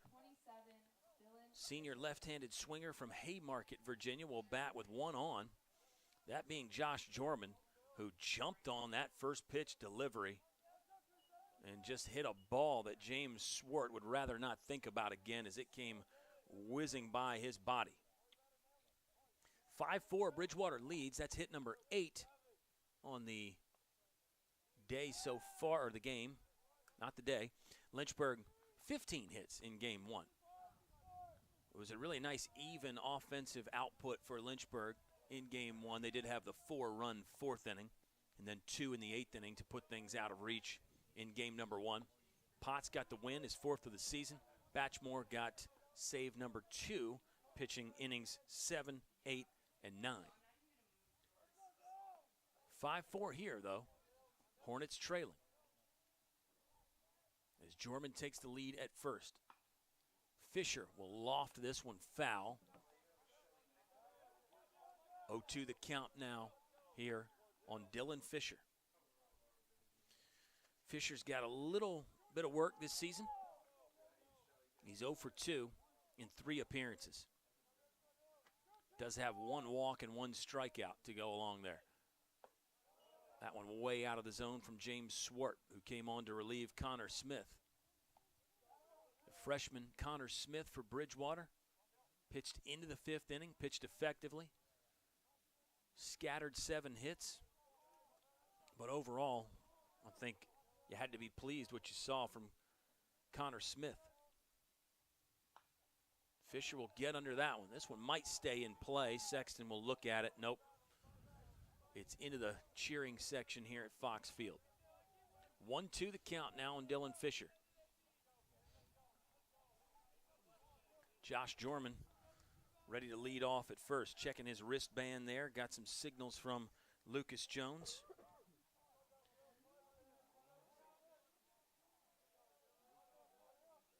James Swart ready to deal to Dylan Fisher. Fisher will foul another one off. This one will go the opposite way, out of play. We'll try it again here. 1-2 the count with nobody out in the bottom of the 6th.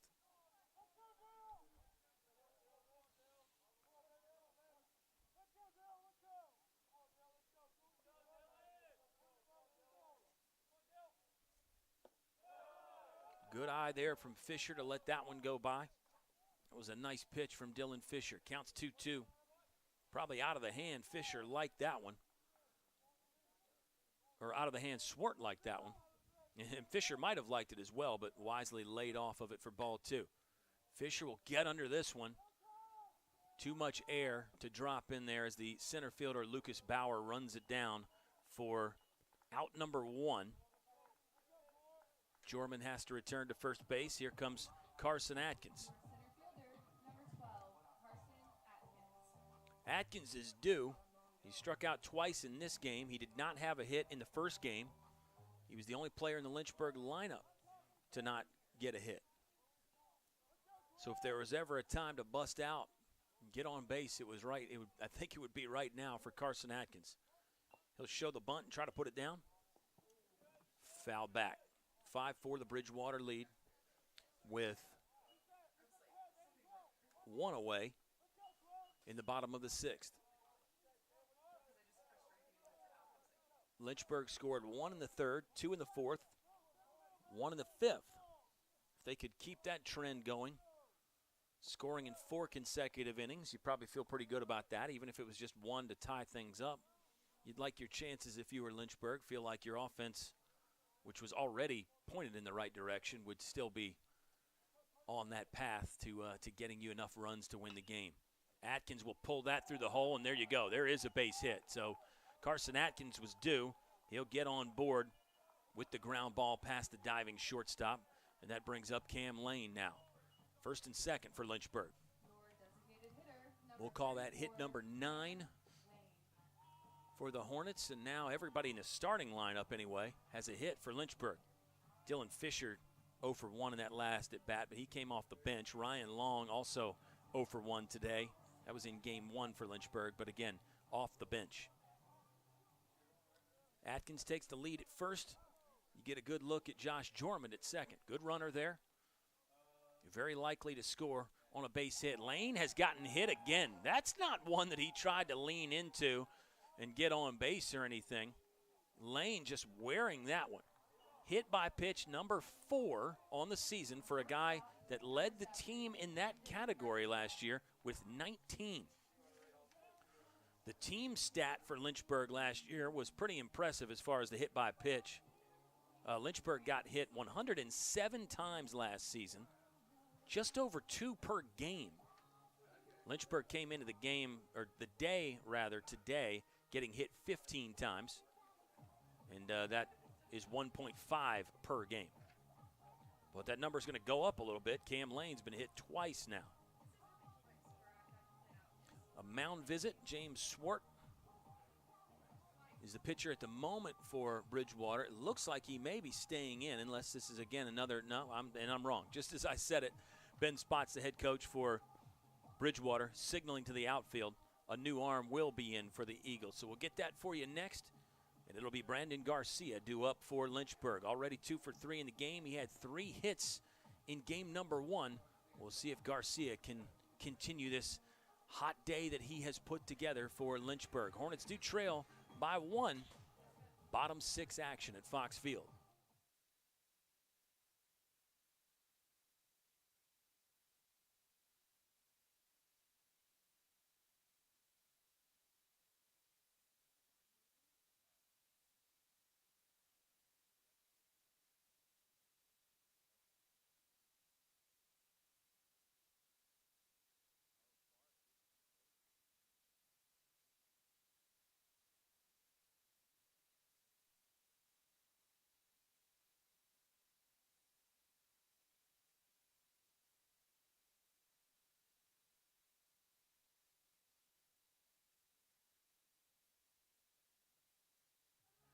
With 1 away here in the bottom of the 6th, Bridgewater going to their closer, Brett Tharp. He's a grad student from Baker, West Virginia. He's the single-season save record holder for Bridgewater. He got 11 saves last year, also picked up 2 wins. He was 4th in the country in saves last season. Brett Tharp is on in the 6th inning. And like a lot of the great closers, he can go long. He's more than capable of doing it for more than just 1 inning for Bridgewater. So if you're Ben Spots, he sees his team holding a 1-run lead, feels like this is the time, the higher leverage situation here, and he brings in the closer, Brett Tharp. He's 0 for 2 this year, but he does have 2 saves. He earned the save against Christopher Newport on Wednesday in Bridgewater's win against the Captains. He pitched 1.1 innings with 3 strikeouts. It was just 25 strikeouts in 38 innings last year for Brett Tharp, so not exactly a high K per 9, not necessarily a high strikeout closer type of guy, but definitely effective. A 1.66 earned run average, 11 saves, and 2 wins for Brett Tharp. Garcia sends one down the line. They'll throw across to try to get him at first. They do. Double play, inning over, threat extinguished. They bring on the closer, Brett Tharp, in a dangerous situation, and he gets the job done. 1 pitch, 1 out, as Garcia bounces into the double play to end the bottom of the 6th for Lynchburg. We go to the top of the 7th, Bridgewater leading 5-4.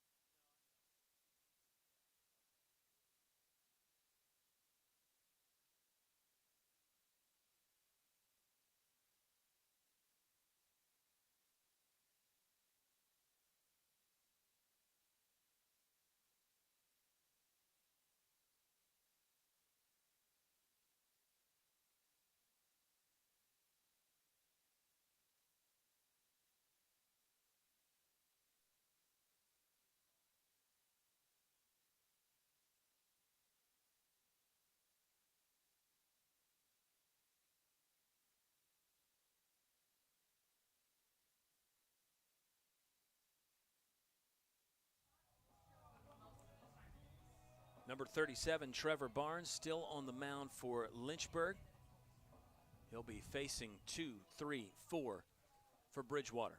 Meaty part of the lineup here. Jeffrey Snyder, the switch hitter, will turn around and hit right-handed. He had a hit and 2 RBI in his last at-bat. Brendan Hartman, the man who entered the day hitting .500. And he's still at .500, actually. 2 for 4 in the first game. Bunt here from Snyder. Tough play. Off the mound is Barnes, and they got him at first. Impressive there from the lefty Barnes for a couple reasons why. 1, Snyder was rolling out of the box. 2, great placement on the bunt. Barnes is the lefty, so he's finishing and falling off to the opposite side towards the third baseline.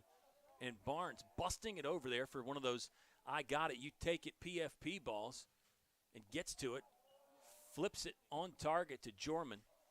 And you talk about bang, bang. That's as close as you can get at first base to retire Snyder. Wow. Brandon Hartman, .500 on the season. 2 for 4 in game 1, 1 for 2 here with an intentional walk. And he entered the day at .500.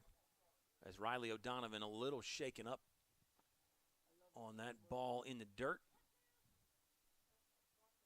And the umpire will give O'Donovan some time. He'll carry a new pellet out there for number 37, Trevor Barnes.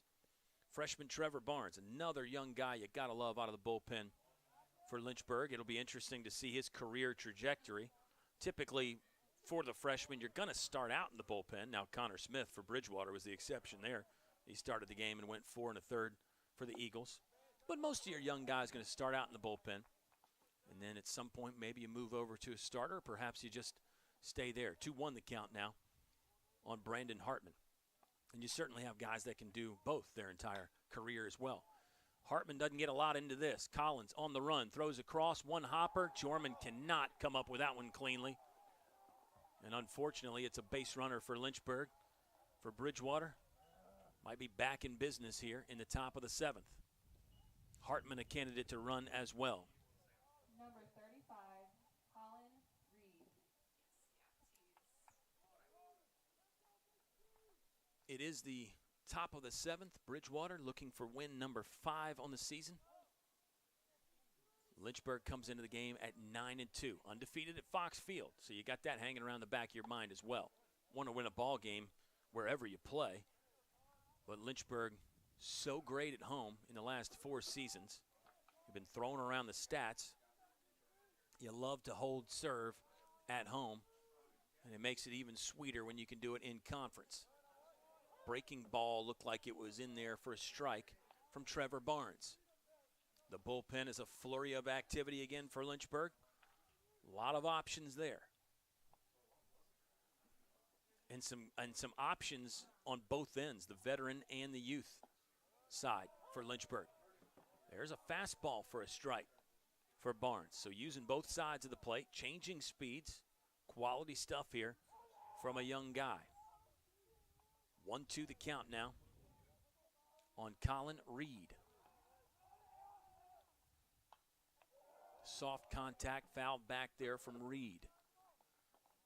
Colin Reed had a hit in that big inning for Bridgewater. They scored 4 in the top of the 5th, 1 in the top of the 6th for the Eagles. And now looking to add on to their 1-run lead here in the top of the 7th. There is 1 down. Breaking ball from Barnes that Reed is out front of. Trevor Barnes, the 4th pitcher of the day for Lynchburg. It was Nick Matfield started it. Angel Collazo came in. Travis Shoemate, and now Trevor Barnes. Bridgewater has used 3. And we think we'll see Brett Tharp for more in the next inning from Bridgewater. Their talented closer, but you got to use that term closer loosely because Brett Tharp can come in at any time and be very good at any time as well. Barnes missed with that one, counts 2-2. Double play depth all the way around the infield for the Hornets. Outfield a little bit deeper on Colin Reed, and he gives you a sneak peek of why. That one's foul, but he really belted it well into the Bridgewater bullpen down there along the right field line. Players for both teams on the railing there in front of the dugout. making noise, a lot of chatter, volume, excitement. That one's in the dirt from Barnes. He left the last one up, and Reed nearly made him pay, so I think got most of the concept right there. Keep it below the waist, but unfortunately just missing down. It was a good miss, though. That's another term you hear a lot in pitching, good miss. Not all misses are created equal. That's one that's really not going to hurt you. It's just a ball. Full count now, though.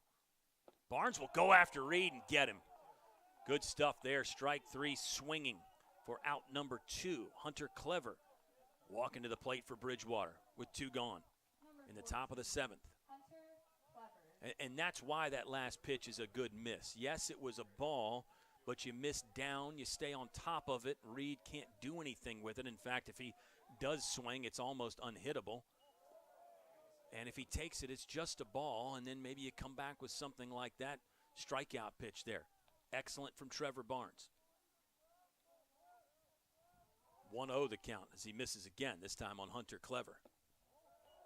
And yeah, you'd like to be perfect as a pitcher. You'd like to never miss. You'd like to be able to hit every target the catcher throws up, but that's not realistic even for the best in the world. It's about managing those misses. How good are your misses, and how much do they burn you? 2-0 the count. Clever went after that one and fouled it back. 2-1 now with 2 gone. Brandon Hartman, a candidate to run there at first. Haven't really seen much as far as the steal goes or the hit and run, any of that stuff for Bridgewater. Riley O'Donovan's got that big arm as a catcher. That helps. A bazooka back there. And the left-hander on the mound, Trevor Barnes, that helps as well. He usually slows down the running game for most teams. 3-1, though. Barnes has got to worry about the hitter. Not that he's overly concerned with Brandon Hartman over there at first, but a big out here to try to keep the game at a 1-run deficit for Lynchburg. That one is low. It's a walk. And now there's 2 on, 1 in scoring position for Jonathan Sexton. Catcher has been out there all day for Bridgewater. Talked about getting him the Tough Guy Award, the Iron Man Award. I don't know what you call it, but Colin Sexton very deserving today. He's put it all on the line. He could step up for another big hit for Bridgewater. He had the 3 RBI double in game 1. That was the only 3 runs that Bridgewater scored, all off the bat from Jonathan Sexton. I almost said Colin Sexton, who is a basketball player in the NBA, but there's a Colin Reed in the lineup for Bridgewater.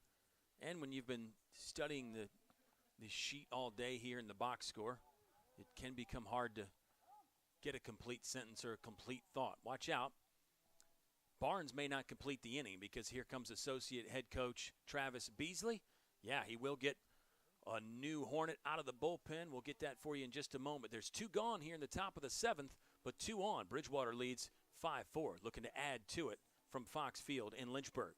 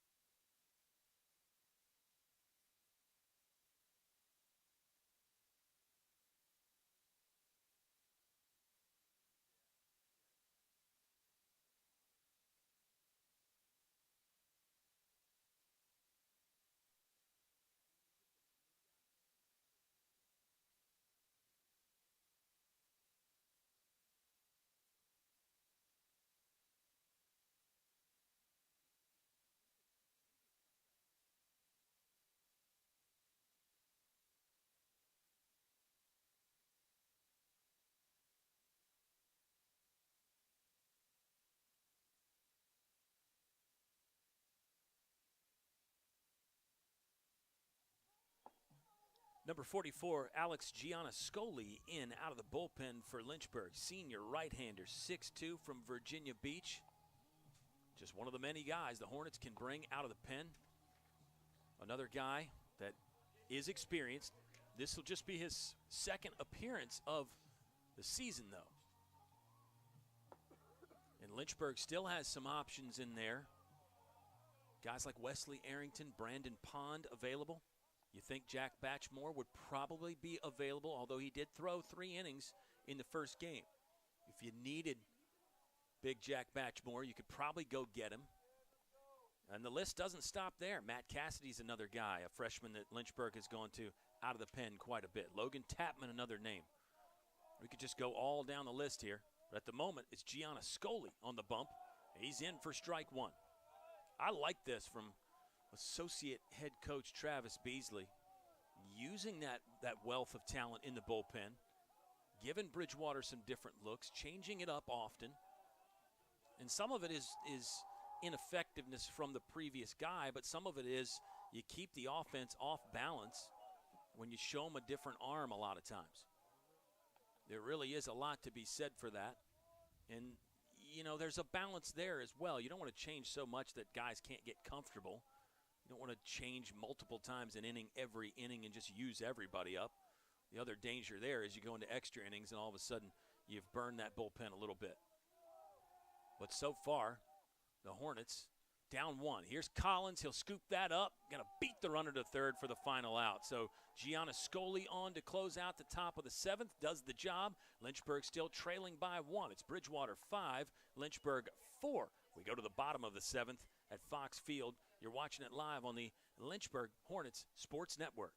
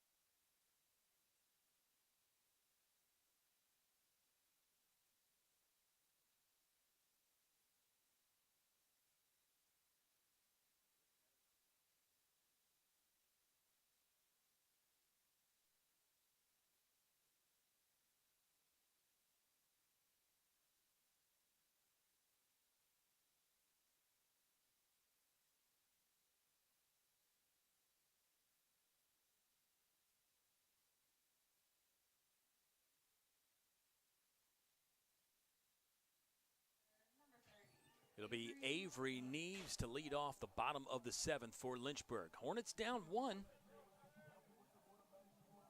Bridgewater with the explosion in the top of the 5th, a 4-run 5th inning for Bridgewater. They added 1 in the 6th, and Avery Neves is on to face Brett Tharp, the outstanding bullpen man for Bridgewater. He was 2nd in the ODAC in saves last year. We'll throw the asterisk by that.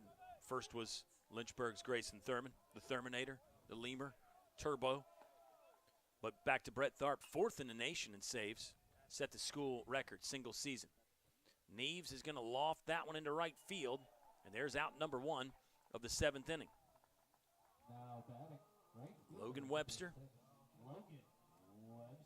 right-handed hitter, number 6 for Lynchburg, the sophomore. In basically his first full season starting, and Webster has put together a good one so far. 1 hit so far in this game, came into the game hitting .368. There's 1 down here in the bottom of the 7th. Now we're into the late innings, though. We're into the championship rounds here for Lynchburg.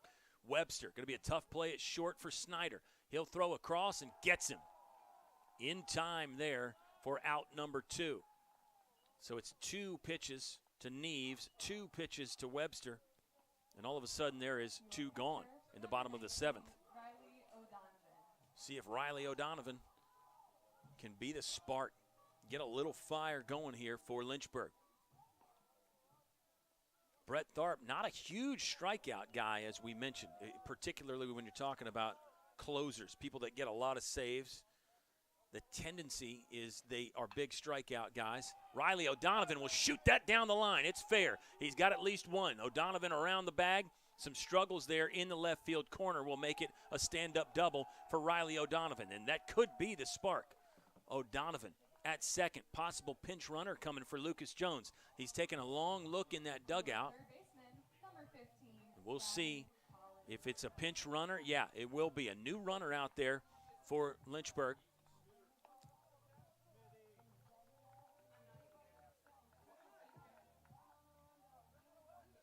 And that means we're going to get Holden Fiedler in to play defense to catch after Pitch running for the Hornets, this number 3, Ethan Smith. situation. That is Ethan Smith, number 3, sophomore from Midlothian, in the game, standing at second base now. Comes in for Riley O'Donovan. His day will end 2 for 4. Ball back up the middle for Gavin Collins, tapped by Tharp. He controls it, flips it underhand, and the inning is over. 1 hit, 1 stranded, no runs as we head to the top of the 8th inning. Bridgewater leading by 1 over Lynchburg at Fox Field.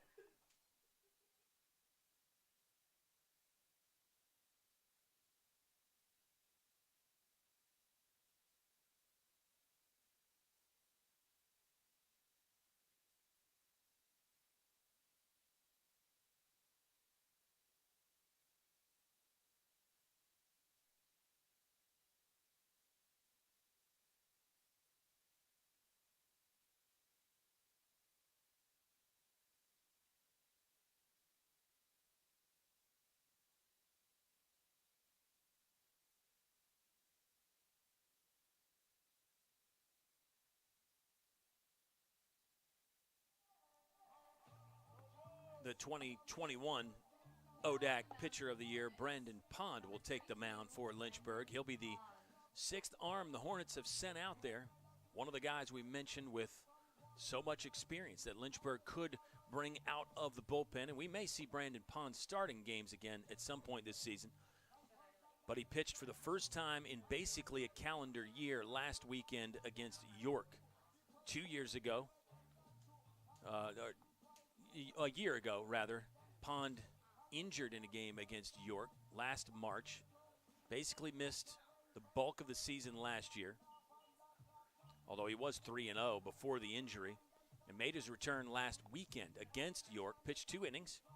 I think the Hornets saw what they needed to see, and clearly they're bringing Pond along slowly and surely. Don't want to extend him too much. But we're excited to see Brandon Pond. We were excited last weekend. And out of the bullpen here, let's see what Pond has to offer. Lynchburg down 1, but certainly not anywhere close to being out of it in this one. Shout out to our executive producer, Tim LaDuca, who's not doing anything, but it's under his guidance and direction that we operate. And he is one of the hardest working men in show business. Of course, our crew up here, the skeleton crew, I called it. It's been wonderful. And we will always mention our wonderful athletic director, John Waters.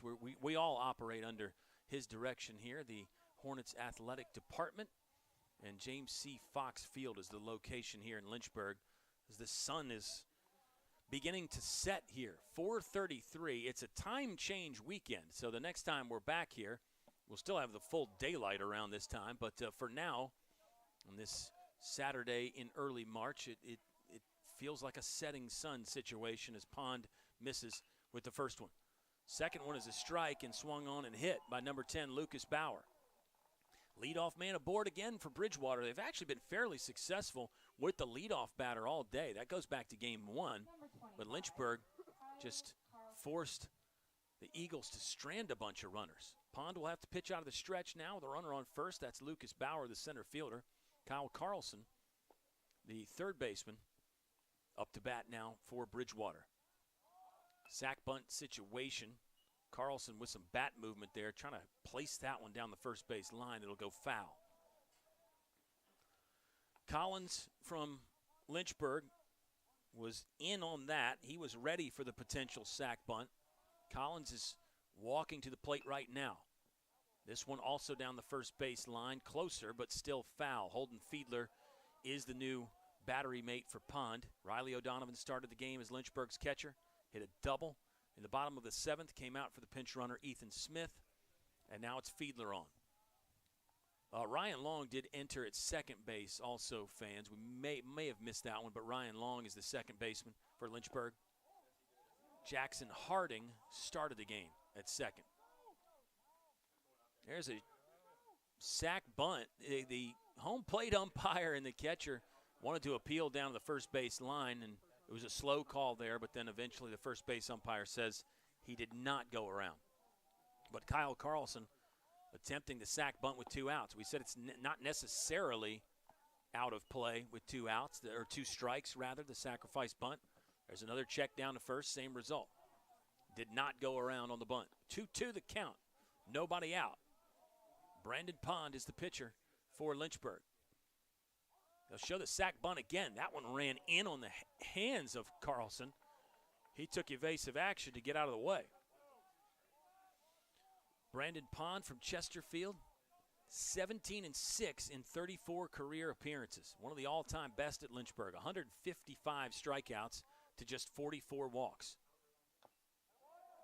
He'll get that one across as Kyle Carlson was swinging there. Showed the bunt with a couple times with 2 strikes, and then fouls that one back on the swing. Nobody gone. Another one of those Hornet double plays would come in handy right now. This one bounced foul as well, so Carlson's putting together a long at bat now. He's fouled off 2 full count deliveries. So if my math is not mistaken, I think this is going to be pitch number 8 in the at bat. Pond is set and ready to go at the belt. Gets a slow tapper. Ryan Long will come on. Only one play, that's the first. They get Carlson there for the out. Bauer moves up to second. In scoring position now for Isaiah Blanks. 0 for 3 in the game. Did have a couple at bats in game 1 off the bench for Bridgewater. Blanks came into the game just hitting .235. He's played in 10, started 5. 1 double on the season for Isaiah Blanks. He's driven in 3. But they're all big outs from here, really for both sides in a 1-run ball game. And this is what you love from baseball. This is why it's so exciting as a fan, because there's a lot of games that are not close. There's a lot of games that are just kind of average, not forgettable, but not really noteworthy. But then when you have these games that come down to the finish, it's like a marathon where you get a couple runners that are neck and neck for the last 100 meters. It's that kind of a game. The first 3 innings are that appetizer. You get into the main course there, and then sometimes a dessert with a crazy finish that comes down to the final pitch, final at bat. Don't know if we're there yet, but in a 1-run game, watch out. Blanks has been hit. That one ran up and in, and I think just got him in the left shoulder. But Isaiah Blanks is aboard now on the hit batter. First hit batsman for Lynchburg in the 2 games. So Isaiah Blanks on first. Lucas Bauer on second. 2 good runners there. And it's Jarrett Bisecker up. 2 for 4. Dangerous at the top of the order.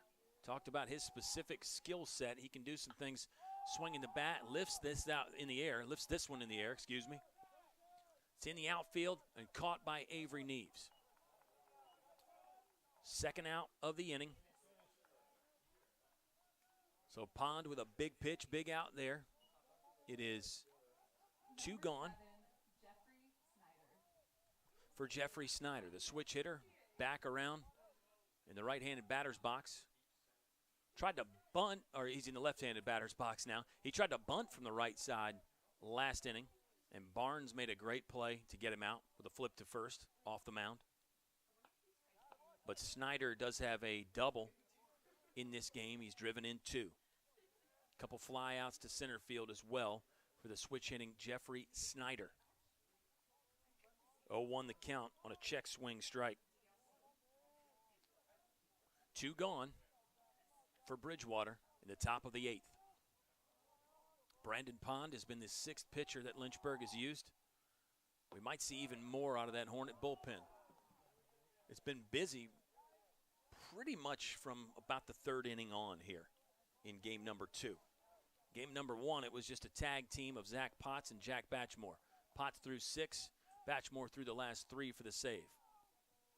That's about as good of a duo as you're going to get at the Division III level.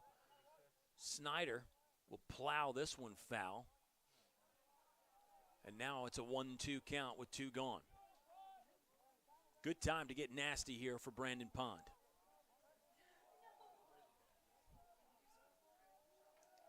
You know you got Snyder maybe a little bit out front on the basis of that last ball that he pulled very foul. Yeah, off speed. Long over there to gobble it up. Throws to Jorman at first, and the inning is done. 2 left, stranded for Bridgewater. 1 hit, no Lynchburg errors, no runs. Eagles hold on to the 1-run lead heading to the bottom of the 8th inning.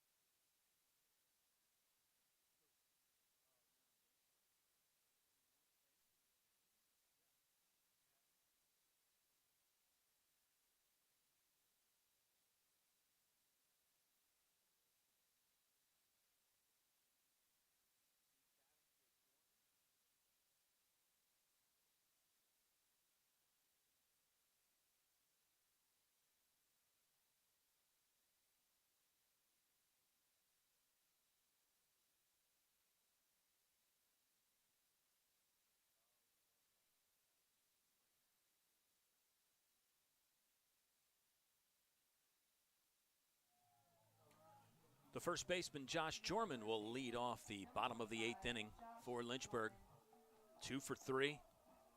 An absolute seed back up the middle in his last at bat for Josh Jorman. He's facing Brett Tharp. He'll roll this one over to the second baseman. Comes on the run. That's Blanks. Throws to first. Out number 1 in the books. 1 pitch, 1 out. Tharp gets a lot of early outs, as in first or second pitch. You get a pinch hitter in there for Lynchburg. This is number 21, Ben Jones, a freshman, left-handed swinger from Durham, North Carolina. First at bat of the season, first at bat of the career for Ben Jones. High confidence here to get thrown into the fire in a 1-run game. Ben Jones will hit for Jackson Harding. No, excuse me, Harding was out. It'll be Ryan Long that was in there at second base, and now Benton Jones will come in. Could be a matchup situation. Maybe Coach Lucas Jones thinks that Ben Jones will have a good chance to hit the side-arming closer Brett Tharp. Could be just looking good. Well, it paid off. Whatever it is, Ben Jones delivers. A shot into right field. You can speculate on why they put him in there, but the decision pays off for Lynchburg as Ben Jones rifles one into right field. He is aboard with 1 out, and here comes another sub. Eddie Gimbel in the ball game for Lynchburg.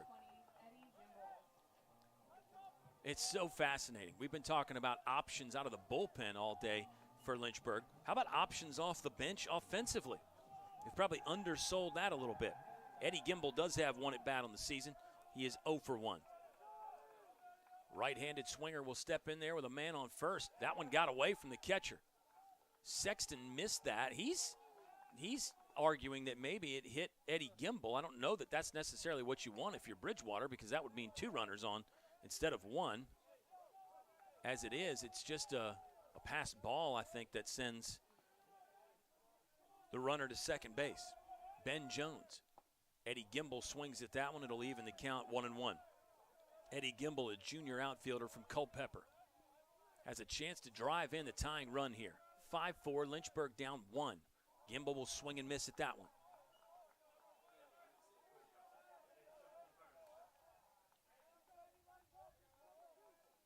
Lynchburg with their 11th hit of the game. Gimbel will foul that one near his dugout, and he'll get another two-strike delivery in just a moment. Ben Jones is on second. He got Lynchburg's 11th hit of the contest. Eddie Gimbel will look at that one for ball two. Count is even now for Eddie Gimbel.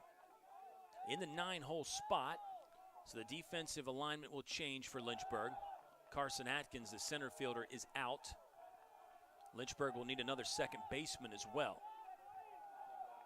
Think you can probably hear that crowd coming alive for Lynchburg.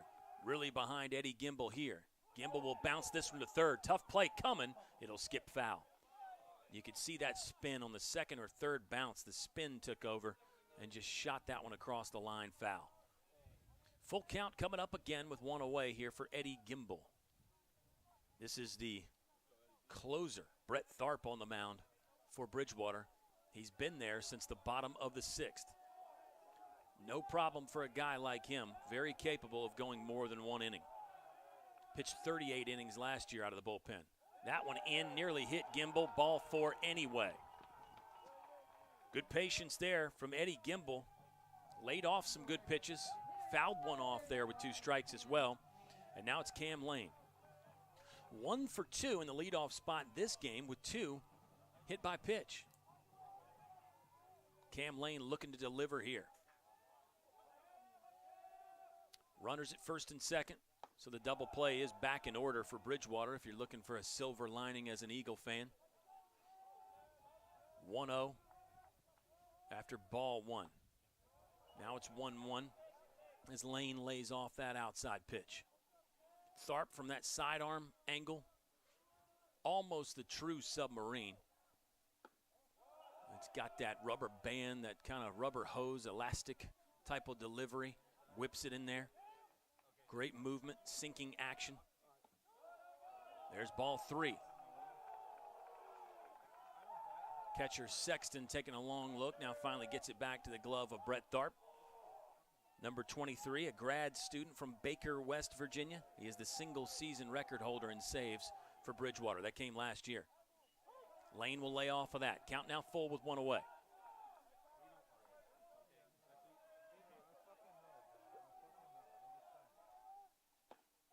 That one will hit the edge, and it's strike 3. Cade looking there for Cam Lane and Brandon Garcia, the freshman, with 2 away. Not exactly the last best hope for Lynchburg, but in the bottom of the 8th inning, it's a big spot here for the freshman. 5 hits this afternoon, 3 in game 1, 2 in game 2. Rolled over on a ground ball in his last at bat. Runners at first and second for Brandon Garcia. He'll take that one for strike 1. You can feel that tension and that energy. Both dugouts making a lot more noise. The fans are making noise. There's strike 2. 1-2 the count now on Brandon Garcia, the freshman for Lynchburg. Tharp is ready. Low set, deals, nearly hit Garcia. 2-2. Tharp is one of those side armors. He actually almost comes set below the belt. Real low hands out there on the mound for Tharp. Full now as that one misses. Runners get the head start. Lynchburg down 1. Garcia gets a piece of that. Tough play. Tharp can't get it. Second baseman can't get it. Runner Ben Jones will come around. He dives into home and the game is tied. 5-5 on just a seeing eye single from Brandon Garcia that didn't even get off the infield grass. The pitcher, Tharp, is going to have the best chance at that. When he didn't get to it, you feel like Tharp is going to get into first with his speed. The second baseman is Isaiah Blanks. We saw him make some outstanding plays in game 1. This one, it's just too long of a run for him to come in, field that ball, and flip to first. Didn't field it cleanly, but I'm not sure it would have mattered. Tie ball game, 5-5 with Avery Neves at the plate. Runners on first and second. Neves will pull that one to the shortstop. Weird hop, handled it well, throws to second for the final out. But we are all knotted at 5 as we go to the top of the 9th here at Fox Field.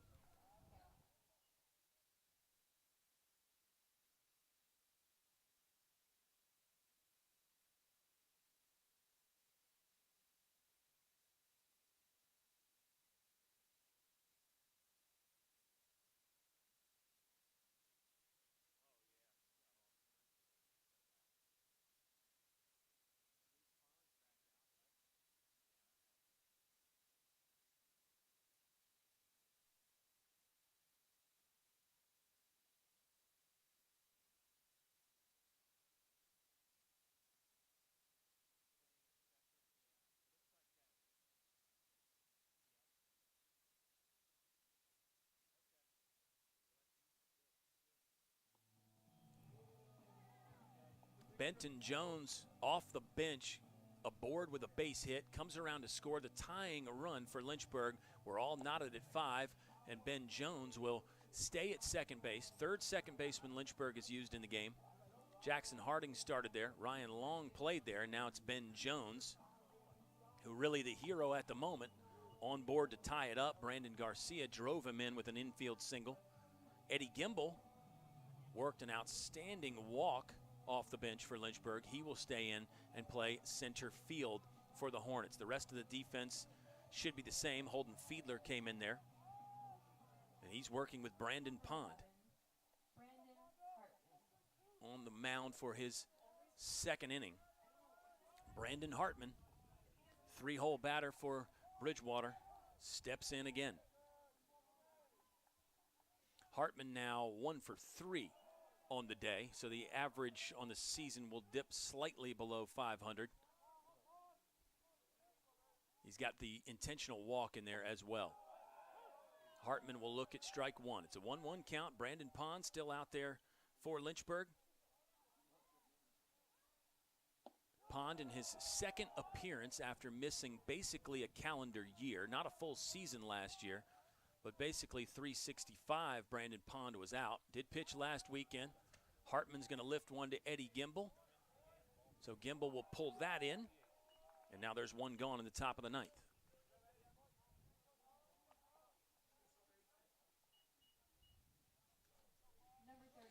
Colin Reed, the lefty, into the batter's box for Bridgewater. 5-5 the ball game. Bridgewater led with the big 4-run inning. Eagles got their first lead of the day. That goes back to game 1. That happened in the top of the 5th. The 4 runs there. They were on top 4-3 for a while. Lynchburg tied it. Bridgewater went up again with a run in the 6th inning. Nothing since then, although the Eagles have had runners aboard. 0-2 the count on Reed. He'll spoil that one away into the screen here. Brandon Pond, an outstanding career. He looks to continue that this season. Just working him back in from injury. 2 innings last week. Got all the indications that Lynchburg wanted. That one hit Reed as he was coming out of the batter's box. Knocked the helmet off. It's a foul ball. Reed will get a few moments to compose himself here. But for Brandon Pond, all systems go last weekend. 2 innings. Did give up a run, but saw everything, I think, in the game that you want to see. There was a little rust there, of course. And then it's the next day as well, and the 2 days after. You're trying to see, how does the arm feel? Everything's still good. Probably going to be some soreness, but nothing as far as pain or injury related. So Brandon Pond, good to go and throw more. And you're always keeping tabs on everybody, not just guys that are coming off of injury. I mean, that's all your pitchers. That's what a pitching coach does. It's that constant routine. You're always thinking about that. And the head coach, Lucas Jones, the same way. Travis Beasley was an outstanding pitcher in his day, a pitcher, an ODAC pitcher of the year at Randolph-Macon, so he knows, he gets it. Foul ball there from Colin Reed. But those are the things that the pitching coaches stay up at night worrying about. And they're always keeping tabs on. Everybody's on a different schedule, too, as well as pitchers. Line drive into left field. Avery Neves will run it down for out number 2. Hunter Clever back to the plate. Walked in his last at bat. He does have 1 hit in this game. I'd say pitchers are on different schedules. The guys that didn't throw today or didn't throw long today, well, they might be ready for bullpen maybe tomorrow or Tuesday. Lynchburg does play Tuesday and Wednesday, so you're thinking about that as a pitching coach. Not only getting guys work in the pen, but also work in the games. You gotta get through those games and get to Roanoke next weekend for another ODAC matchup. Swing and a miss there from Hunter Clever. 2 gone in the top of the 9th, and it's a tie ball game here at Fox Field.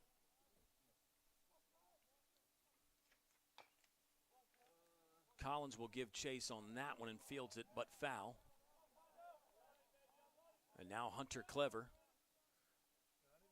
will strut back to the batter's box, trying to keep some offensive hope alive here for Bridgewater. both teams now, back to pitching, you've used up a bunch of arms today. So that's a concern for coaches as well. You don't know about an extra inning affair, who you're going to need, how long they can go. That is the drawback we pointed out to using a bunch of different pitchers. You use them and then lose them. You can't bring a guy back in. So if he only throws one batter or one inning, that's all you're getting out of him. Strikeout there from Brandon Pond. He likes it. We go to the bottom of the ninth. Lynchburg will have a chance to walk it off for the victory here at Fox. We're tied 5-5 between Bridgewater and the Hornets of Lynchburg. You're watching it live on the Lynchburg Hornets Sports Network.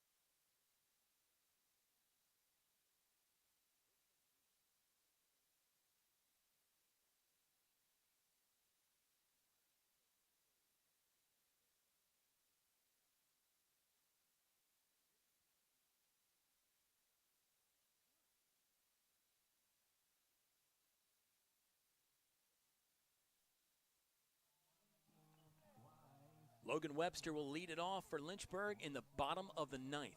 A chance to break a 5-5 tie and walk it off here at Fox. Hornets still undefeated at home this season, 6-0. It's 27-2 in the last 2 years at Fox for Lynchburg. The fortress, you might call it. But the Hornets need a run, or otherwise we go into extras. Logan Webster will take that one for a ball. Bottom nine here. Lynchburg won the first game 9-3.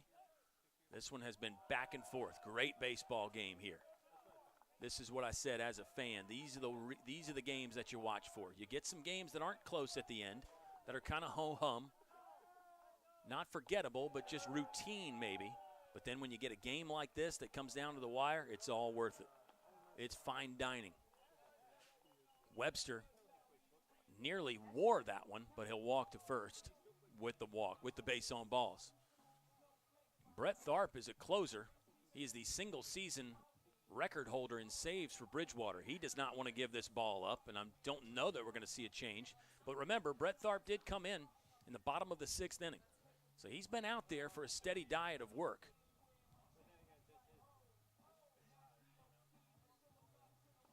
One on with nobody out here in the bottom of the ninth. Holden Fiedler is the batter for Lynchburg.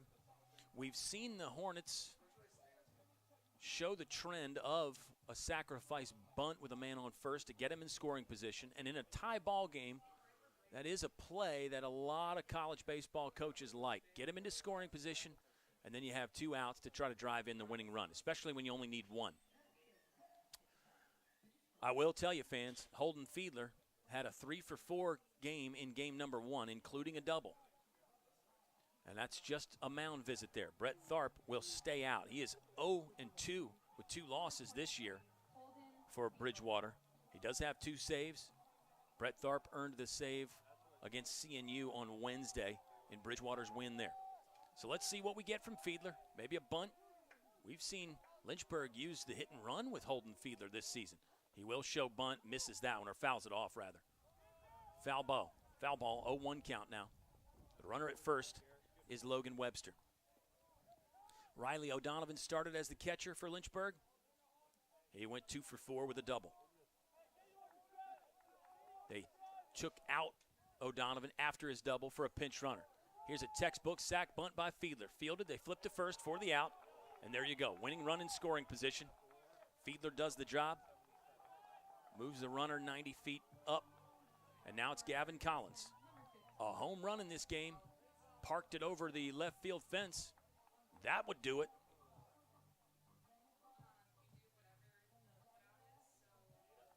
Logan Webster at second is a good runner. He is the right fielder for Lynchburg.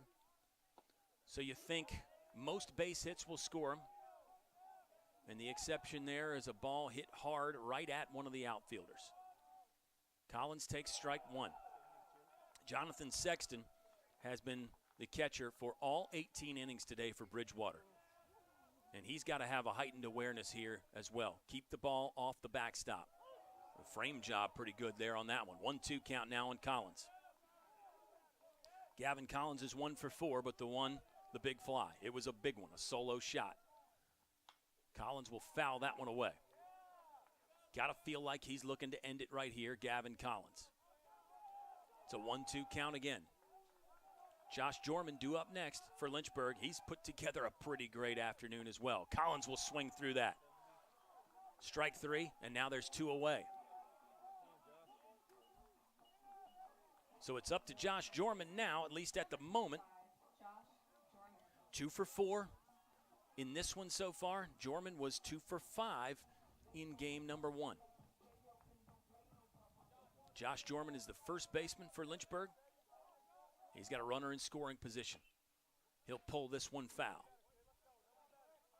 If you're Logan Webster, you got to be thinking score on any batted ball, and that includes something that's not a hit. Don't assume that Bridgewater is going to make the out at first. You never know when a first baseman drops it, can't scoop one.